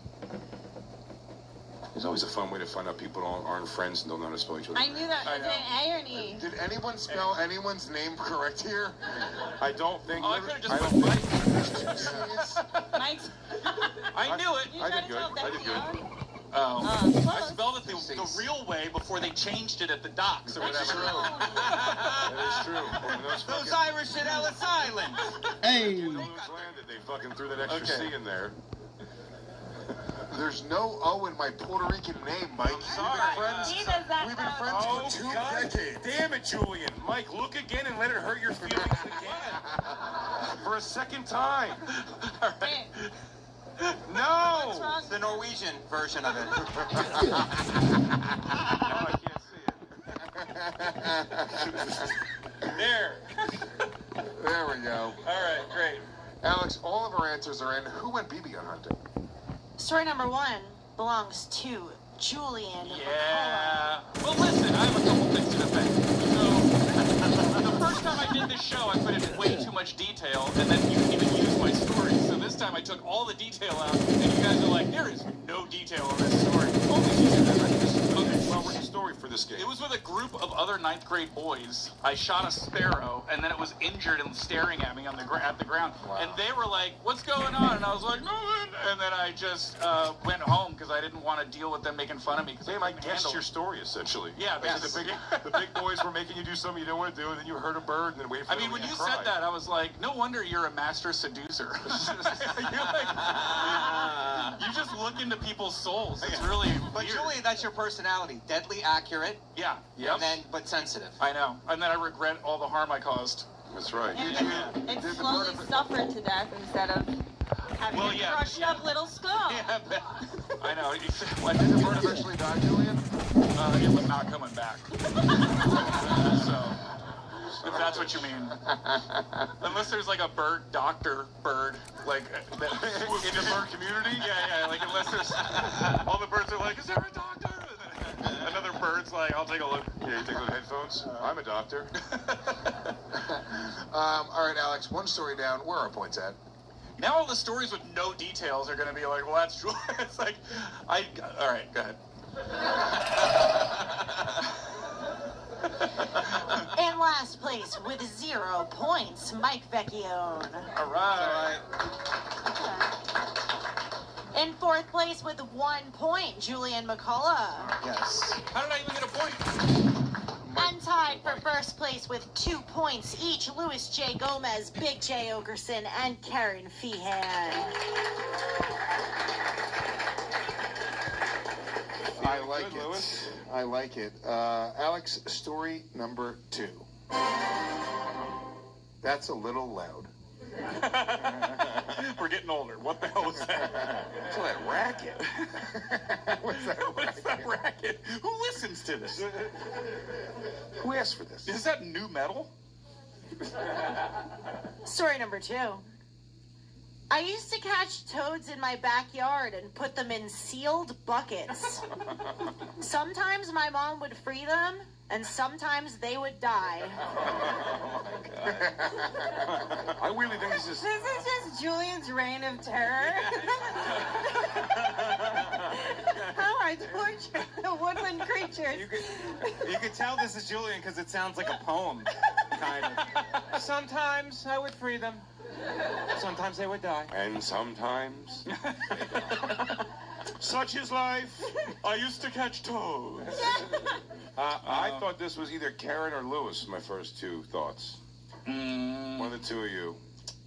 For some reason. I'm just like not into this slow death. Like it's not my thing. Yeah. I also don't know if you were into like a catching toads. Now this, I'll tell you why Lewis won't even think this is me for a second. There's no point in my life where anyone will be like, hey, hold this toad, and I wouldn't go, yeah. That's because Jay used to be a toad, and then a princess kissed him, and he became this. What the fuck is that supposed to be? And then he became a goth toad? Ribbit. Well, I mean, Lewis grew up in like a shanty town or something, so they don't have toads. He didn't have a backyard, right? Yeah. No, I didn't read your book, Lewis. He had toads and just... Lewis definitely had toads and just his mom. Yeah, and you got to be awake to liberate toads. But once in a while, she would be awake. And then sometimes they would die.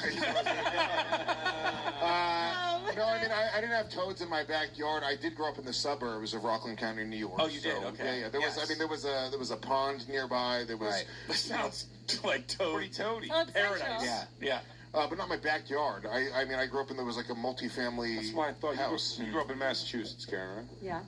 Was it the rural part or no?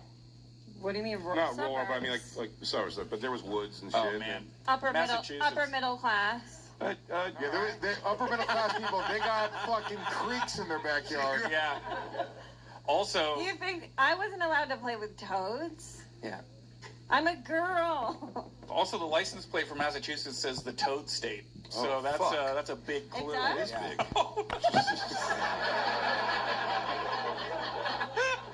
What a dumb dumb slogan. Two for two. Is it fair to play this with her? It's a game about lying, and she believes everything you say. Okay, this is tough. I'm gonna go. I mean, Massachusetts. Shut the fuck up, sir. You're not playing. You're watching.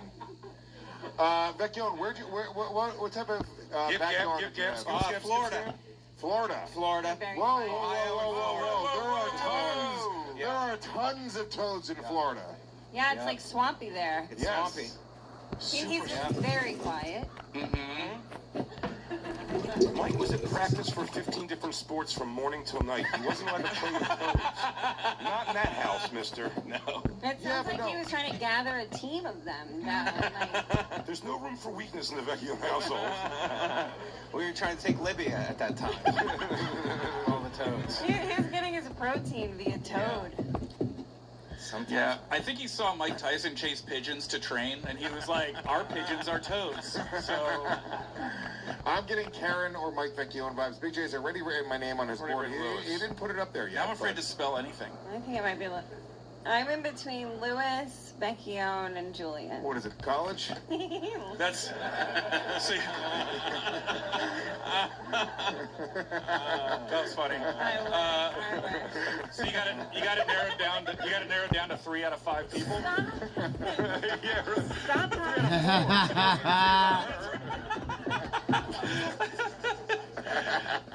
I have it narrowed down to not one person. The toad didn't have his head bashed in, so that eliminates Karen. Yeah, but I'm telling you, Karen I'm just spelling all the names. spelled it wrong. It's all right. There's the second R for, remember? R squared. Karen's putting out her vote for Mike. Why Mike, Karen? I went with my gut. Mike, it is. Right. Toad Well, King. this screams of Rockland. It could be Mike. Rockland County. But I'm going with Lewis. Wait, did I just fall for the best liar? I did this the first time. I forgot what a good liar he is. I'm great at lying. He's so good. Karen remembers. I know.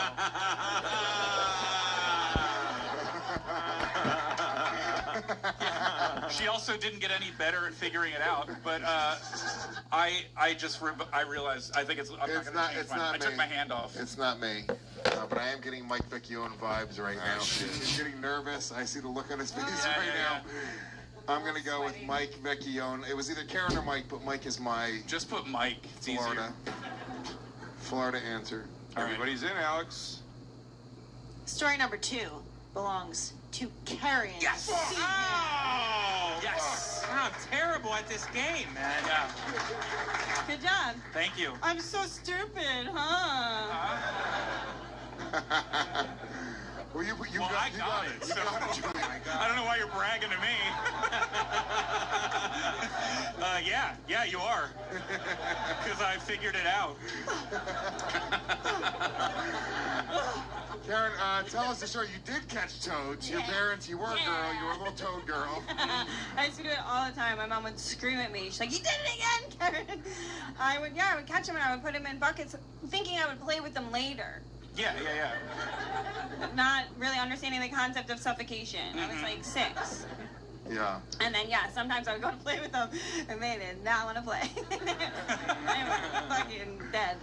But did you have to seal the bucket? Well, they were gonna jump out. Yeah. They're toads. What do you mean? It's called freedom. What do you mean?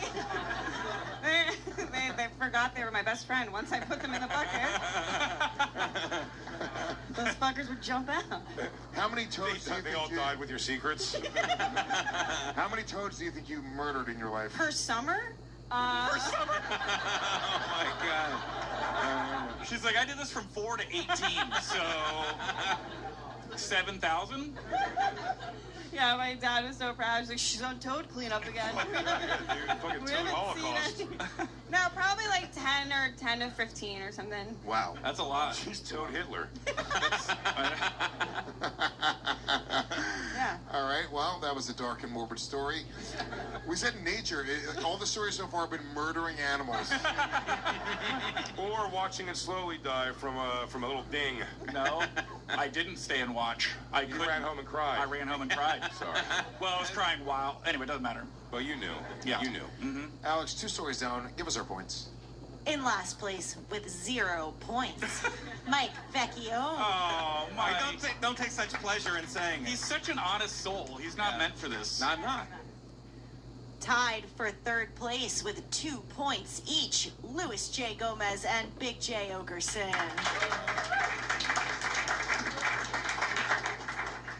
In 2nd place with 3 points, Julian McCullough. All right. Yes. And in the lead with 5 points, Karen Feehan. Wow. It's Women's Month! It's Women's Month! I feel electric. All right, guys, let's take a quick moment to thank Ridge for supporting the show. They have lots of great things like luggage and the best wallets on the planet. Luggage is dope. But let's talk about the power bank, which is a 5-in-1 power bank that lets you charge anything at any time. A MagSafe wireless charging, lightning and USB-C cables, and Ridge has you covered. The Ridge power bank holds up to 3 full phone charges and powers your device fast. Did you bring it anywhere? I bring it on the plane. That's where I use it always. Yeah. I just plug my phone on the plane, never have to worry about it going out. And I also plug in my AirPod case while I'm listening to my AirPods, so they're always charging. Charge multiple things at the same time. They have olive green, base camp orange, and matte black. Different. They give you access to a range of prescription treatment options for more Viagra's and Rex. Story number 3. Story number 3. When I was a kid, I found what I thought was a giant dinosaur tooth in the woods. My mother lied to me and told me she called an archaeologist to confirm it was not, in fact, a dinosaur tooth. Now this feels like Casa de Vecchio. Yeah. Because none of your other mothers know an archaeologist. Absolutely. No one would believe My mom doesn't know what an archaeologist does. Lewis's mom died before there was archaeologists. She did a different kind of digging. Yeah, my mom got heroin from an archaeologist. My first instinct, I don't know why, is Julian. This seems like a sweet story. Like a sweet, naive young Julian. Why would you go to the lengths of faking to call an archaeologist just to later tell your son that you lied about calling an archaeologist?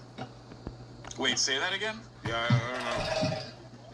How did she never came clean? How does How do you know, Mike? My mother lied to me. Told me she called her. That's what like, how do you know she lied? Why don't you believe that she called an archaeologist? Like, why isn't it just... So it's someone who Wait, still is has Santa a real? relationship with their mother. Yeah. So this whole panel's out. How... Oh, dear. My mother is fantastic. Oh, right. And she would have just told me it was a crime. Yeah, but your mom thinks it's pronounced archaeologist, so it You're wouldn't not have been... You're not wrong about that. She's like, somebody shoots arrows? She's not the brightest woman, but she Archaeologist, that's when he studies McDonald's?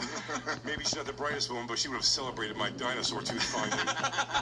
Jay, did you grow up near woods? Yeah. There was woods near you? Yeah. In Jersey. No. In Philly, West Philly, over there, Overbrook.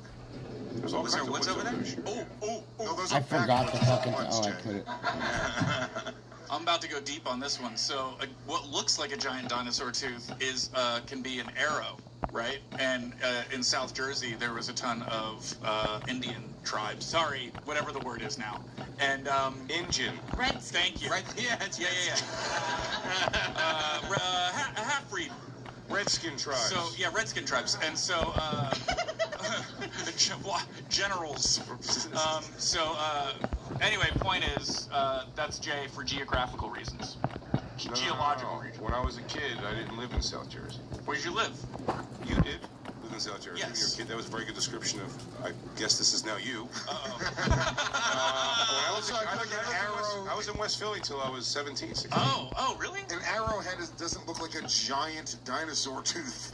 Maybe a tiny dinosaur. The arrowhead that Julian found did. you didn't see this. I mean, I think. Look, this is like poker. I don't know about people's personal histories, but it feels to me like Mike is lying with his whole personality, with his whole like vibe. So I'm saying, generally speaking, Mike is very stiff This right was now. this was not me. This was not me. Oh, there you go. I didn't Good mess job. around with dinosaur. No wonder you weren't. No wonder you weren't allowed in the mafia, Mike. You're the worst. I didn't do it. I'm trying to help you. You're my friend. I want to see you win. You were Florida for what age? I want to see you win. I don't want you to get sucked in. What age did you go to Florida? To this narrative. What It's a age were you, false narrative. when you went to Florida? How old were you? The first time I was 8, and then we moved back to Ohio, and then back to Florida when I was 16. Was it because you had to be sure about a dinosaur tooth? Well, I'm just saying Ohio will have woods. I don't know how much woods fucking In Florida. Florida has. Yeah, but Florida's lousy with archaeologists. And there were more dinosaurs in Florida than any other state. That's can't be verified at all. Wrong. Well, now it makes me think it's Karen. Karen's just making stuff She's up. just making stuff up to make it not her. Yeah, were there dinosaurs? As we all know, the only dinosaurs ever found in America were in Florida. So In the United They would just go down there for the winter. Yeah, they were snowbirds. That was a very telling conversation. I feel like Yeah, this to be Mike I think it's Vecchione. Yeah, I'll I write his think it's last name so you know I'm a good friend. I'm just gonna I go think by it's Vecchione too. disposition. I'm gonna go by Mike. Yeah. Hey, Mike, Two don't worry. C's. and It's an got to H. be Lewis at some point. Two CCs of H, like my mom liked. Oh, Don't worry. I know how your name's spelled. Thank you. Thanks, folks. Everyone says, "Oh, Mike, you fucking idiot. You dumbass." What? Chose me. Yes. Alex. Talk? Alex. Oh, it's Lewis. Story number 3 belongs to Lewis. Oh man! Yes! Yes! Oh. My mom didn't necessarily say she called an archaeologist. She said she called the dinosaur guy. But she didn't know the word. That would have tipped it too much. She Said had no idea. archaeologist, you know what she meant. Yeah. No. I found, I mean, what I think, I don't even know what it really was. It was like a giant, like, it was like this big, and it was shaped like a giant. And I was like, Mom, there's a fucking dinosaur tooth in the way. I swear to God. And she was like, no, it's not a dinosaur tooth. I was like, no, you don't even fucking know. And I wouldn't let it up. I was like, you gotta call the museum. I swear to God, they're gonna come. Like the Museum of Natural History, I wanted her to call. And eventually she was like, cool, I got it. I'm gonna call. Then I came home from school. I was like, what'd they say? And she was like, it's not a dinosaur tooth. Poor kid, he thought he found a dinosaur dude just laying loose on the ground. No one else spotted it. Yeah, no, literally. He didn't dig for it. No. He goes, oh shit, a dinosaur tooth. Oh, no one else happened to snag that. Lucky me. I mean, I don't know what it was. It could have been like some sort of like fucking. It looked like almost like chalk, but it was tooth shaped, like this big, huge. Maybe it was big, maybe it was smaller because I was It a was a little toilet kid. seat. I want to see something. Oh fuck. Alex, 3 stories down. For the dinosaur tooth, this is American standard. Tied for 4th place with 2 points each. Big J. Ogerson and Mike Vecchione. All right. Was a whiff. In 3rd place with 3 points, Julian McCullough.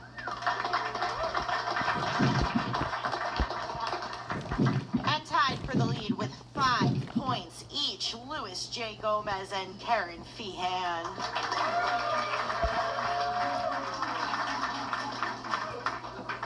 That's right, bitch. All right, okay. Come on. God damn it. I was so excited to see you tonight and hang out. Lewis does not want to get out of his grip the Homesteader's Natural Chicken Keeping Handbook, which focuses on practical techniques to work for backyard keepers and small homesteads. The book covers topics like egg production, seasonal care, predator protection, and how to recognize common health problems in a flock. Febble also includes various recipes for using eggs and poultry. Wow.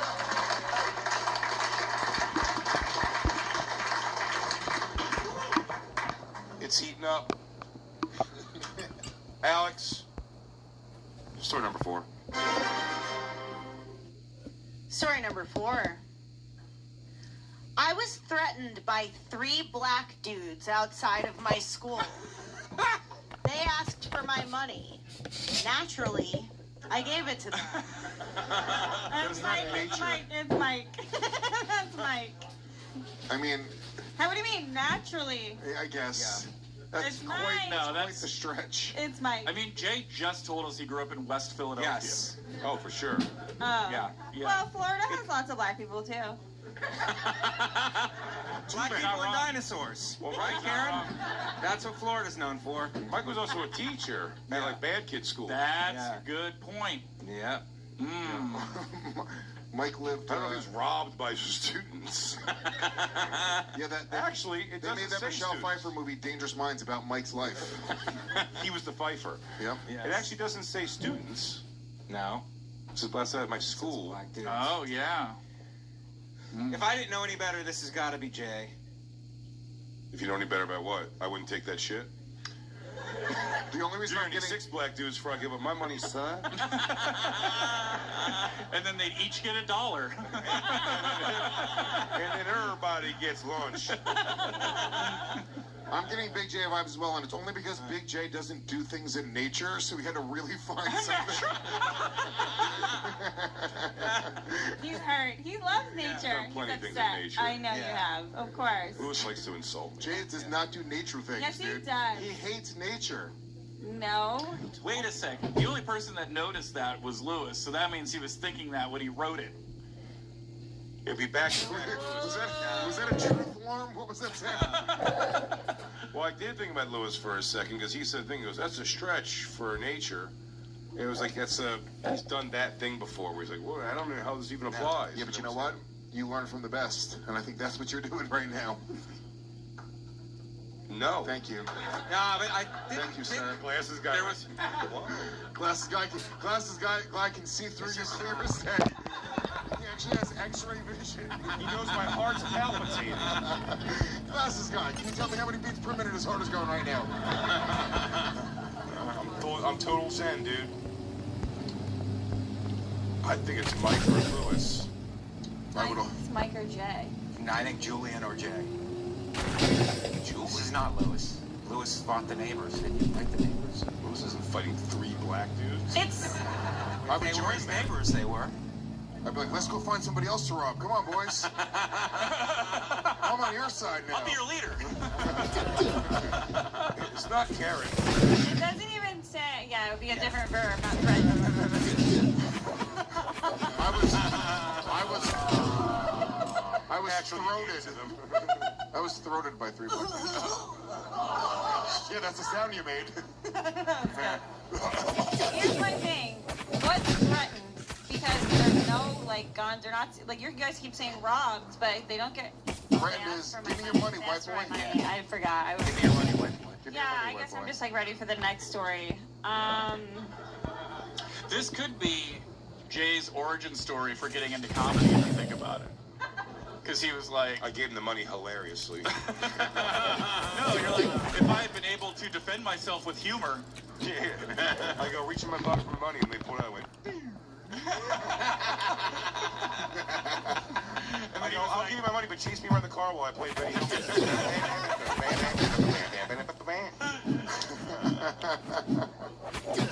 Yeah, I mean, I'm getting Big J, but Big J, this is your story proof. It's not yours. Is this you?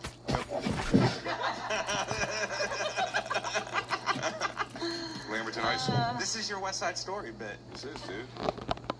Except that won't be sang and danced. Yeah. And this one I gave them my money, apparently. I'm going to get the voting going. I can't see it being anyone else. I mean, it could maybe be Vecchio, but I'm getting Big J vibes all the way. Vecchio and move here. We'll wait till the end and size him up. I think this is Mike working at a band. I think it's Jay. Everyone thinks it's Big J. Everyone in the room thinks it's Big J. Karen's writing Big J. Oh, if it's not Jay, somebody just cleaned After this, the fuck up. This is West Philly, and then after this, Jay took a cab to Bel Air. My mom was terrified. I want to see this guy spitting Jay around on his shoulders.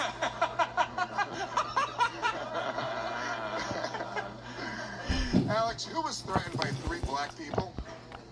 Story number 4 belongs to Big J.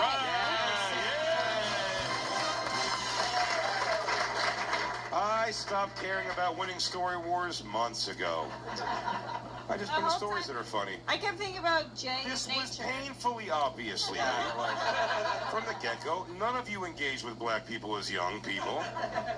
Yeah, this was summer school. When I walked down to summer school, a guy fucking grabbed me by the shirt and pulled me into the window of his car. And he goes, give me your money, which I had very little of, but I gave it to him. And he goes, you're gonna bring me money every day for the rest of the summer, right? And I went, And then he let me go. And then I sat there and lip curl cried till my mom got there. Like,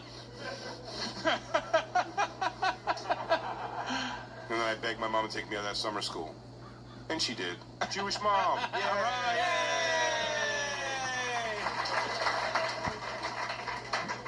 Naturally, she did. Naturally. It was, get me out of that school where you're going to have to keep paying these black guys through me every day, Mom.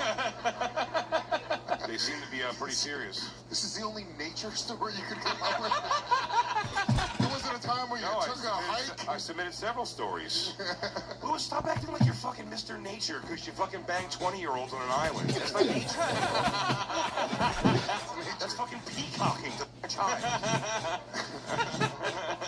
Peacocks live in nature. Peacocks live in nature. I'll give you that. All right, I take it back. All right. Well, that was 4 stories down. Where are we? The exact same, but everybody has 2 more points but me? In last place with 2 points, Big J. Okerson.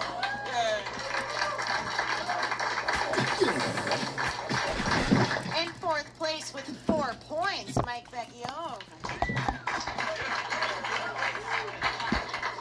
In 3rd place with 5 points, Julian McCullough. And tied for the lead with 7 points each, Louis J. Gomez and Karen Feehan. It's a dogfight. We are at the halfway point of the show. At this point, we're going to do quick plugs from everyone on the panel.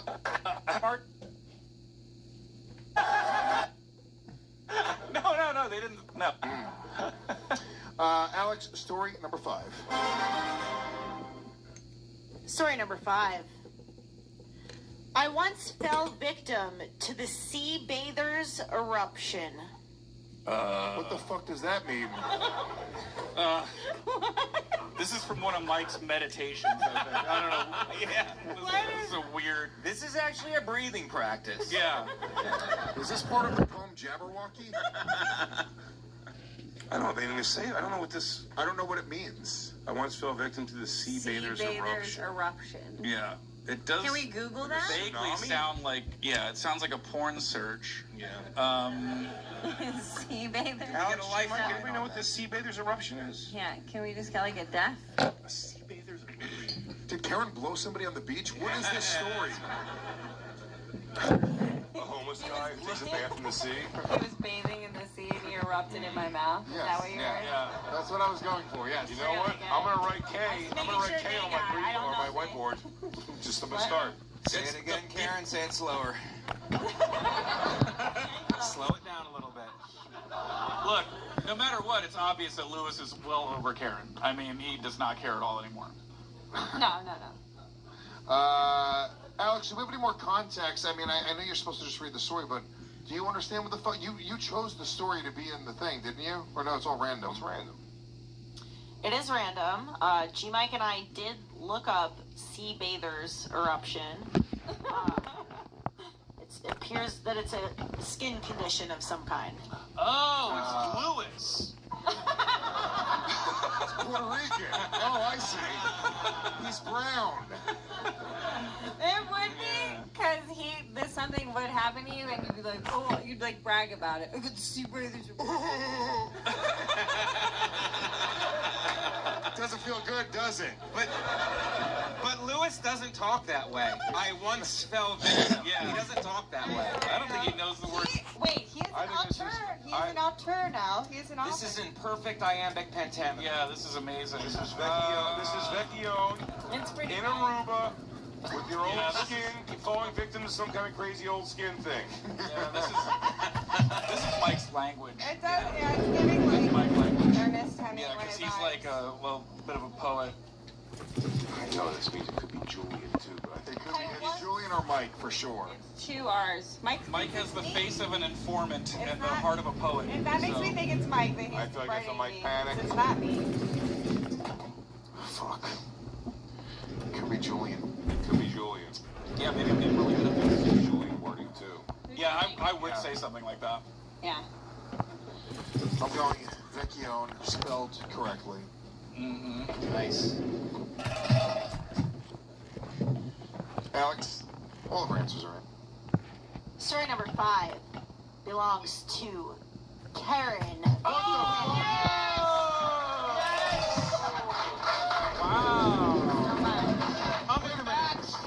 It means liver spots. What? Huh? In the Caribbean, so it's little, what are they? Jellyfish larvae. So like the eggs themselves, but they're also still like venomous. So they get trapped. I was swimming with sea turtles. It was a bachelorette party. And She was trying to suffocate them. You're my best friend. I have buckets. I'm trying to bring them on the plane home. No, so they get in your bikini and stuff, and they like sting you. It's like sea lice. Oh man! Wow. Yeah, it's gross. But you just like wash it off. You get this from having sex with a jellyfish? Kind of. It's like you think the ocean is like one big lubed up. It's immediately solved. Yeah. You take a shower and stuff. But like when it's happening, it feels like little tiny electric pricks. Wow. Yeah. We all got it, but like these 10 other chicks we got out, we're like, ah! It was like a bukkake little. I was saying in your bikini, so it's like when you're cooching ass. And Oh yeah. Ah. Sure is. Sure is. Are there any other parts of the bikini you want to talk about? Did you get them all?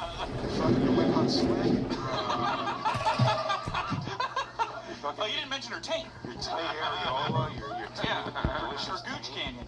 All right. Your fucking fart factory. I hate. Lewis is so mad. I hate that story so much.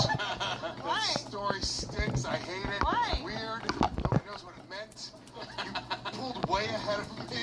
Oh yeah, that's Is that the real reason? Yeah. The last thing you said? Yeah. Yeah. Pulled way ahead of you, just like in real Doesn't feel good, does it?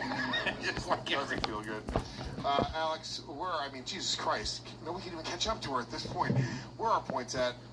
In last place with 2 points, Big J. Oh, man.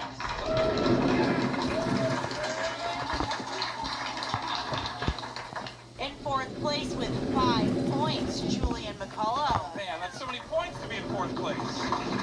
Thank you, everyone. In 3rd place with 7 points, Luis J. Gomez. In 2nd place with 8 points, Mike Vecchione. Wow. And in the lead with 13 points, Karen Feehan.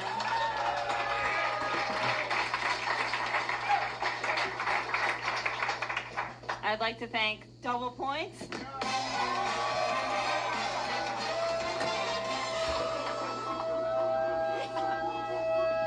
I'd like to thank your double points. It's golden here.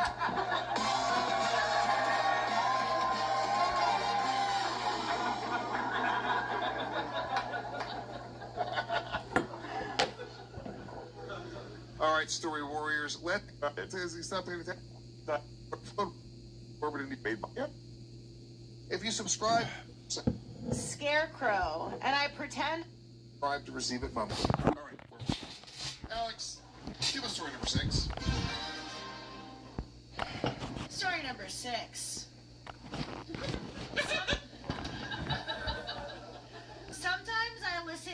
John Cougar Mellencamp's song, Scarecrow, and I pretend I'm a farmer who's fighting for the land. This is 100,000,000% Mike Vecchione. This is Mike 100,000,000% Big J. That's Big J. This sounds like That is Big J. That's how I got the song on my iPod. It's true. Really? Also, Big J doesn't like nature, so this is the closest he can get to nature. I mean, what nature thing do you think you do that I don't? I've got a dinosaur bone. There's a fucking napkin folded into a triangle. I like that camera.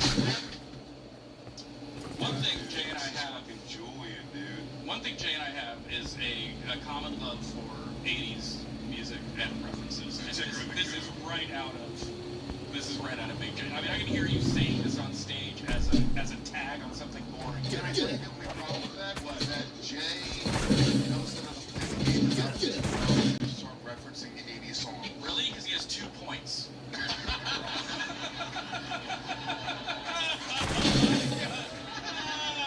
Jay, don't take that, Jay. I don't have a comeback for that. Yes, you do, Jay. You got your falling down glasses on. Get him! We're gonna take back this town. For the work. Those glasses have been in so many movies. Oh, totally. This is Big J or Julian. I feel like Julian should know. Don't shake off Vecchione. Who also knows the Scarecrow? I've never even heard this song. Can you? What? Can somebody help? Scarecrow, blood on the cloud. It's Jay. I'm just sorry, they've just been reading for you now. Rain on the Scarecrow, blood on the cloud. Rain on the Scarecrow, blood on the cloud. I'm dying. You don't give a fuck about the country. This guy's trying to save the country through farming and chicken raising. Yeah, the story is perfect. I wish it was me. It's definitely Julian or Mike. It's Julian or Jay. I think it's Mike. I think my only the reason I think it's Jay is because he hates nature. It's not.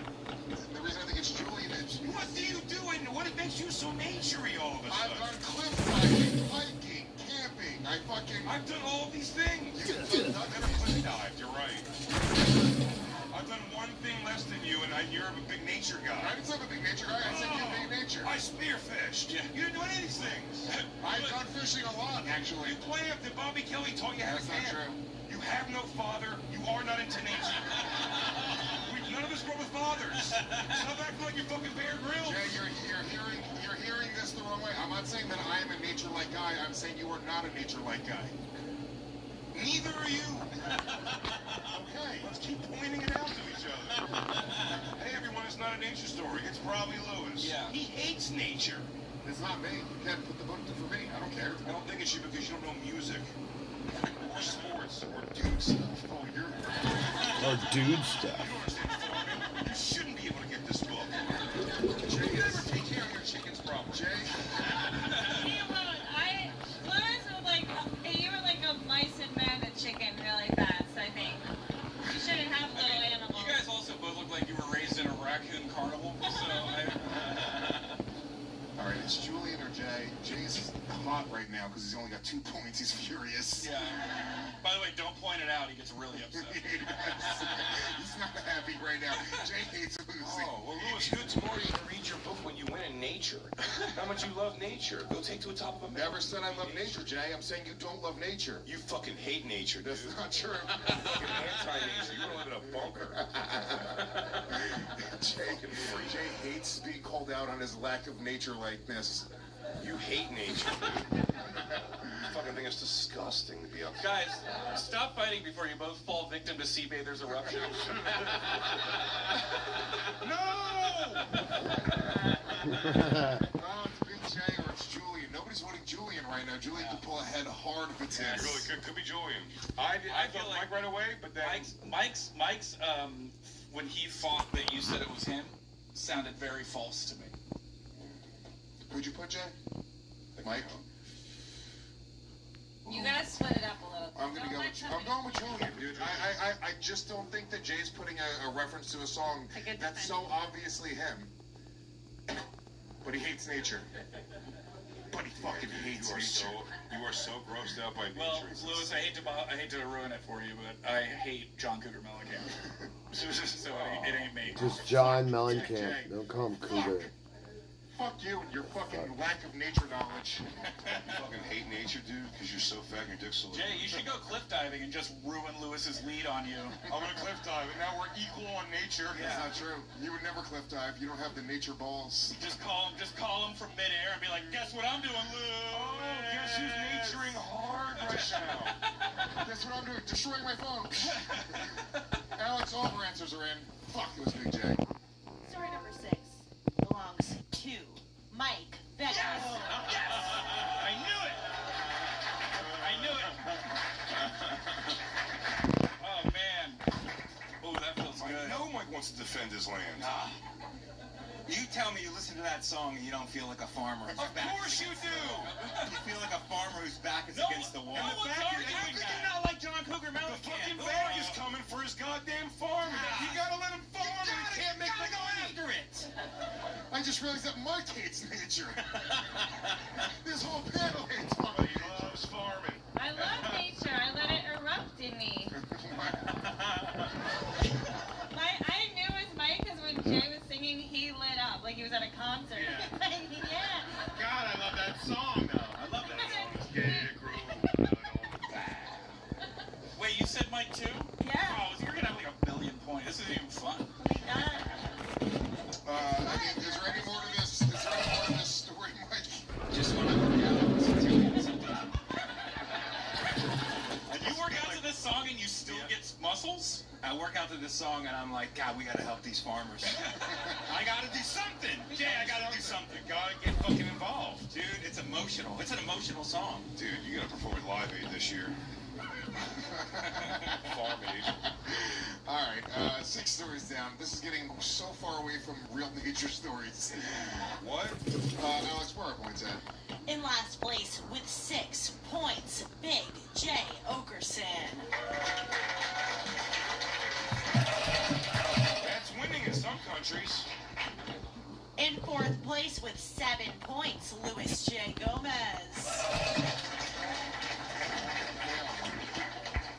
In 3rd place with 9 points, Julian McCullough. In What do I 2nd need to place do with 10 here? points, Mike Vecchione. Hey! Mike Cougar Vecchione. And in the lead with 17 points, Karen Feehan.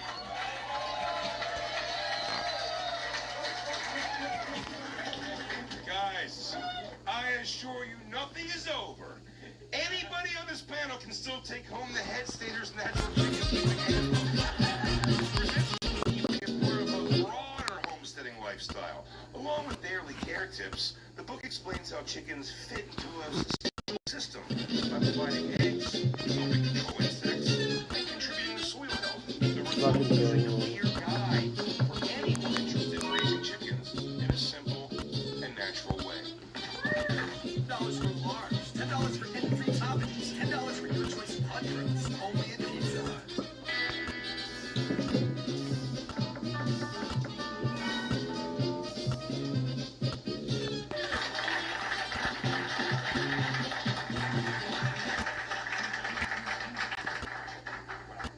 Our penultimate story. We have 2 more points. 2 more stories, guys. You guys having a good time? Yeah, having a good time? At this point, genuinely, anybody's game, so we're all still in it. Alex, story number 7. Story number 7. I went for a walk in some woods and got followed by middle-aged dudes. I freaked out and ran home. Someone told me they were gay woods, and now I never know which woods are gay and which are regular. Well, I feel like Julian's gonna get attention in both. Julian's gonna do well in the gay and straight woods. I think as kids, either Julian or Mike would be, you know, some good bait for some middle-aged dudes. I think both of you guys. For sure. Yeah, but Mike. But are regular woods straight woods, or just woods that don't have any stuff happening What like I'm that? saying is Mike has a shaved, clean mouth with a face fucked. And if you saw him in the woods and you saw that clean shave, you think he's going to get his face fucked in the woods. But here's the thing, I've known Mike for the better part of 20 years, and Mike has always been middle-aged. So Mike's been 50 for 20 years. Yeah. He wouldn't describe other men as being middle-aged. They're just dudes to him. Who writes this way? I want to. That's really what the Mike's first headshot still looks older than he does today. This is it's giving Big J and Julian vibes again. You're trying to run out. Why would I be walking in the woods? I hate nature. You just said you. Oh. The woods that I grew up by. This girl's sick of our shit. She's like, you guys are fighting too much. I'm gone. The woods I grew up by were not big enough to be like a cruising ground. You know what I mean? It was like where kids went to drink, but it was like right off the streets. You know what I mean? It was like. Yeah. This wasn't like deep That sounds woods. like somebody who said that about their gay woods a lot. We're like, they're not gay woods. I mean, they're like barely big enough to get drinks in. There's like gays there, but we all got to use the woods. It's not like the first thing the woods do. I wouldn't even know what fucking gay woods were. I didn't walk around in woods in New York. No, but I freaked out and ran. That's not Jay. No. Yeah, That's not running. No, nature and running. I'm a fat piece of shit. I can see this being Lewis. I can see this being Lewis because he already found a dinosaur tooth. So he's out there. He's out there in them woods. I was like, hey boys, you want to put this in your ass? Always looking for that next tooth. And if I chug a couple of cocks along the way, so be it. That's the price for archaeology. Sometimes you gotta crack a few eggs, you know? Yeah. Yeah, I mean, I'm getting Julian vibes for sure. Julian's a hot dude. Yep. Yeah. If I was gonna fuck a guy in gay woods on this panel, Julian's my guy. Do you think close second is you, Mike? Don't think I'm not looking at you down there. Do you think? Also, Julian ran home after he shot that bird. Lots of his stories involve running in nature. Yeah. Although this time he's not crying. I mean, but do dudes that go to the woods to do stuff care about how good looking you are, or are they just like? That's what I'm saying, dude. You're a dime. They start following you. This smacks. I think it's Lewis. Nobody thinks it's me. Huh? No, I don't know why. Would they be chasing you out like, hey, you're ruining it. We're trying to have gay sex here. Beat it, stank puss. Hey, all these... Nobody wants your holes. All these cocks are for us, bitch. Get out of here. That's not how it went down. Yeah, well, okay. Well, every vowel is in my name. Oh, L-E-I-O-U and sometimes Y-S? Yeah.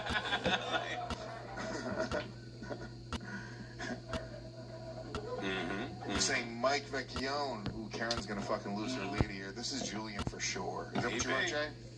I wrote Julian, yeah. Yeah, this is a Julian story. If I've ever seen one. Jay, I didn't know you had such beautiful handwriting. Thank you. Yeah. I didn't know Lewis was a copier. Yeah. You have a lot of time to learn how to have nice penmanship when you're not in nature. Yeah. Dude, you're such a copier. It's so gross.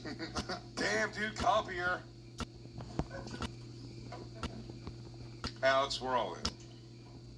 Story number 7 belongs to Julian. Obviously. Yes. Who else here is getting chased through gay stuff? This was at Rutgers, actually, and it was, yeah. And so I was on the Livingston campus, which does have woods, and I was just like, you're just bored when you're 19 and you can't get, you can't like go to bars or anything. So I just like got high and went for a walk in the woods, and then it got weird in there, dude. It was like, it wasn't just like a couple. There was like, then they were all spread out. It was like a horror movie, and they were all looking at me and not really walking directly at me, but not getting further away. And I was like, they were triangulating you? Yeah, it was so weird, dude. That's called wrestling practice. Yeah. It's like when they want you to chase you, but don't want you to run. You know what I mean? Like, it was weird. And so I just, like, walked out backwards for a little bit. Yeah. You're doing a lot of this. And it was like a week later that I mentioned it. I didn't even talk to anybody about it. I was just like, that was weird. And then I brought it up to somebody, and I go, hey, you know what's weird? And I went in those woods one time, and all these dudes chased me. They go, yeah, that's the gay woods. Like, everybody knew. You went to the fucking gay. So I feel bad. Those guys were like, why is he leaving? Like, this is... Did you at least skip out? Yeah. So I turned out to just be like Easy Memorial Park. Yeah.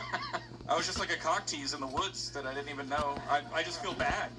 I know, just wagging your fucking sweet ass. You weren't asking for it. They're always asking for it. You were in their playground. Those guys all have a story about the one time they almost scored the hottest guy in the woods. Oh my God, I thought he was an angel because he vanished. I never saw him again. Also, he was wearing suspenders with no shirt. Crying from a bird murder. Julie was dressed as a biker. Why are you guys being so weird? 7 stories down. I was wearing my construction hat. 7 stories down, Alex. Where are our points at? In last place with 10 points, Big J Ogerson.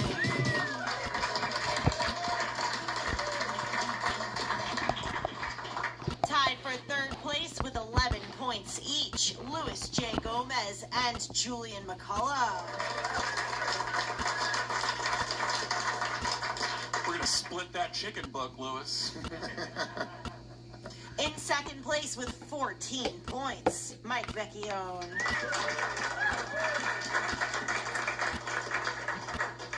And in the lead with 17 points, Karen Feehan.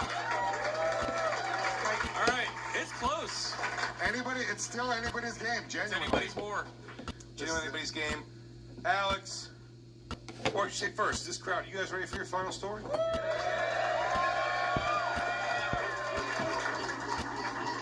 Our final story is here, Alex. Story number 8. Story number 8.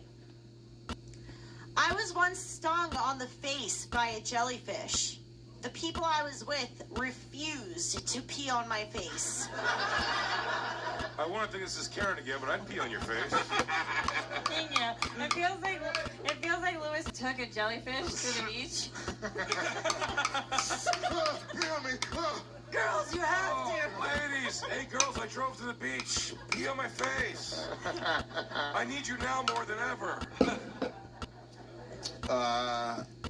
On the face? That's not a real thing, by the way. Yeah, it is. You're not supposed to pee on a jellyfish thing. Oh my God, What? I've been tricked so many times. Shut up, dude. This is where to God. Yeah. Shut up, dude. That's like an old wives' tale. It does nothing. No, it does something. It does. I mean, Yeah, it does. The urinal stops it, you fucking retard. All right, so the people they're with are obviously upstanding people. So Sure. it could be Mike. It's not going to be Jay or Lewis. Anybody I know would piss on my Would definitely face. pee on your face. Yeah. My mom, my step-pop. Because Jewish moms, right? Jewish moms. Jewish Wants to make moms sure don't pee on they're your face. healthy and wealthy. That's what they say. Yeah. I would try to convince them to shit on my face. And they go, that doesn't work, Lewis. And you go, I don't care. Yeah, he goes, that doesn't work. It's an old wives' tale. Yeah. I'll find out later. Yeah. Placebo effect. Shit on my face. I will say Karen did have a story about getting stung by jellyfish babies. Maybe Right. All her yeah. nature takes place in the water. Could be.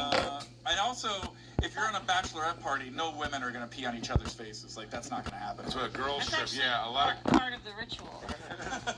I do see a lot of girls are not going to want to squat over and like take a fucking piss on your It's face. so hard to aim too. It's like I get it in like your It's just mouth, gonna your go down eye. your legs. Yeah. It's hard to. Lewis wouldn't beg everybody to pee on his face. This was just chicks, but that's not.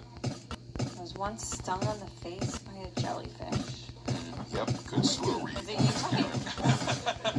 I think it's. This is not me. No. I think it's. Who's been around the most jellyfish? You. So far.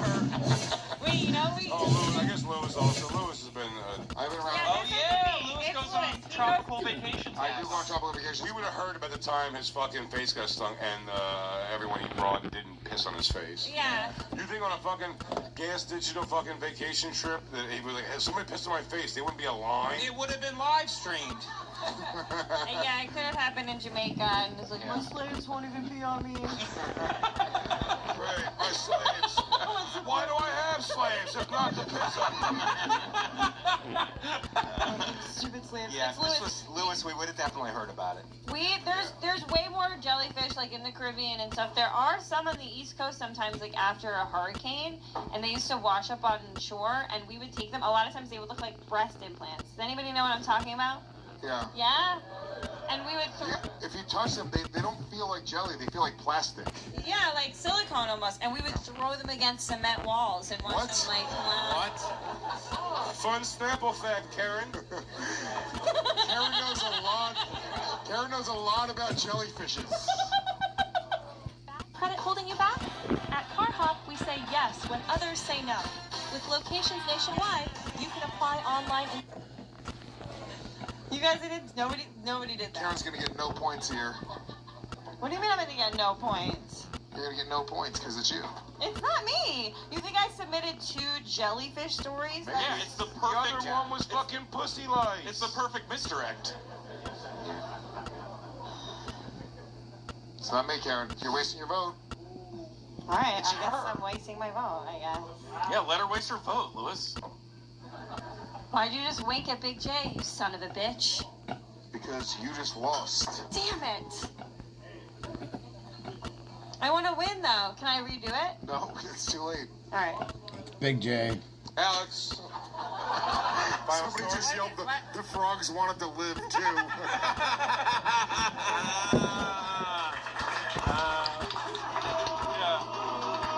Guys, moment of silence for the frogs, if you wouldn't mind. They were toads. They were toads. Right. Alex, who got stung on the face by a jellyfish? Story number 8 belongs to Lewis Oh J. my God! Damn it! How did we not hear about that? Wow. Yeah. Wait a second. I knew Sealed it it for was you. Karen. I No. knew. Wait a second. Please. My other story was about getting stung in the face by a jellyfish, and I poured a cup of my own pee on my face. Whoa. So I thought they just edited it, No. and I so thought you it thought was this me. was your story. Yeah. That's hilarious. Or I would have said you, because obviously it was you. I tried to tell you guys it was Lewis. Yeah. So I was in Italy with the family, and we were staying in Lido Beach, right off of Venice. And, I was just swimming, and then I saw a giant jellyfish. I was like, oh, look at that. It went, ping, stung my face, hurt like fucking hell. And then I jokingly asked everyone in my family if they pee on my face. They all refused, but I was just joking. You were joking if they're joking. Yeah, no, guys, don't pee on my face. That's crazy. Yeah, no, I'm just joking. It doesn't even work. This story sucks shit. Yeah. Why? I jokingly asked them to pee on your face. Yeah. So mine was, I really got stung all over my body, Jersey Shore, and it was on my face and all the way down my body, but I wasn't supposed to be in the ocean by myself. So I was going to get in trouble, so I couldn't even, I was a kid. And then a bunch of gay guys came out of the woods and went, won't pee on your face. Oh, no. Why? These guys are everywhere. But I heard the pee thing, and I'm like 10 years old, and I'm like, I'm not going to ask anybody, I'm not supposed to be swimming. Mom, piss on my face. Yeah, so I went in the bathroom, and I peed into a glass, and I poured it on myself, and it didn't do anything. I'm like, I just poured pee on myself for nothing? Julian ran out of the gay woods into the gay sea. This guy can't escape it. Why is everything gay everywhere? God, dude, people are insatiable for your ass. It can't be me. Alex, where are our points at after 8 stories? In last place with 10 points, Big J. Okerson. Oh, Jay. Was I here? Jay, you're going to keep raising those chickens wrong. Yeah. In 4th place with 11 points, Julian McCullough.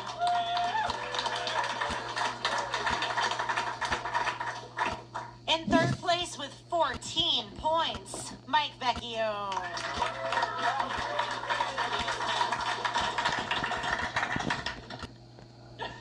Second place, scored 17 points.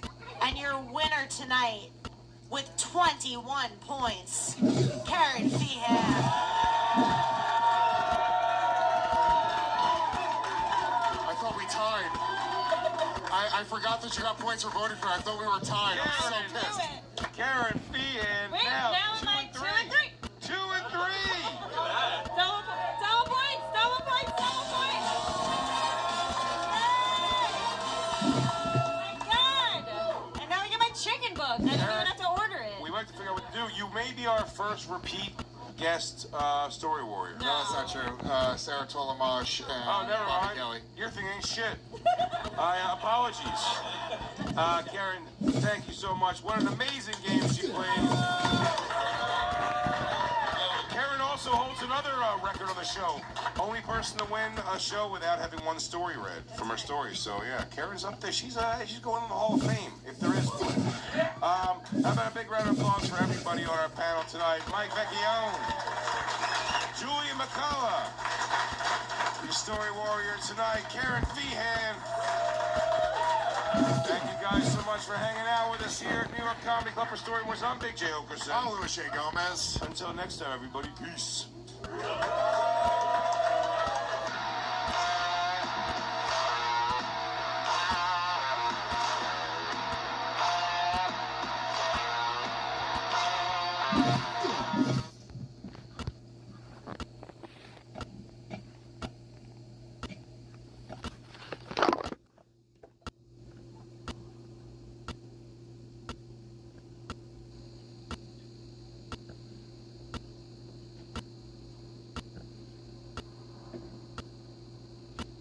Here's the drink that flushes sugar out of your veins and makes poor circulation disappear without relying on so many pills. Folks, allow me to introduce Guardian, the new system of early tsunami detection and evaluation, providing more than the initial watches and warnings, but then several extra minutes of second alert when the waves are about to arrive.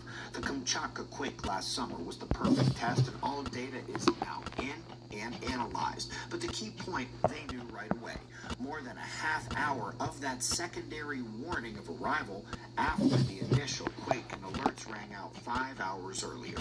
Excellent paper up next discussing the last 10 million years of the Earth's magnetic field. Part of the study is the identification of more varying field conditions than we thought existed, and that we had non-geocentric dipole structures. This calm we've had during modern times is just so unique, and we are due for a return to normal, which will seem very abnormal to us. Last but not least on the article front, this one is identifying that while solar storms are the most dangerous to high satellites and ground technology, for low Earth orbit satellites, it's the cosmic rays and resulting cascades that are the worst. This appears to be bidoubling the South Atlantic anomaly, indicating the importance of the field for the space radiation stability within the atmosphere. We are going to cold stars. Since the discovery of a white dwarf no hotter than a fresh cup of coffee, the list has expanded. Now, the coldest white dwarf star has an effective outer temperature of 35 degrees. You heard that right, 35 degrees, barely above freezing. There are several others in the sauna range, wild when you're thinking about a star. This paper basically says that by far and away the #1 killer is cold. This is on top of the already widely known compounding of immune system stress, energy deficits, and dangerous driving conditions. Turns out, cold just kills all by itself. If only global warming was actually real, could save a lot of people. Folks, this team snuck 2 papers through 2 different journals, managed to get them released one day apart. Strange behavior of signal propagation during solar storms began in the late part of 2023, and their second paper on the right confirms that these patterns have not stopped since then. Now, practically, this has virtually no relevance on our lives, but abstractly, this is another twist on the downward spiral, another item on the list, another march of the invading army, even if they haven't reached the wall yet.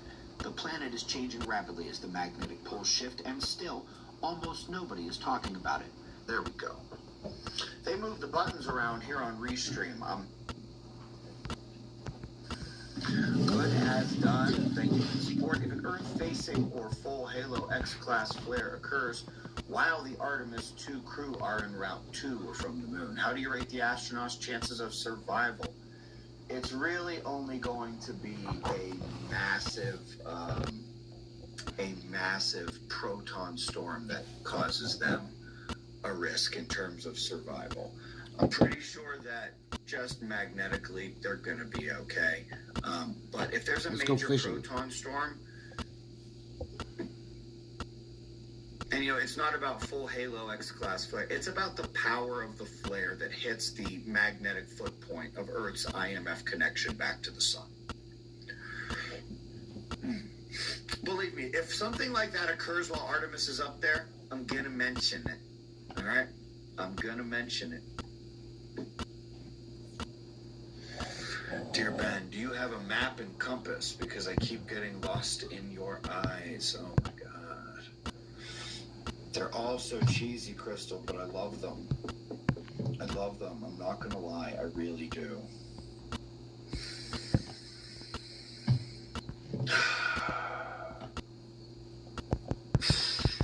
Yep. I've got you all so fucking beat, okay? Catherine says, I make her feel not so crazy. Is there anybody here I'm not doing that to? Just out of curiosity. If the magnetic field can cause mental issues, is there a chance a good whack can cause people to become living zombies? I don't know. They're practically zombies now. It's a good question. Fix and Cap. Dude, you're becoming like a regular. What's up, buddy? In another 12,000 years, cycle continues. Will the crust shift 90 degrees again? Yes. And Antarctica ends up at the North Pole versus... No, it goes back and forth. And for some reason, it doesn't just go tilt. It doesn't keep going. It goes back and forth. And we know because it's not just... it's not just that we can tell the poles are moving. We can tell which pole it was. And so we see all this evidence of the magnetic pole up in the north, but it's never the south magnetic pole we see evidence of. It's always the north magnetic pole. So it never goes all the way around. Why, you ask? I don't have any idea. But we do notice that those are the patterns, even though we cannot yet mechanistically account for them, explain them, etc. Unfortunately, we do still yet lack the level of knowledge of God. It sucks, right? I know. That's some bullshit right there. Hey, it's Ashley with 4 Patriots. We're in a bit of trouble. To put it plainly, we need to clear... Prove it. Come to the ranch, see if I'm scared of you. This isn't a super chat, but I'm going to show it anyway because the Bible is very worth reading. Ave Christus Rex. Alan Shepard. I cannot remember. Will the Indian Ocean or Greenland be at the top of the world? Greenland will be at the equator. What do you mean you cannot remember? Alan, what's going on, man? You've been here for years. And if you don't remember, you know where the fuck to go look. You all right, Alan? Do we need to check on you, Alan Shepard? See, that's the motherfucking problem. I know who the fuck you are. Like, I recognize your name. You're not going to get away with that rookie bullshit. I'm going to call you on it like this, and I'm going to do it with a smile so you know that I love you. But, like, are we okay? Are we okay? If you need anything, twice, if you're okay. Goodness. Will a fiberglass boat allow survival during the flood, sans electronics and engine? Of course. Maybe. Depends what you hit. Depends what you hit, bro. Bruv, right? Ding, ding, ding, ding, ding, ding, ding, ding, ding, ding. Now it's Futurama. Ark Barn Farmer, what is up? You're gonna bust a huge super chat like that, and you're not even gonna plug the Facebook group. Space Weather News Global. We're not even plugging it here. You're literally just coming in and doting upon me as the wonderful human being that you are. Danny.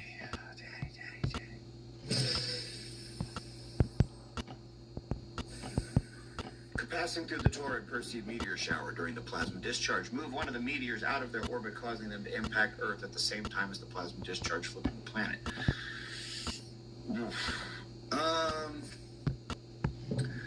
It might be able to nudge a meteor out of place. It's certainly possible.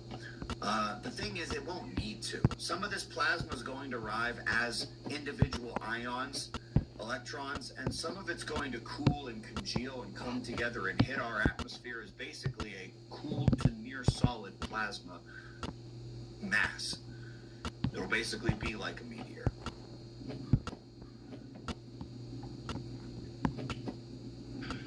Yeah, Gatekeeper, I'm not just gonna go look this up in the middle of the show, man. Certainly not if it's not a super chat. My kids need food to eat, to live. I am not paid well by YouTube. 16 years after I quit my job to start a YouTube channel, follow my heart in a preposterous search for truth, I am just starting to make as much money as I did in my first job out of school. So yeah, you want me to go on a fucking snipe hunt in the middle of the goddamn live stream? Loved being at the ranch for the premiere. Wish I could have stayed longer. Plan on coming back soon. Salt is required for life. It is, isn't it? It sure is. Luca, I wish I knew, man. I wish I knew how the Earth pole reversal, or the micronova specifically, was going to affect the moon, but I just don't. Lots of fun ideas, but until it actually happens and we watch it unfold, it's all theater and imagination. Entertaining though it may be. I challenge you to a psycho-off in person, Lori. Ask anyone who's ever been to an Observer event. It's amazing to be around this community. And we are top rated, rare for a campground, because everything here is extremely clean. It's Ben's house. It is beautiful. The sky, the mountains, the valley, all of it. Our cabins are amazing. We have RVs you can rent, and some of the biggest tent and RV spots in the country. Also, one of the highest rated kids campgrounds in the country. Not to mention, it is the only place you can catch our live events this summer. Art of Preparedness going on right now. Next week, it's Master the Disaster. Then 2 major events from August Dunning and Pole Shift the first week of May. All links below. It is the year of the prepper. We don't know how long we'll be able to do these. It is now or never. There's a much better solution that works better than deodorant without all the different chemicals. And it's actually good for this.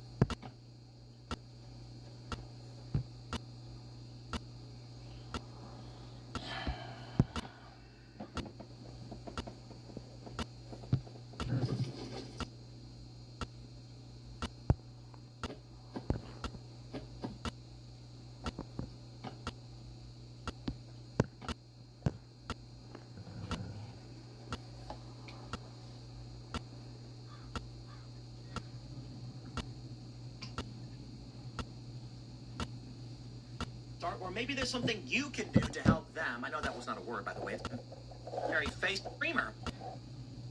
They say tension from the New York Times.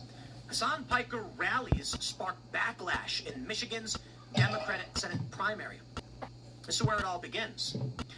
They say tensions over Israel burst into the open in the Democratic Senate primary in Michigan this week after a candidate scheduled rallies with a provocative left-wing streamer who was an outspoken critic of the Israeli government and its war in Gaza. The candidate, Dr. Abdul El-Sayed, who was in a competitive three-way Democratic primary, faced forceful criticism from his opponents and others within his party after announcing that streamer Hassan Piker would join him at rallies at the University of Michigan and Michigan State on April 7th. Mr. Piker's huge young following has made him an appealing ally for progressive Democrats. He did an interview with Zoran Mamdani last year during the New York mayoral race and later attended Mr. Mamdani's election night party. In 2024, he filmed a stream for the Democratic National Convention. Some have called Mr. Piker the Joe Rogan on the left. I would argue that he's not, because that would imply there would be a Joe Rogan on the right, which there is not. But I love how the media pretends there is. Joe Rogan is a moderate, middle-of-the-road, independent, somewhat apolitical guy. Hassan Piker is a progressive leftist. They say his statements about Israel have alarmed some Democrats. He has said that the Hamas-led attack on October 7th was the direct consequence of actions by the Israeli and U.S. governments, and it doesn't matter if rapes happen on October 7th, saying it doesn't change the dynamic for me. How about notably when he was having a discussion with Ethan Klein and he said babies are settlers? And everyone was like, bro, too far. Well, look, even after all that, they still tried courting this guy. But now that it seems they're closing ranks, Hassan, you gotta reel it in, buddy. They say Mr. Piker stood by those comments in an interview Friday. He said he did not deny there was sexual violence during the October 7th attack, but that doesn't make genocide acceptable. He also said that the United States deserved the September 11th terror attacks, but later apologized for the comment. Dr. El-Sayed's rival seized upon Mr. Piker's planned visit, which was announced 12 days after a man drove a truck into a synagogue in suburban Detroit, wounding a guard, but the authorities described as a targeted attack against the Jewish community. In an interview, the Jewish Insider on Thursday, State Senator Mallory McMorrow, another candidate, described Mr. Piker as somebody who says extremely offensive things in order to generate clicks. I gotta defend Hassan on this one. You kidding me, guys?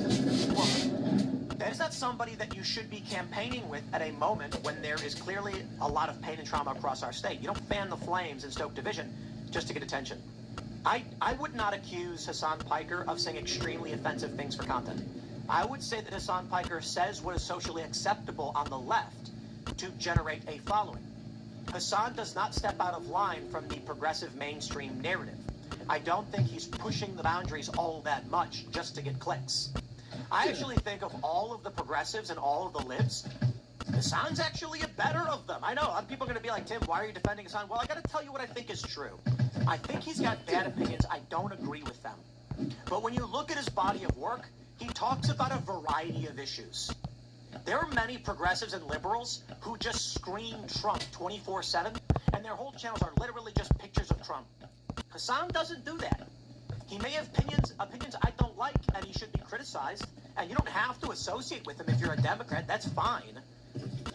But I gotta admit, there are many more liberals that would be viewed as safe for endorsements or for rallies who are literally just rage bait machines that don't even have any literal criticism of Trump. They just post pictures of Trump and say, Trump's crazy, Trump's bad, Trump's stupid, Trump's dumb, over and over and over again. That I don't respect. At least Hassan purports to have opinions. Well, here we go, my friends from Politico. Why some Democrats want to shut off Hassan Piker's megaphone. The popular streamer's rise as a Democratic influencer coincides with the party's long search for a path out of the wilderness. Interesting, nonetheless. They say after Politico reported that Piker, the far-left political streamer with millions of followers, will stump in Michigan for Abdul El-Sayed, history of his divisive comments launched an avalanche of criticism from Republicans and Democrats. Piker's rise as a Democratic influencer and surrogate coincides with the party's long search for a path out of the wilderness, particularly in recapturing young men. And what did we learn just this week? That they're looking for white Christian men. So when you have a pro-Islamic guy, you're not really going to be catering to your new strategy by bringing him into the fold. Piker is scheduled to appear in a live-streamed Choose Your Fighter rally organized by Progressive Victory at 6:30 p.m. Saturday. Rhett Ro Khanna is among the list of attendees. Maine Democratic Senate candidate Graham Plantner,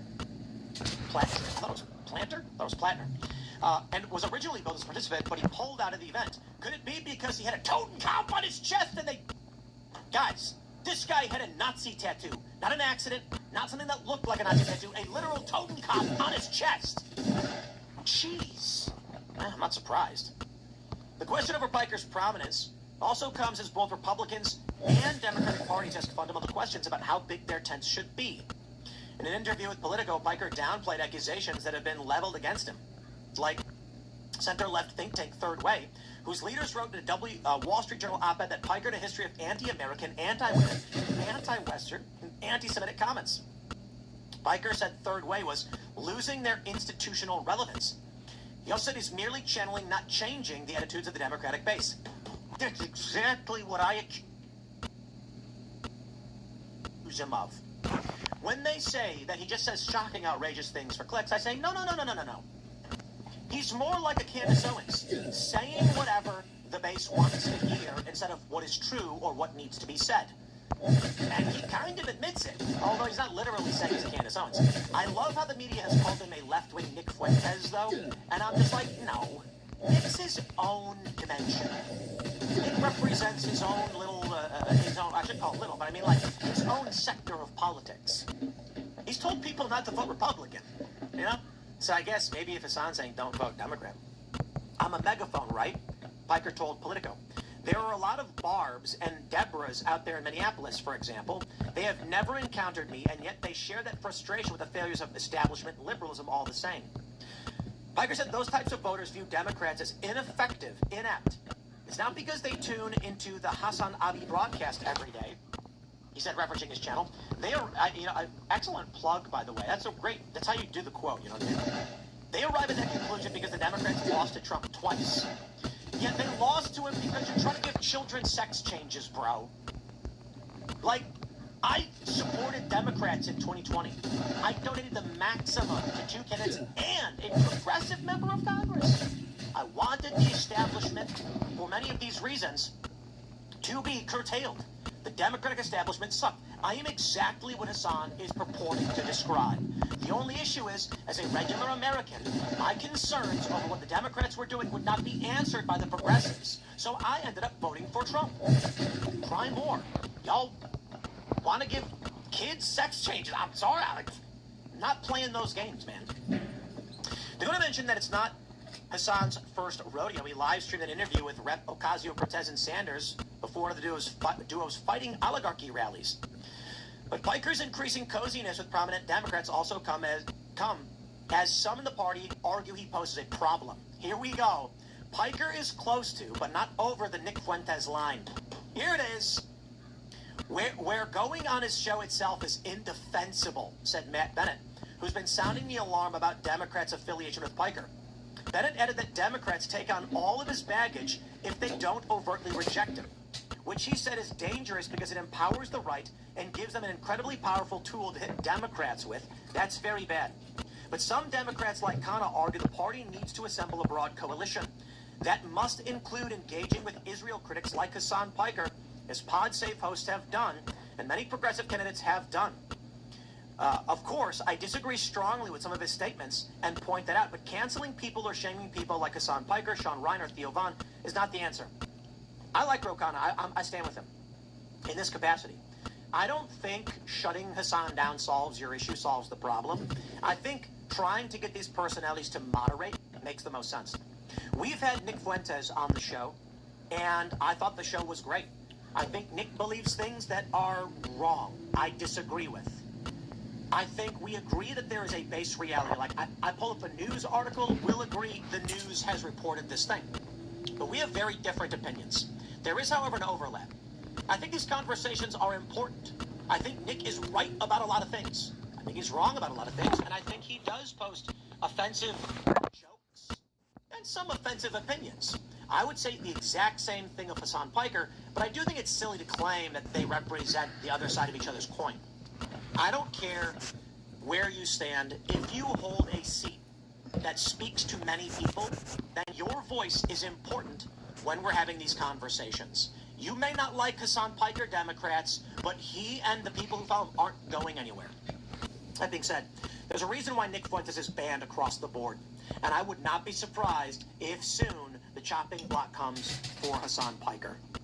Mediaite reports Hassan Piker is the left's Candace Owens. The press treats him like a rock star. What is the CNN? Our politics lead now. Now, Hassan Piker might not be a household name, at least among adults, but ask your kids.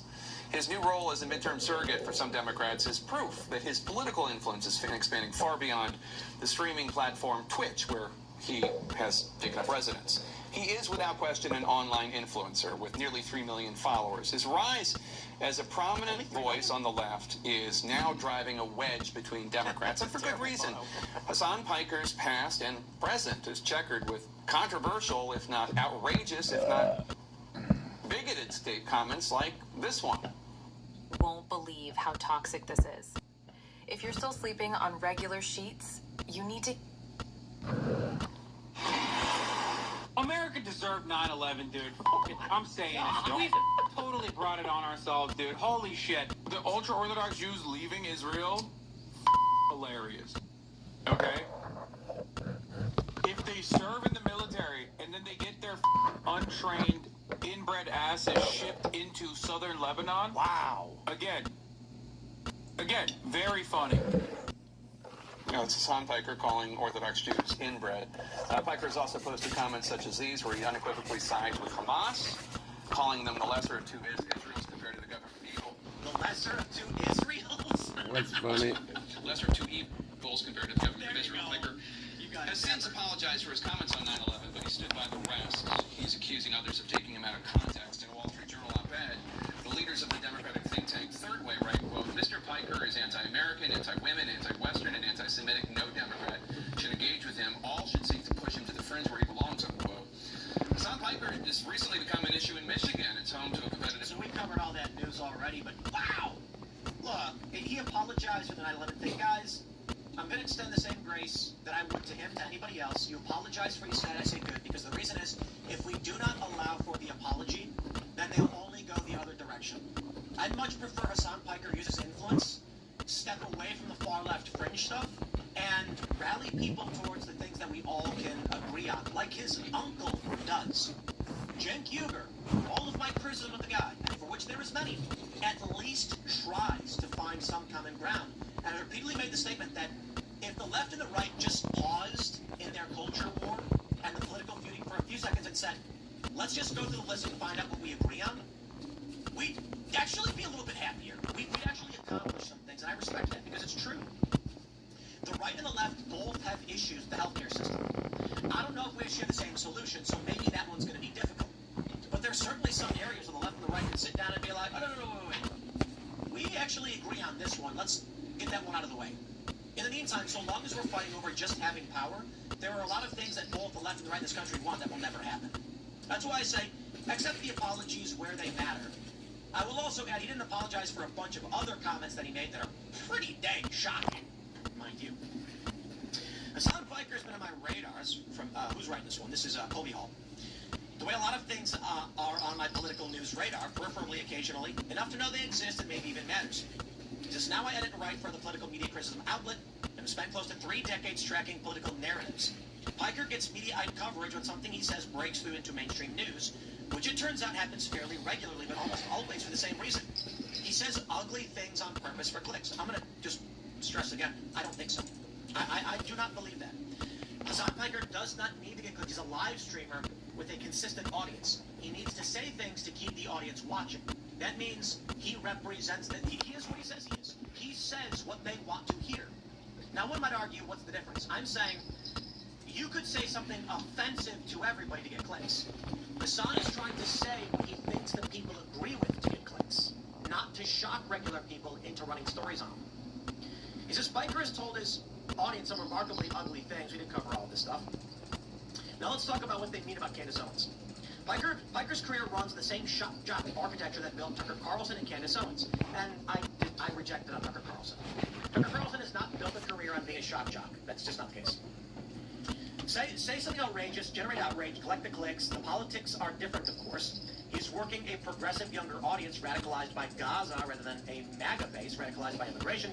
But the machinery is identical. When legacy media covers Carlson or Owens, the machinery is the story.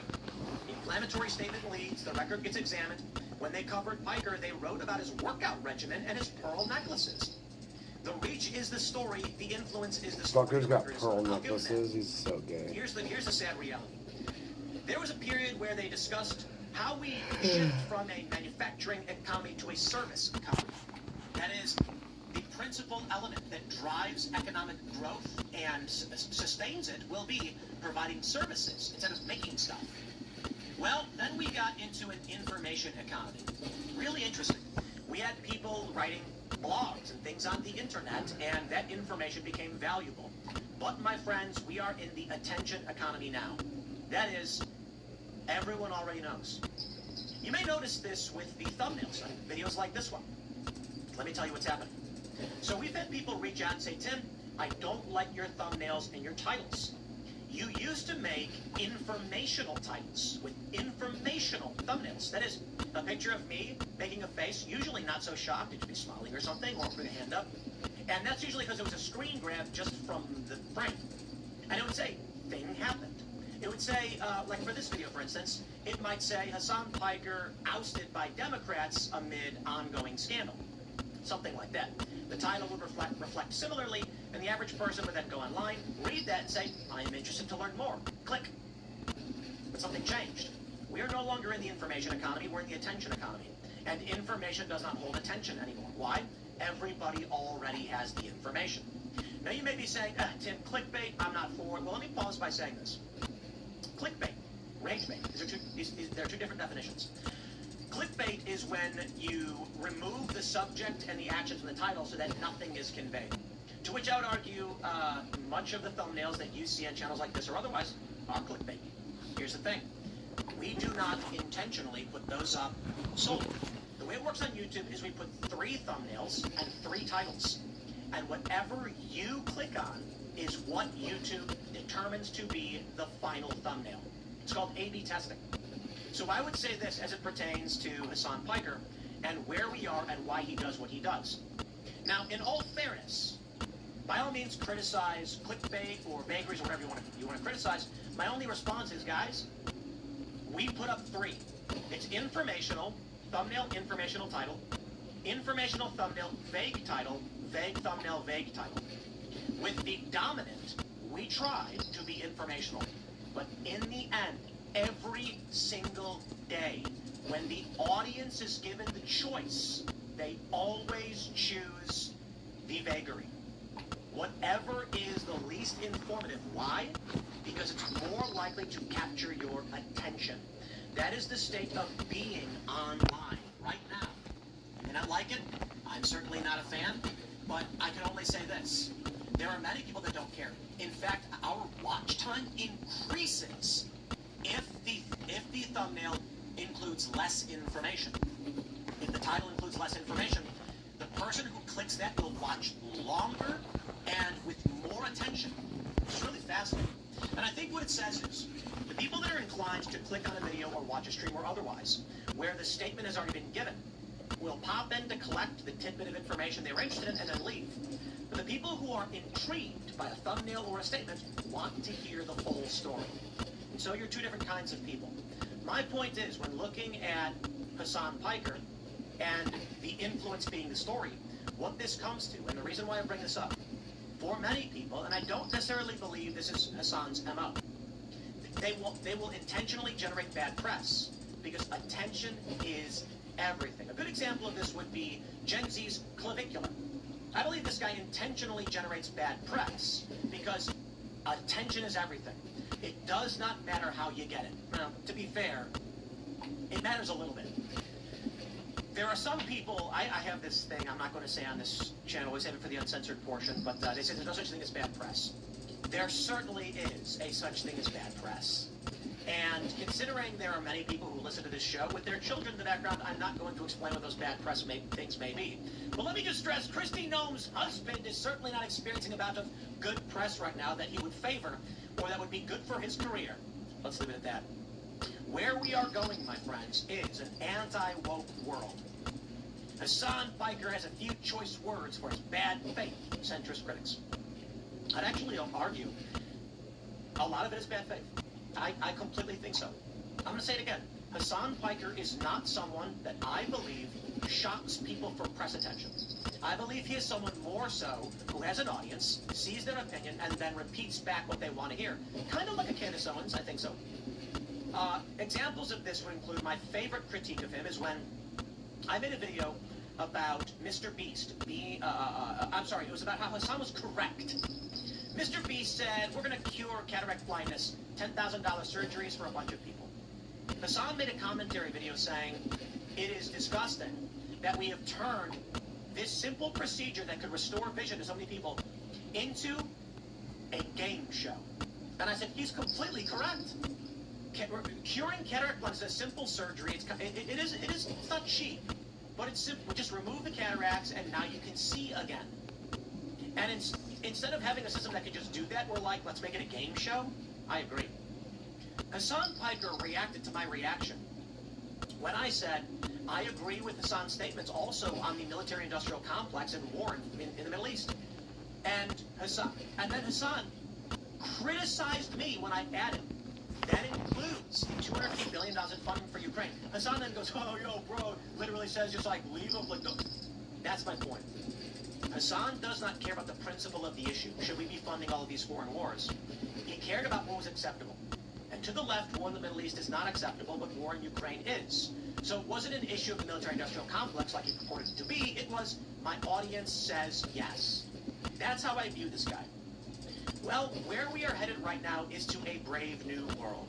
People are changing their opinions, and they are coming back to the center. This includes Joe Rogan. From Augusta Free Press, they say, the right-wing comedy grift, Joe Rogan's predictably pivots toward the center. No, Joe Rogan was always in the center. Joe Rogan shifted to the right because moderates shifted to the right in their choice for who should win the presidency. But Joe Rogan's always been a moderate. The Republicans just won the favor of the moderates. I've always been a moderate. The Republicans just won the favor of the moderates. It's not a grift. Joe Rogan is just exactly this guy. The point is, it seems to be the direction they're going. Now, I'll give a shout out to Jon Stewart for attacking MAGA voters who are breaking, which includes people like Joe Rogan, because you'll just keep pushing them rightward. That's stupid. But here we go, my friends. Nike faces major U.S. probe after discriminating against white staff. Very interesting. We've got this from the Daily Mail. Nike is on its last legs as stock price plummets after woke push blows up in its face. It's interesting, isn't it? Woke is broke. It is not popular. Democrats are doing everything to get away from this. And this is where Joe Rogan comes in. They say, Joe Rogan's grifting. He's going back to the center. No, I think Democrats got a wake-up call. They've been saying for some time, I love this article. They were like, where's the left-wing Joe Rogan? But there was one article that actually went further and said, how come we don't have a Joe Rogan or even a Tim Pool for that matter? And I'm like, you people, I swear to God, I've donated the maximum to 2 Democratic candidates in 2020. The maximum. And a progressive Democrat candidate. I was absolutely the liberal guy. Here's the problem. I look at my Republican friends. I see, rest in peace, Charlie Kirk wearing his suit. We're both from Chicago. Him from Arlington Heights. I'm actually from Chicago proper, but he comes from a more right-leaning suburb. We like the same sports teams. We knew the same food. We enjoyed the same restaurants. And it was amazing how much we agreed on so much of domestic and foreign policy. But he a conservative and I a liberal. Indeed. And we were friends. And we got along. And he invited me to his events. He built this massive show. And he said, no, we want to bring people like Tim Pool here. And that's what I truly loved about everything he was building. This is the world that I want to see moving forward. I would love it if those of you who agree with me, if we were the liberals that dominated the Democratic Party. You know why? Because it means that we sit down with Dave Smith. We sit down with Tucker Carlson. We sit down with Will Chamberlain.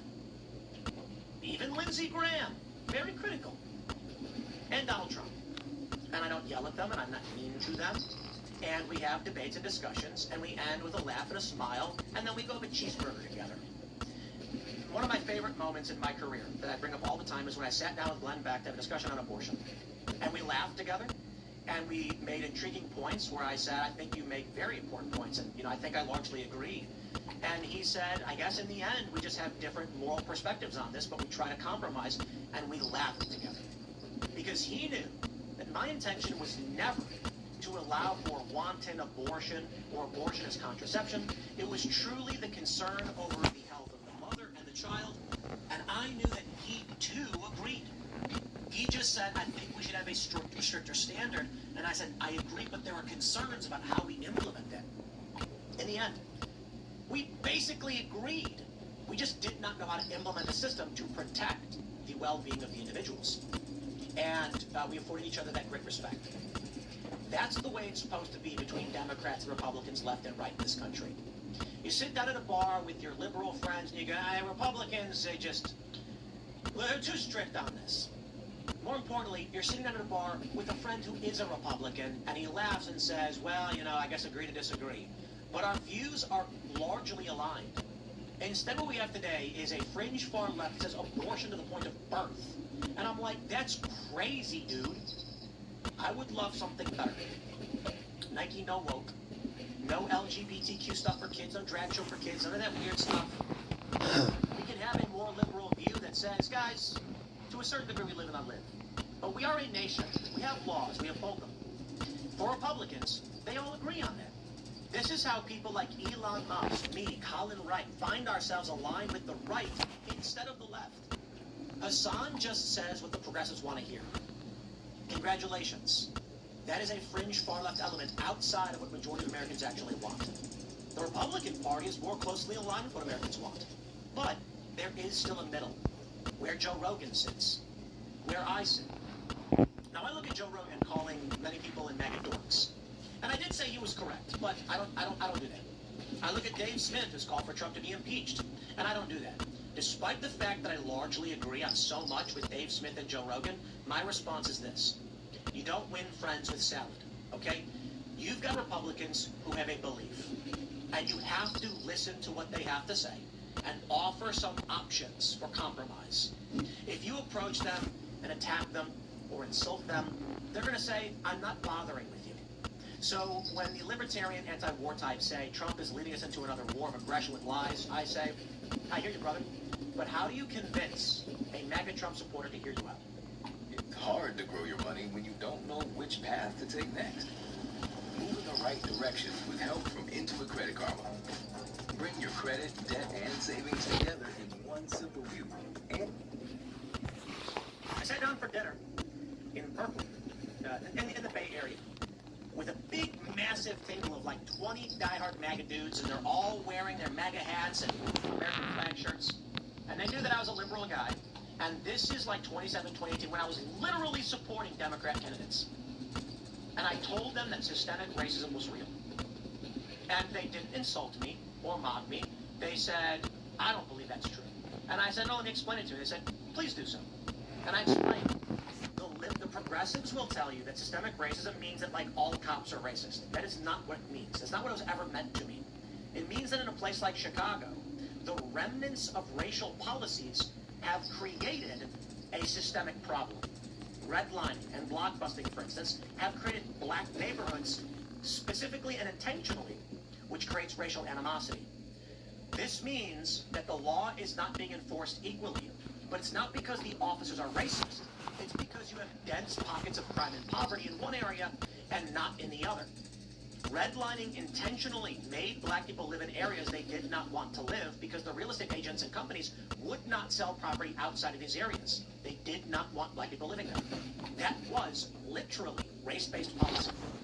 Now, these areas dominated by a black population have distrust for the white population and vice versa. Don't get me wrong. In Chicago, I can tell you, most of the crime in the city is coming from black neighborhoods and young black men. That's true. But my point is simply, not every person in these neighborhoods is a criminal. There are hardworking Americans that are black or Latino or white or otherwise that now live in an area with heavier policing because At a time when there was heavy black crime, policies were enacted and laws were put into place that forced good, hardworking Americans who were black into those neighborhoods. Imagine someone as amazing as Clarence Thomas being told by law he had to go live in a dangerous gang neighborhood just because of the color of his skin. That was the case. These days, it's not, but the remnants still exist. That's what I explained. And they went, oh, well, that I understand, and that we agree on. And I said, exactly. So let's call it whatever we want. You don't got to call it systemic racism, but let's agree that the solution is not going to be race-based. It's going to be class-based. You know, making programs based on income level that allow you to get access to better schools and things like this so that we don't leave anyone behind. And guess what the Trump supporters said? I actually agree with that. See, the left never communicated. So this is what I say to most people right now. Try to be friends. Don't get me wrong. I think the woke left, many of these people are intentionally lying. You can't even have a conversation with them. When liberals tell me that a news story didn't even happen, I'm like, okay, this is nuts. But in the middle and on the right, we don't see that. Conservatives don't do that. I might disagree with them on the Iran war, tax policy, but they don't tell me that the truth is not the truth. We agree. That's what I said about Nick Fuentes. I sit down and say, hey, Nick, here's a news article. He goes, yes. And I say, now, based on this article, what do you think? And he goes, I think this. I go, well, I think that. Well, okay. Agree to disagree. There's certainly things I think we greatly disagree on. That's true. But on the left, there are many people who just outright deny the news is even actually happening. So we'll leave it here. The machine is a changing. Powerful people, investors have realized we can't have these fringes, and it seems like they're working hard to stop the dissolution or balkanization of this country. May or may not be good. We'll see. Smash the like button, share the show, stick around. More to come throughout the day, my friends, and we will see you all in the next segment.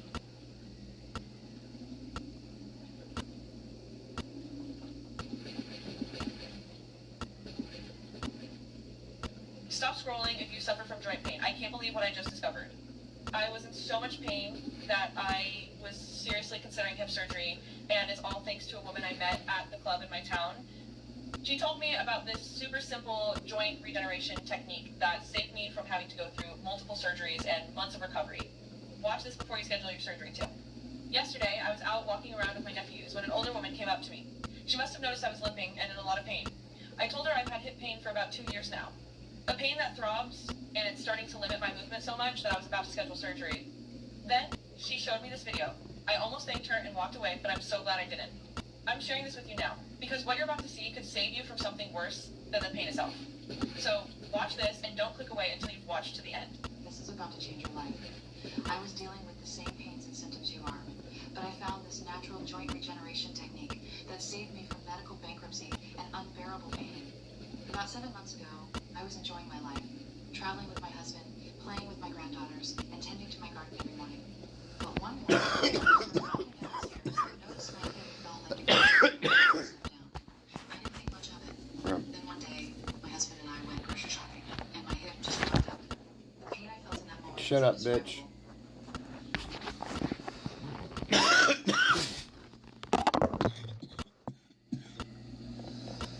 Let it walk.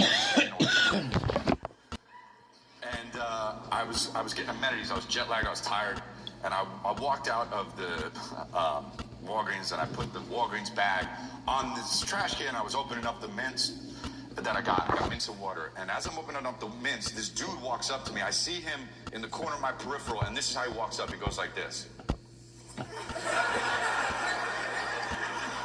So you know it's a black guy, right? And right, because black dudes rub their tummies for no reason at all. Right? Like white dudes might rub their tummy if they're hungry, but black dudes will do it just in case, right? Like, you know, I ain't hungry right now, but let me just start. Let me start rubbing just in case I'll get the jump on this motherfucker. You know what I mean? So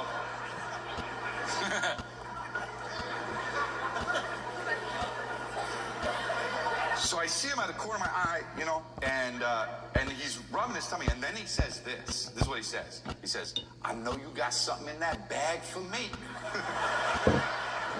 So now I'm like, oh, I'm getting robbed, okay?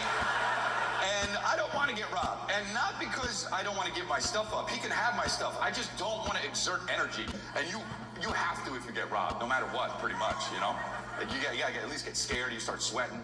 But there's really only two options you have if you get robbed. The first one is exhausting. It's fight, okay? And that's so exhausting. Because if you choose fight, you have to fight your hardest, you know?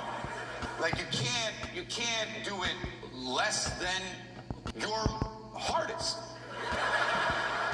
Because you might die, you know? And even if you don't know how to fight, like I haven't really been in that many fights, you still have to do what you think is fighting at your maximum level, you know? I would just be like, oh, all right, see the first two John Wicks, here we go, you know what I mean? And if you don't choose fight, you gotta choose run, okay? And if you choose run, you have to go your fastest. You have to go so fast. You know, because if you don't, then he could catch you. And then, by the way, you still have to fight, so you have to do both. And you can still die. So, I'm like, I don't want to do either of these, man. What if I was so tired, I was like, what if I just ignored him? What if I straight up ignored this dude robbing me? Because here's why. Because I'm a guy, and this man is a problem right now, and guys ignore their problems all the time. Like, we do that. You know what I'm talking about? Like, guys know what I'm talking about. Sometimes a guy will have a problem, he'll be like, oh, no, I got this problem. But then he'll be like, no, I don't. And it kind of goes away, honestly, until way later it becomes cancer because of all the stress. But right now I'm trying to save my life. So, like, because what if you robbed someone? Think about it, you know? Like, and they just ignored you. Like, what? Actually imagine yourself in that situation where what would you do? You know what you do. You'd be, hey, give me your stuff. And then if they were just like,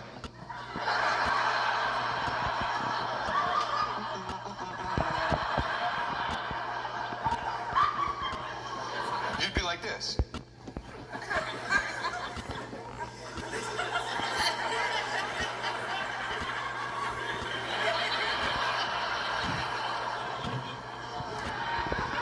So I'm like, I'm gonna ignore him. But then the dude doubles down and I hear him say this. He says, I said, I know you got something nice in that bag for me. And now I'm like, this dude doesn't even know what Walgreens has, right? Like, it's not nice. At best, it's hairspray. So I'm like, okay. Now I gotta say something to him, because he's, you know, I can't ignore him, I realize. And as I turn to talk to him, as I'm turning, this bigger black lady comes out from around the corner holding a Subway sandwich bag, and she says to him, fuck y'all, this is my lunch and dinner. And I realized that they knew each other, and he was talking to her the whole time.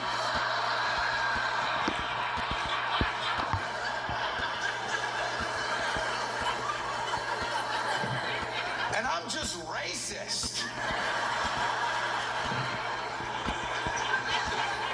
I'm like a racist guy, I guess. I thought I was gonna get robbed just because a black dude walked up to me. So shitty. I don't want to be racist. I don't want to be racist, you know? Like, I want to be not racist. I don't, like, if I was born and God was like, should we give him some racism? I would be like, no, you better not, you know? But you know what I'm talking about. Sometimes you are, and you don't even mean to be, you know? Like, you're driving and someone cuts you off and you're like, all right, let me look at him. Let me see what he looks like. Let me see what he looks like. Let me just see what he looks like, me. And it's just you in the car. Where you're like, let's just see, me. And you look and you're like, oh, okay. So we know why it happened. We know why it happened then. We know why it happened. And I'm not going to say it because I'm not racist. But we know, don't we? Yeah, we know. And you don't say it, but you know he's Asian. And it's like...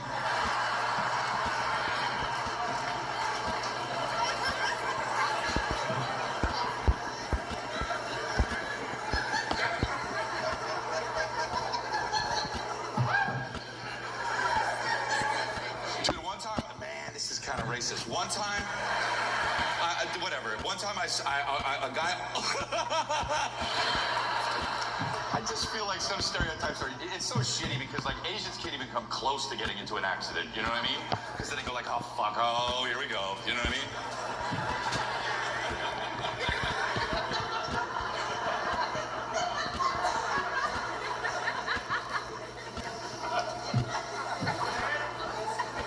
But one time I was driving and a guy almost hit me and he wasn't Asian. And I looked at him and he was driving... dude, he was fucking driving like this, like all like this.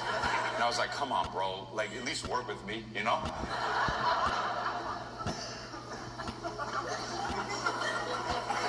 But no, stop, you know, don't be racist. And I don't... I feel like, you know, well, here's the thing, okay?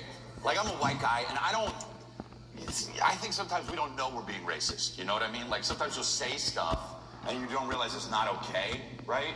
And, like, you know, like, like, that's why you know, like, a lot of white guys get in trouble now. Like, you know, you see a lot of white dudes in the media, and they're like, oh, I'm so sorry, I didn't mean to. That's my bad. When I know better, I do better, right? Like, that's what they say. I didn't know, and now I know.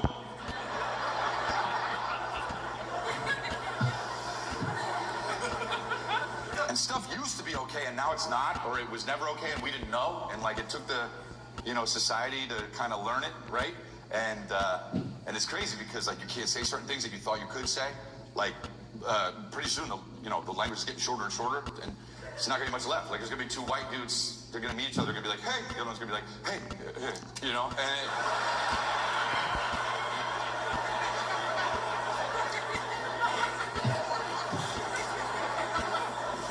Yeah, there were two, I said tranny recently, and I know it's very liberal here, but I don't know, here's the deal, I didn't know I couldn't say tranny. I didn't know that until I knew that. I didn't know until I knew, okay? But I said tranny, and... You know a little bit about that guy now.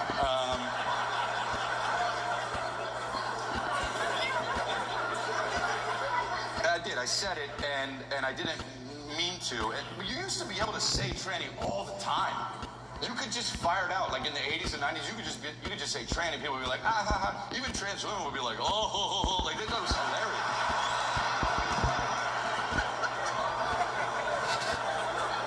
But now they're like, hey, don't say that. And then they play basketball. It's fucking crazy.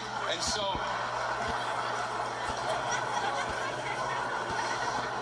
But I said tranny recently, and I think my friend kind of set me up. I think she was trying to make me say it because we were on the patio, and she was pointing at two people on the other side of the patio, and one was a woman, and the other one was a woman. And you know what I mean, right? Like one was a woman, and the other one was, yeah, a woman. And so they were both, the point is they were both equal, and they had so much equality together. The two of them had the most equality, and nobody had more equality than the other, and it was all perfect.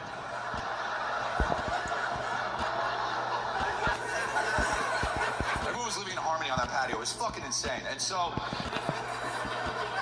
but the problem was they were dressed the same, okay?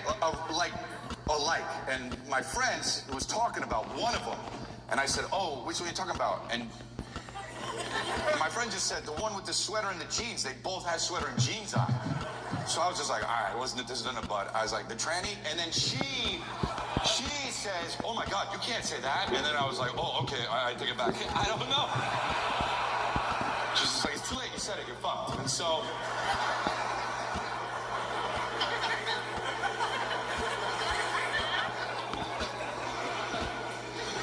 I don't know, but yeah, I'm a white dude, and white guys, you know, white dudes are just, we had a good run. You know what I mean? Like a fucking killer run. Thousands of years. Thousands of years! And now it's still good, but like, you know what I mean? We're waiting for the time to end. We're like, just don't say, you know, don't say too much. Just chill.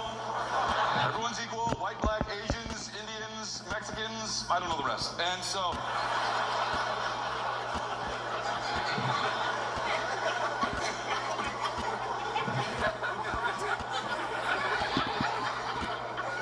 Yeah, I'm a white dude, and I'm also a dad. Like, white dudes, they're portrayed as always now, like, you can't have a villain in the movie that isn't white, you know? Like, it has to be white. Or if a guy's real dumb, has to be white, you know? You can't have a dumb person that's not white. Like, even in commercials, everybody, like, a white dad in a commercial is the dumbest motherfucker, right? Like, you just turn on a commercial and the dad will be in the kitchen and it'll be like, uh-oh. Whoopsie, I just shit all over the bread. And then the mom's like, again? You're not supposed to do that. And the dad's like, I don't know, whoops. And the slips in the shit, hits his head, and the daughter comes in and is like, look at dad, he's a moron. Starts stabbing him, fuck him. Dad's a retard. Dad's a fucking retard. Dad's all retarded. And then it's like...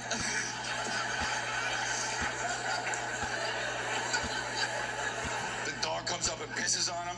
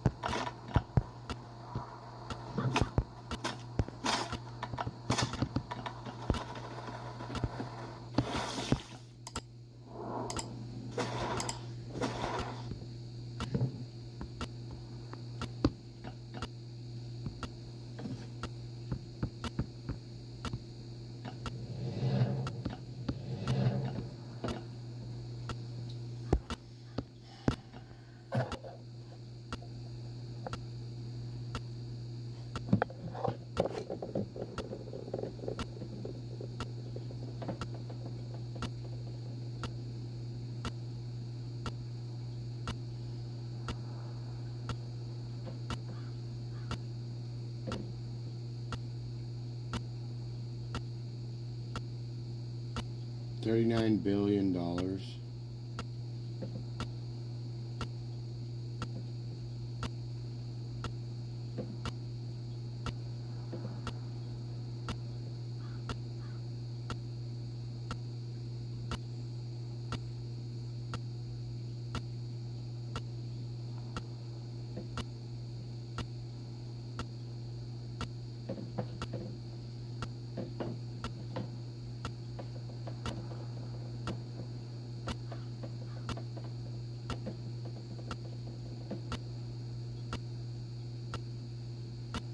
Here we go, 30 seconds. The 3 p.m. slump. Do you get it? Do you feel like you just can't do anything? Your mind's not... Joe Rogan Podcast, check it out. The Joe Rogan Experience. Train by day, Joe Rogan Podcast by night. All day.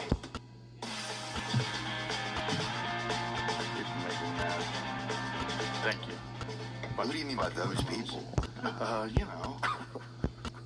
You know. It's changed over the years. With the horns. I don't know. You know.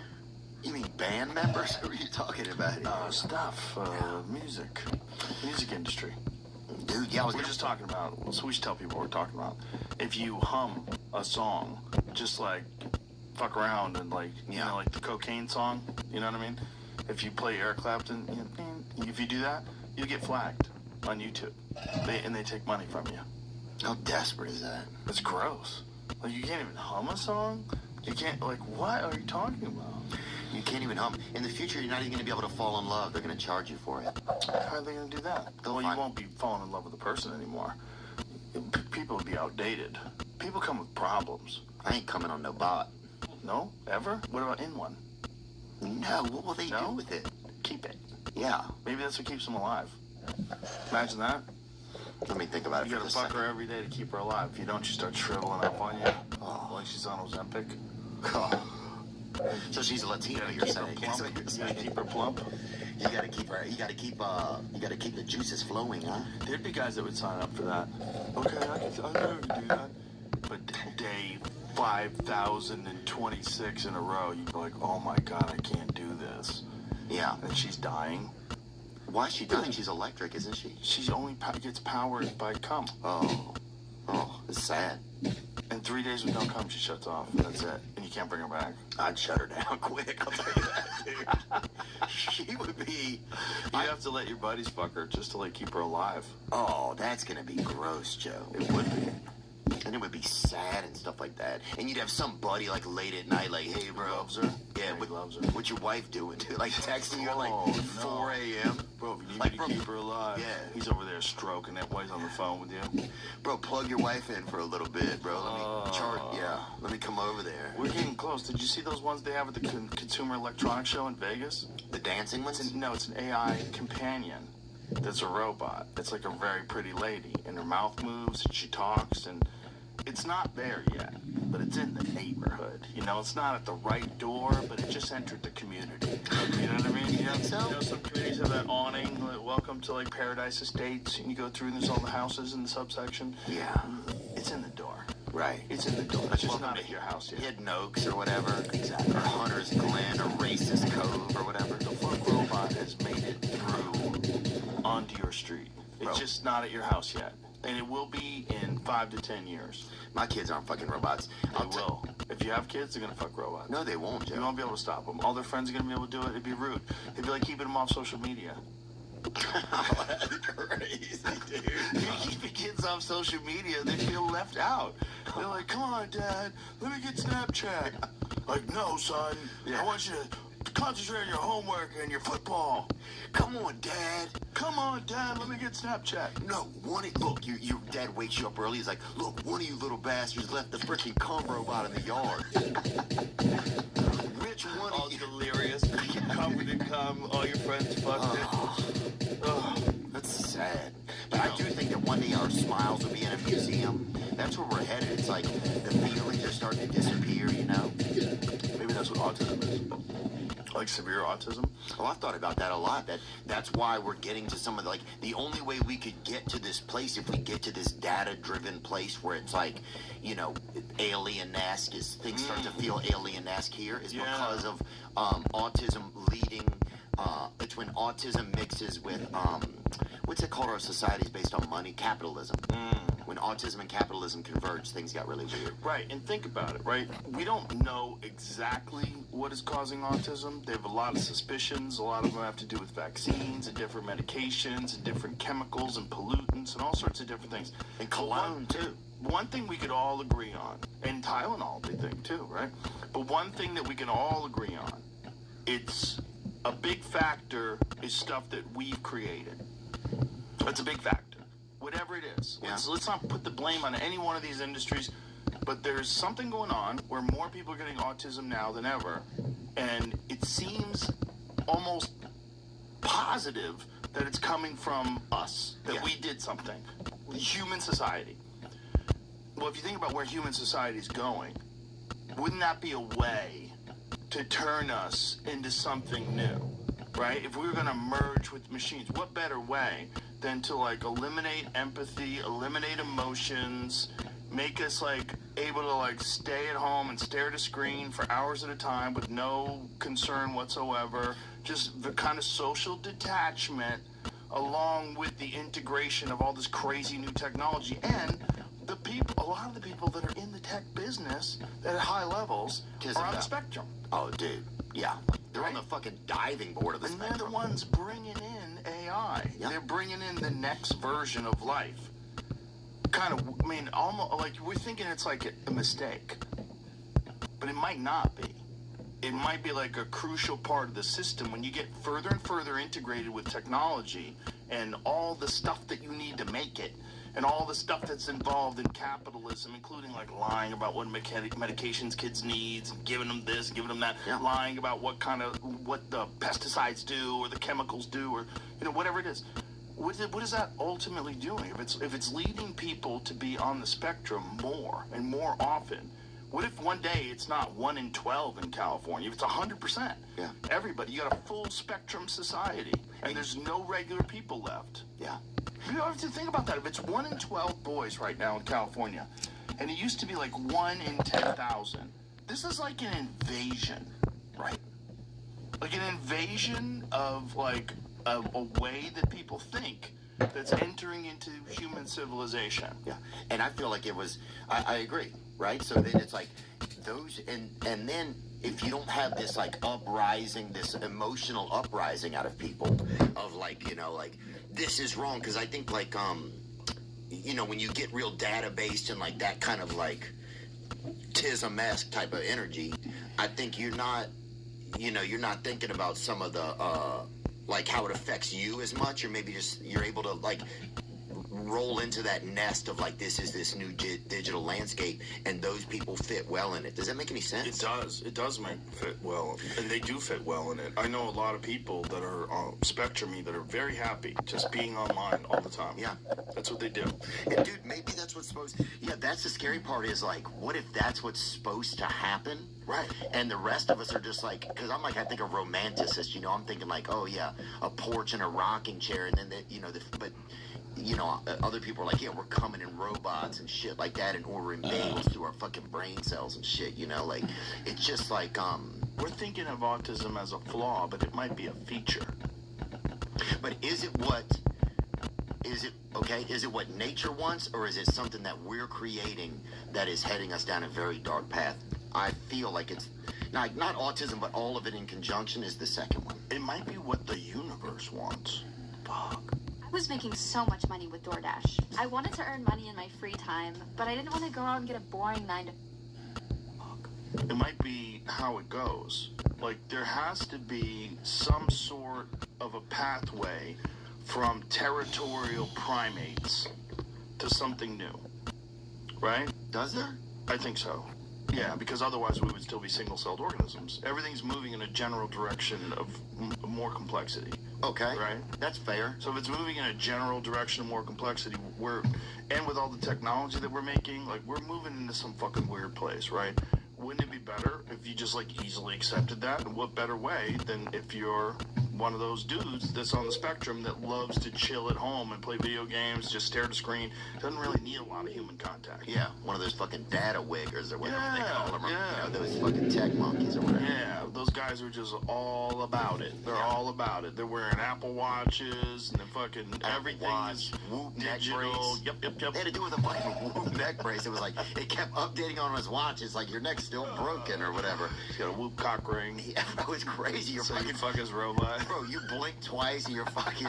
Yeah, it shoots GLP-1s in your nuts. It's just like, it's all too... But it's happened too fast, bro, and it's too much, and it starts to be like, is it being controlled? Dude, here's something that it's being controlled by a small amount of people, which is always scary. That's scary. It's always scary when a small amount of individuals have insane amounts of power and wealth. And that's what's going to happen with this AI thing, and that's what happened with tech. Look what happened with tech. With tech, the vast majority of the people that are involved were all like heavily left-wing, very progressive, like kind of even far left in a way. And look, they pushed the entire country's narrative in that direction through censorship on social media, through banning any accounts that didn't kind of commit to the narrative. Russiagate. Yeah, Russiagate. Anything about Hunter Biden's laptop, anything about vaccines being deadly, or, maybe it came from a lab. All that stuff would get you kicked off. So it was all moving in this one ideological direction. That's literally the conversation the entire country's having, and there's no other output. Before, there was a few of them that came around, like Gab and some other ones, some social media sites that were like a response to that, but they never really took off, right? Nothing took off yet. Not really. There's some people that are on Threads, and there's some people on Truth, but the reality is, if you're not on Twitter, you're not really going to connect with most people. That's the giant majority of people having conversations, and it was all completely controlled by a small group of people with one ideology. But didn't all those or half of those people move over to the other political party when Trump got elected? Like, you know what I'm saying? Like, Zuckerberg was on the left side. Bezos seemed like a very left-leaning guy, and then they're all just... So that's what made me start to think, oh, none of these guys are really on a side. There's this other third side that a lot of us can't see that is just kind of commandeering or fabricating or like infiltrating both sides. If I could hum a song right now, I'd hum the Pink Floyd song Money.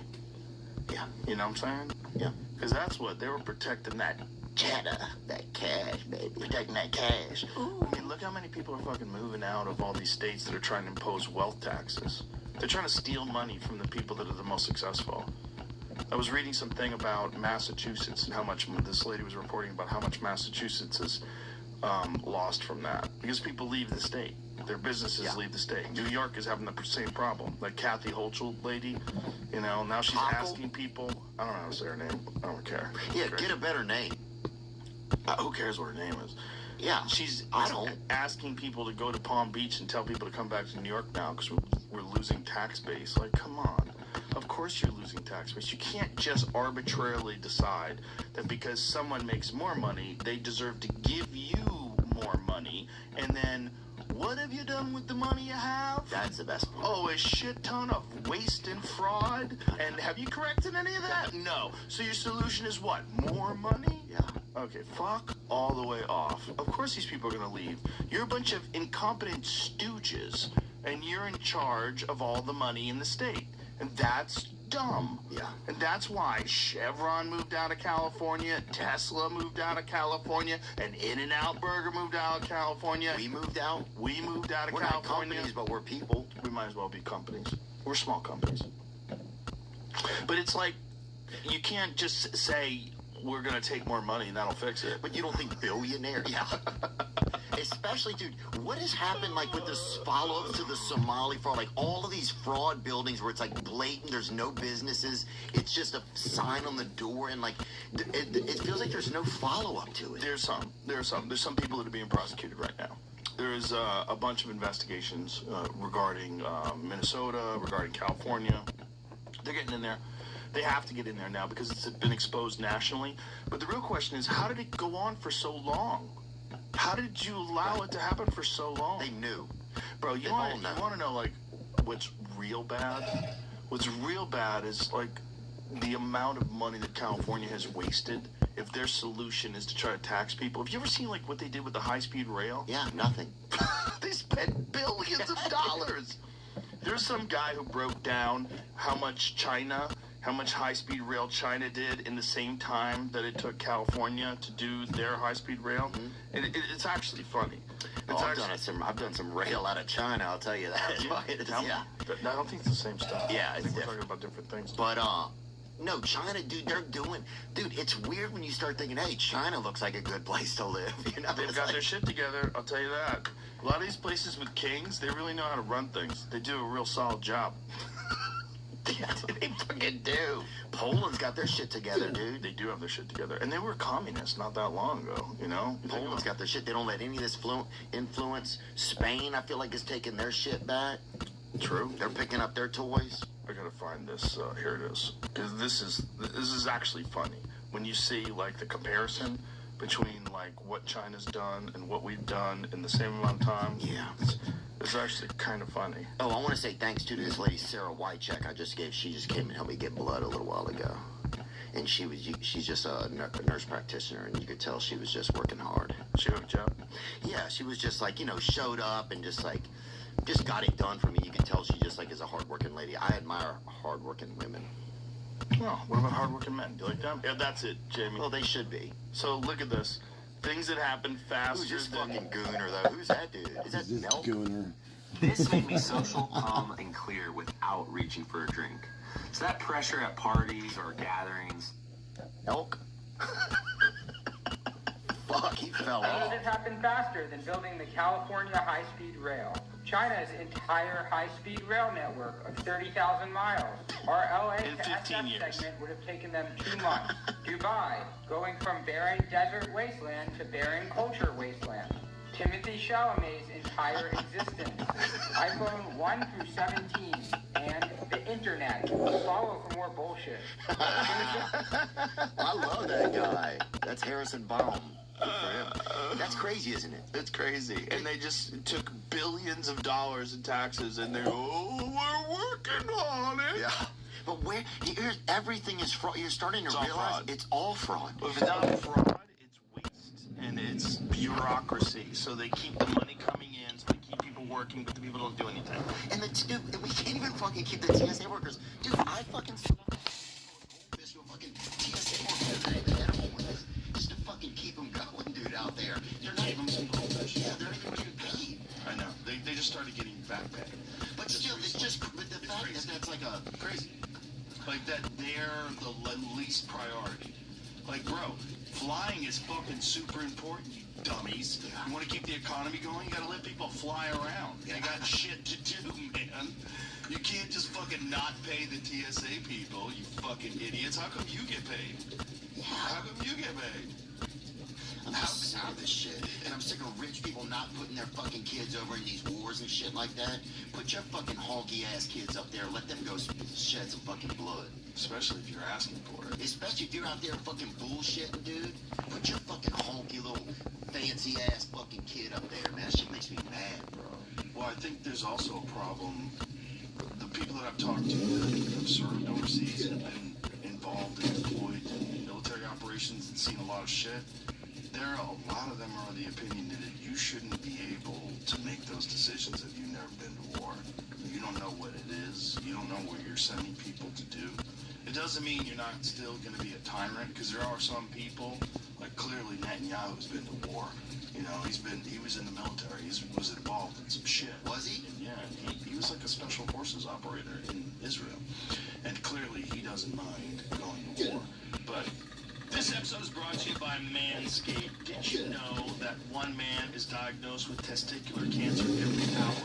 In fact, it's the most common form of cancer among men ages 15 to 35. April is National Testicular Cancer Awareness Month, and Manscaped is donating $50,000 to the Testicular Cancer Society to support awareness and routine self-checks. I'm proud to support something that helps make a real difference. You can also support the cause by purchasing a special edition TCS Ball Hero Bundle. This bundle includes the Lawnmower 5.0 Ultra, TCS Special Edition, and Special Edition TCS Boxers 2.0. Join the over 13 million men worldwide who trust Manscaped and use the code ROGAN15 for 15% off your entire order at manscaped.com. You can also visit manscaped.com/TCS to learn more about how to check yourself or make a donation at TC Society today to save lives and balls. I think most war is an EV term. War's fucking terrifying. But I mean, I don't think I would call it as war, but I mean what they're doing right now in Gaza. Yeah, and I'm not jumping on you. Iran is war. That's war. Iran's a real enemy. You know, it's a different... Are they an enemy to America?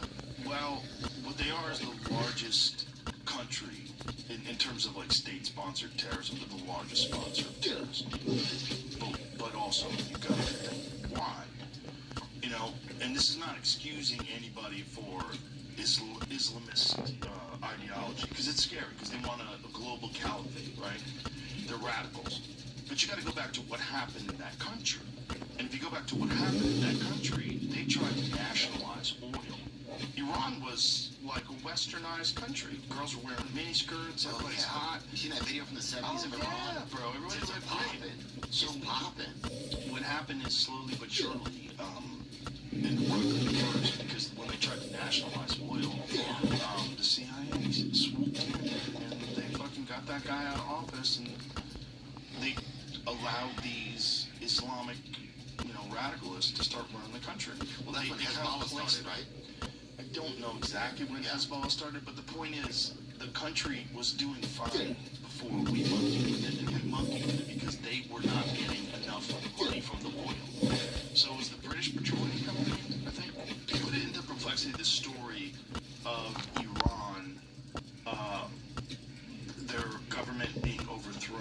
think it was in the 1950s. So when you see like how it all played out and why it is what it is today, Jesus Christ, you'd be mad too. Yeah. And when you're mad and you're surrounded by bigger enemies that all have nuclear weapons, you don't even have nuclear weapons, wouldn't you be trying to make them? You know what I'm saying? Like, I'm not saying Iran should have nuclear weapons. I don't think anybody should have nuclear weapons. They definitely Israel gets to have them. Allegedly. This is the problem. Allegedly. Everything's allegedly. Allegedly. Except for the genocide. They don't officially have them. Right. I don't think they admit they officially have them. And you know who's a big opponent of Israel getting nuclear weapons? JFK. Yeah. That's what a lot of people think led back into the left. Oh, yeah. Before they killed him, who? I don't know. So, the Iranian Revolution, also called the Islamic Revolution, was a mass uprising in Iran, overthrew the Shah's monarchy in 1979, replaced it with an Islamic republic led by Ayatollah Ruhollah Khomeini. Shout out Ruko. I want you to go back to the national, ask the question of what was the events that led to them trying to nationalize their oil. Here it is. No, that's not it. What was banned real opposition used secret police to surround Jim? I would just put into ask another question. What were the events that took place after Iran tried to nationalize oil? Just ask that question. What are the events that took place when Iran tried to nationalize oil?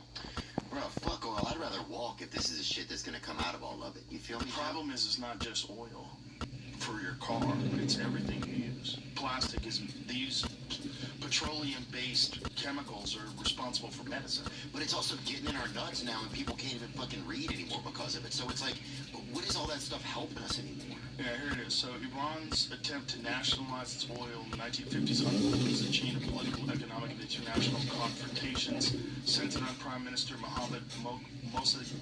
How do you say his name? Mossadegh? Let me see. Mossadegh. And British-controlled Anglo-Iranian oil company. I'll walk you through the key events. But it had to do with who was in control of the oil before that. Like, who was making the money before that. I think Perplexity's going to give us the fucking tinfoil hat story of how it went down. But the bottom line is, people are making a lot of money over there in oil, and they wanted most of the money, and they got boxed out. And then they wound up with a fucking psychotic dictator. Yeah. And a lot of if you look back on what Iran looked like when it was a westernized country, like, damn, we should have fucking supported whatever the fuck was going on back then. I know. I think, do you feel like we used to do things that were better and then we got, Here's the tinfoil hat version. I love how Perplexity gives you a tinfoil hat version. Nice.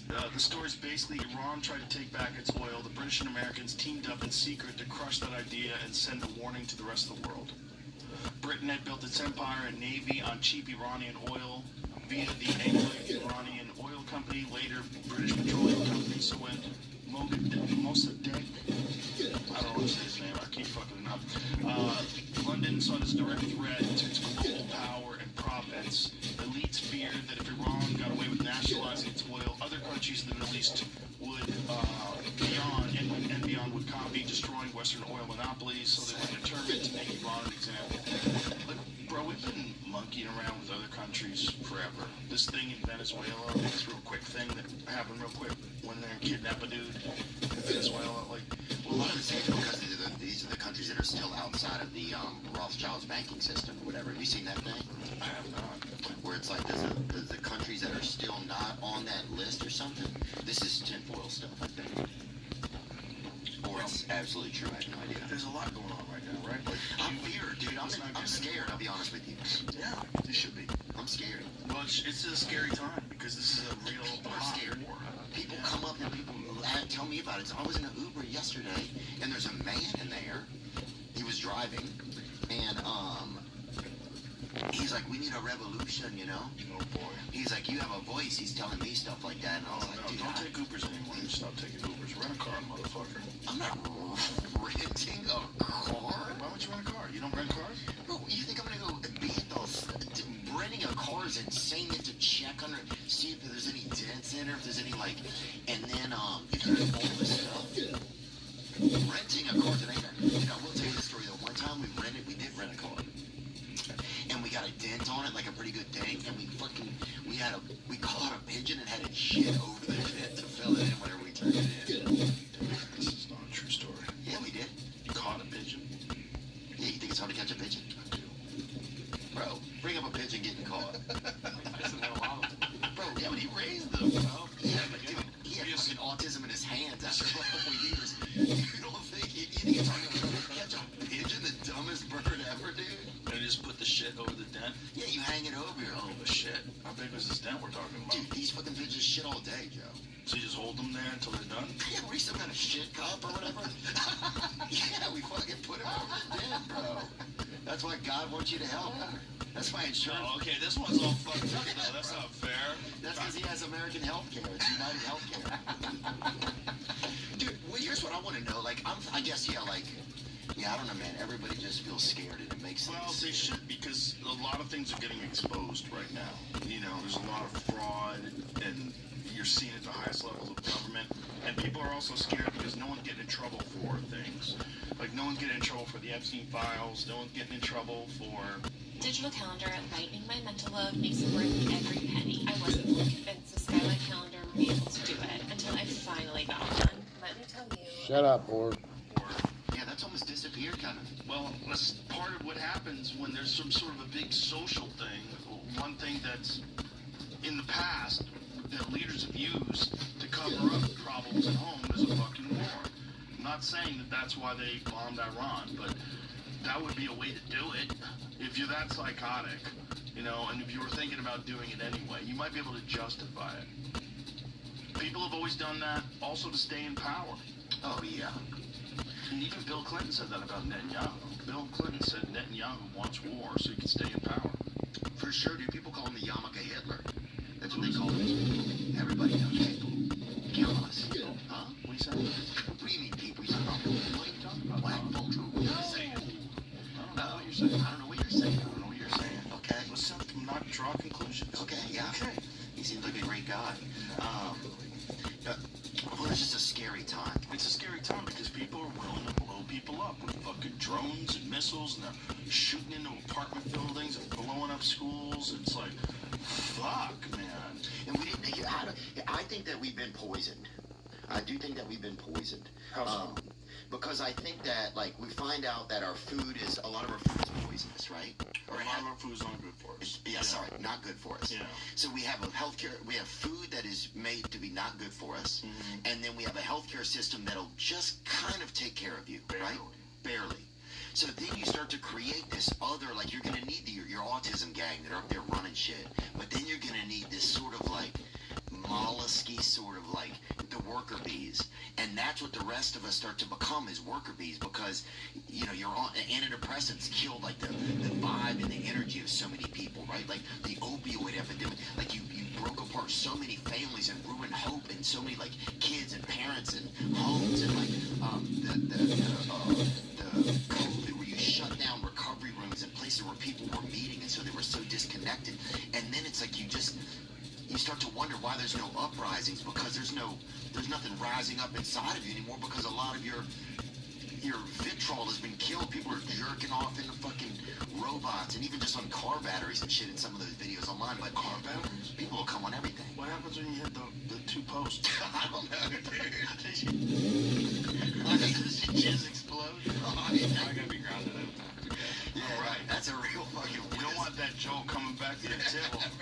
You imagine if it was like one solid stream and the electricity jumped, made it back to the tip. But dude, that could happen too with that robot if you're trying to hump that road. Right.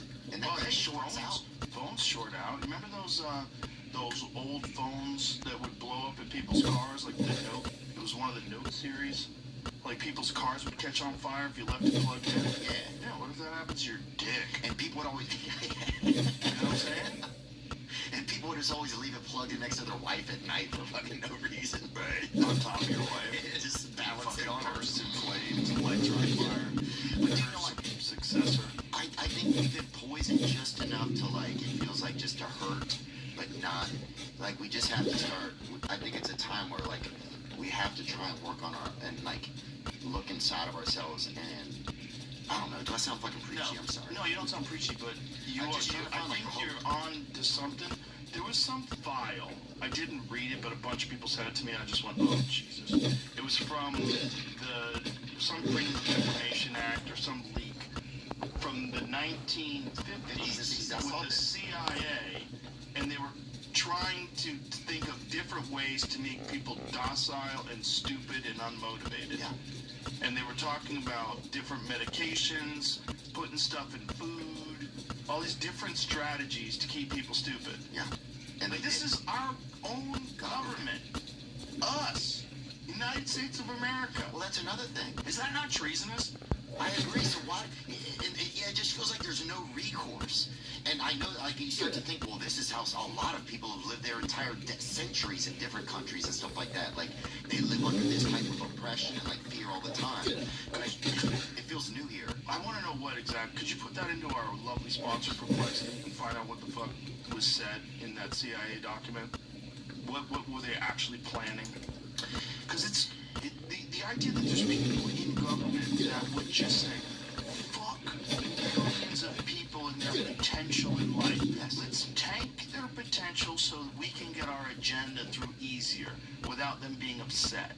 Let's ruin millions of people's lives, or at least dampen their dreams, squash their hopes, make them stupid and lazy. Make their kids sick, make put pornography and let it be into the home so that it's accessible everywhere, so marriages get ruined and relationships get ruined and guys are just spunking out on wherever, and so there's no energy, there's no fucking desire inside of people to overcome. It's like, yeah, we have to just try and do better one day at a time. For men, like, their ambition in life is often connected to wanting girls to like them. Yeah. Or guys to like them, whatever it is. And purpose, creating. Yeah, that's the other part.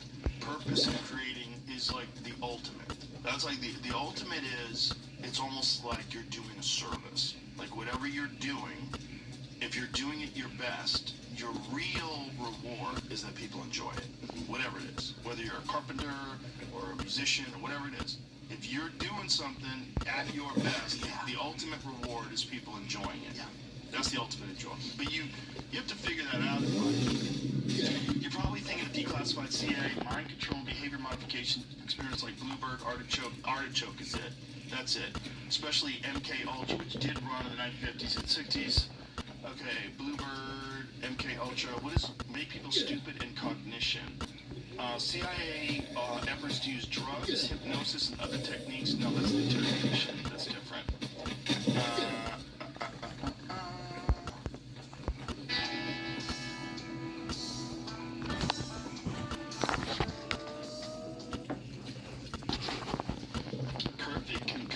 Effort, often referenced alongside MK Ultra, explicitly explored using suboral blasts to erase memory. Whoa. Erasing or degrading memory is practically a way of disabling a person cognitively, even if that is not described as making them stupid in official language. Yeah, it feels like we're just stuck in an experiment. I feel like this is not it. This isn't it. No. So why don't you run a search for recently disclosed CIA files to make people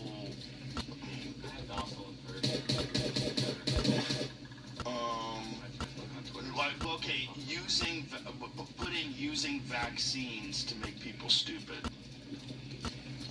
or suggesting vaccines make people stupid. I hesitate now. Why? Talk about this on Facebook. Perfect. I love Facebook. But the conspiracy theorists are looking pretty sane right now. Okay, this is EV Magazine.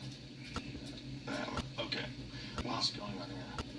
You have to just type in your email and you want. But I don't think what you're saying, the things you're saying, I don't think that that doesn't seem like an American idea to me. Well, it's not. It's okay, Jim. But no, it's not an American idea. If you can't find, if you can find it, please do. Can you do Google too, or you can't do it? Yeah. Just look everywhere. Dude, have you noticed some things are harder to find? Yeah. Well, this is probably going to be hard to find because I think this is one of those ones that is like, it's on X. Right. I know, like, people are going over it, but I don't know if it's even been verified. This is one of the reasons why I wanted to put it through Perplexity. Because there's a lot of stuff you read that just complete work, especially today. April Fools, motherfucker. Is it? April Fools. Yeah. Don't get tricked. Oh, down tonight. I just gave some random lady my blood in the parking lot. Oh, no. She's going to use that for a ritual. Good. Clone you, son. You're going to have little baby Theos like those little videos that pop up of us. Yeah. My favorite part of the videos is at the end. You just kind of bounce out of your chair. Laughing so hard. Is this it? This is it.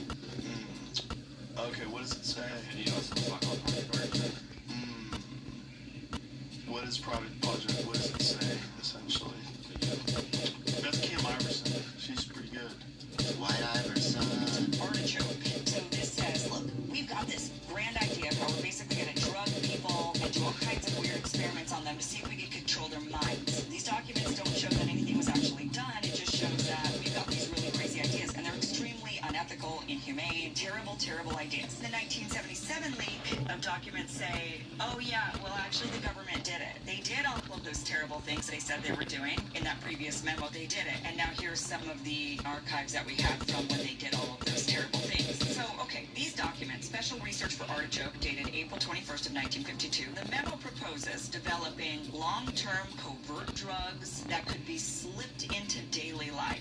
Drugs that were, quote, administered over a considerable period of time, possibly being placed in food or water that caused either agitation or depression. These should include chemicals or drugs that can be effectively concealed in common items such as food, water, Coca-Cola, beer, liquor, cigarettes, etc., and should also be capable of use in standard medical treatments such as vaccinations and shots. We can do all this other experimentation, which nobody will know about. It's sneaky. Sneak it into their Coca-Cola, sneak it into their beer, their cigarettes, their vaccines, their medications. Let's sneak it all in. Yeah. Oh, those wild conspiracy theorists, they strike again. They have no morals. They have no ethics. They have no humanity. These documents, I mean, these people are inhumane. They're sick. They're twisted. This is terrible. Yeah. Way to go, Kim Iverson. She killed it. She used to be on, which show was she on? Not Breaking Points. What was the show that they did before Breaking Kim Iverson? It wasn't 227, was it? She got booted off because Fauci was coming on, and she wanted to question Fauci about the COVID vaccines. And they kicked her off the show, and she went independent. Which is how it always goes. Yep. Yeah, you can't talk too much shit. Even though it's pretty obvious that guy's a criminal. Pretty fucking obvious that guy's a liar, lied in front of Congress, was responsible for gain-of-function research that led to who knows how many fucking people dying of a man-made disease, whatever. Just don't question it. You can't work anymore. You're not playing ball. You're not playing along. Like, look, but now she can do stuff like this. Good for her. That's nuts that your tax dollars pay for that. Them figuring out how to make people stupid. How do I make Theo stupid? Let me slip something into his Coca-Cola. Let's figure out if it works. Let's experiment on random people and see what kind of results we get. Here's my question. Did you know whenever they introduced antidepressants, that changed like the cognitive therapy side of things, like in therapy results, it totally revolutionized, like industrialized therapy, and it ruined a lot of people, I think. Like one of my goals is to get off of antidepressants completely, man. I want to feel how I'm supposed to feel, so I can have thoughts and actions that like make me feel connected to the world. That shit makes you feel dead, man. So why did you take them in the first place? Because I was in a bad relationship 20 years ago, and I was having a tough day at school, and they gave them to me, and then I never got off. Really? Because when you get off, I think we talked about this once, it's hard. Yeah, it makes you more depressed, more fucked up, and you're all imbalanced. Probably you're addicted to them. Yeah. And so that's one of my goals is, and I noticed, like, for me, I've been taking, like, Mental Blue. I've been doing some things, like, and I'm working with a doctor to help me, but I'm going to get there. And I'm just going to start to take the power back on myself more. Well, they say that exercise is, like, many times greater in its effect at alleviating depression. Dude, I wake up and I do my yoga, and I do, like, a 35-minute workout. I'll do, like, 6 exercises, 5 runs of it in a row. That's 30 exercises. Burn through the bitches, and if I do that when I get up in the morning, bro, I am good. Yeah, I'm fine all day, and I'm because I've already taken care of myself in a way that I feel is sufficient enough for me to keep operating and moving forward. But yeah, I want to get away from the Well, that's the medicine, man, which is really crazy. That's the medicine. It's just hard for people to take because it requires effort and it requires discipline. You have to do it when you don't want to do it, and there's a lot of times where you're not going to want to do it. A lot of times you're feeling kind of fucking tired. Well, we have to, and I think that's what we have. Maybe we just have to, like, I just need to keep going. This is the best I've been doing. I think. Why don't you hire a trainer? You got some cheddar. Okay, you got some cash, son. You're making that paper. Why don't you hire a trainer? I hire a dude that's cool. That'll come over your fucking house and just touch my body. You don't have to touch your body. Some of them do. Well, you gotta get new ones. They're doing something wrong. But someone gotta say no. I am saying no. Repeat after me. No. No. Don't touch my butt when I'm in a deep squat. It doesn't help. I don't like that song. I'm gonna take your asshole. It's gonna make you want to explode to the top. Ready, go. He's knuckle deep in your bum hole. He's trying to convince you that it's so you get more reps. He's fucking. Fuck. That's gotta happen. Like a fucking big jack gay trainer. Like preys on guys that are kind of weak with small hips. He's like, I bet you can't do this with my cock in your butt. And you're like, that's a crazy. Who cares? Why are you suggesting that? Yeah. But the crazy part is, dude, I had a trainer one time. If you were doing like a dumbbell press, he would kind of squat you from he would help you from the elbows, kind of. Okay, that's fine. But when I noticed this one time, he rubbed his digger at your butt. Did he? He was right behind you. No, he didn't. I don't know. You blocked that out. Maybe that's why you need therapy.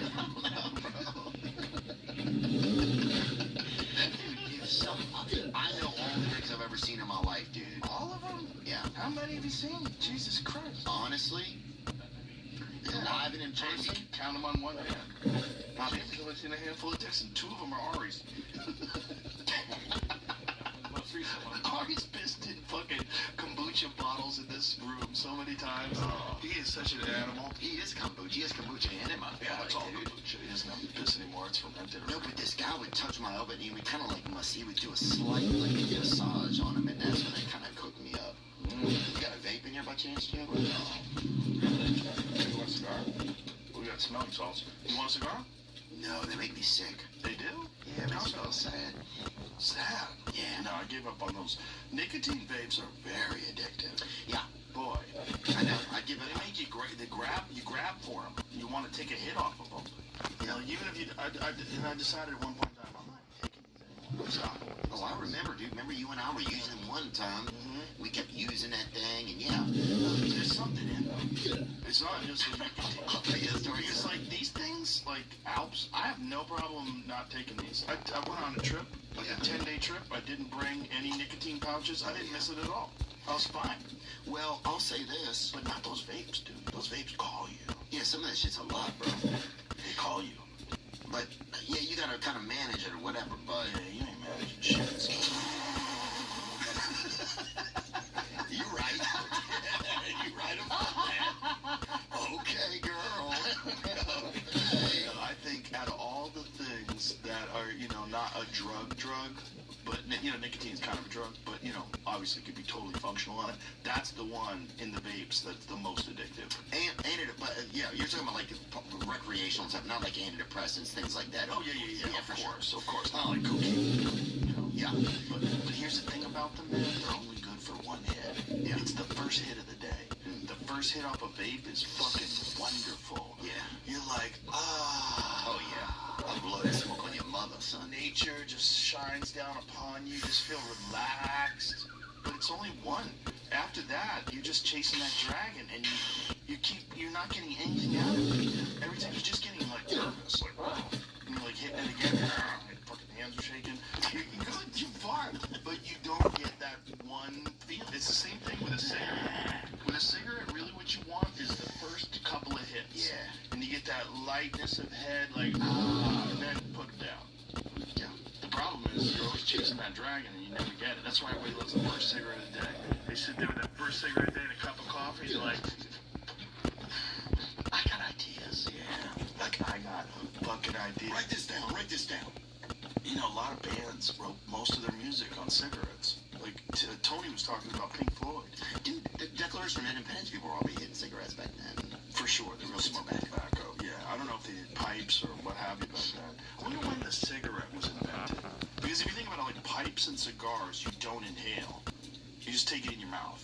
But cigarettes, you like take into your lungs. I wonder when the first dude figured that you gotta like suck it all in to get a full hit. Probably. Yeah, for sure. He wanted to suck everything. Oh, cigarette, bananas, what have you. Ever smoking a cigarette? God forbid a woman is removed yet until it doesn't quit. Just says drinking smoke when Christopher Columbus and his crew discovered indigenous people in the Caribbean. Oh, you mean Christopher Columbus was, or the indigenous people? Says they had observed indigenous people in the Caribbean, in quotes, drinking smoke. Oh yeah. But this is going back. That's I've been drinking and smoking. Crisco was off that shit, bro. He was off that shit. Bro, did you ever read the things that Christopher Columbus did when they came to America? He was a boss, I heard. He was an evil man. Was he? Oh my God. They would cut people's arms off if they didn't bring them the right amount of gold. They were killing babies. Like, they did some horrific shit, man. Huh? They did horrific shit. They did all the people that they found. Because they found these people had gold. And, you know, like, if you think about how crazy it is that Mexico speaks Spanish. You know how crazy that is? You know how crazy it is? That's so far away from Spain. Oh, that's a good point. They all speak Spanish and they're Catholic. Gee, where do you think that happened? Cortez. Yeah. That motherfucker showed up in the 1500s with like 600 dudes and 12 muskets. They had like 12. They didn't even have musket rifles. They had musket pistols. And they took over the whole fucking country. I know, dude. Kind of crazy. Like, if you think about all these years later, they all speak Spanish now. Yeah. That's nuts. Well, do you think we could do something like that now? Like, what do you think's gonna happen? With Iran? No, just with, I mean, like, I feel like the shit that's happening out there is gonna come here eventually. Well, most certainly will. Yeah. You know? I mean, if Homeland Security doesn't stop it in its tracks, and they're doing a great job of preventing a lot of them, you know, there's a lot of things that they catch that you don't even hear about. They're like terror cells that they infiltrate. But they know there's people in this country. That was the most fucked up thing about people being all nonchalant about the border being wide open That's for 4 great. years. Yeah. Because men of military age entered into this country from foreign countries, and we have no idea why. We don't know if they were just honest people looking to make a better life for them and their families, send money back home. That'd be best case scenario. But that's not all of them. So what percentage of them are terrorists? What percentage of them? It's not zero. It ain't zero. Yeah. But what also, it's like, it's all just a cat and mouse game. People are like, we'll elect the Democrats next time. It's like, but it's all the same shit has been happening forever. They haven't been helping anybody forever. They're letting fucking politicians slurp on kids. All of our fucking money goes to Israel, and they're using it to fucking genocide.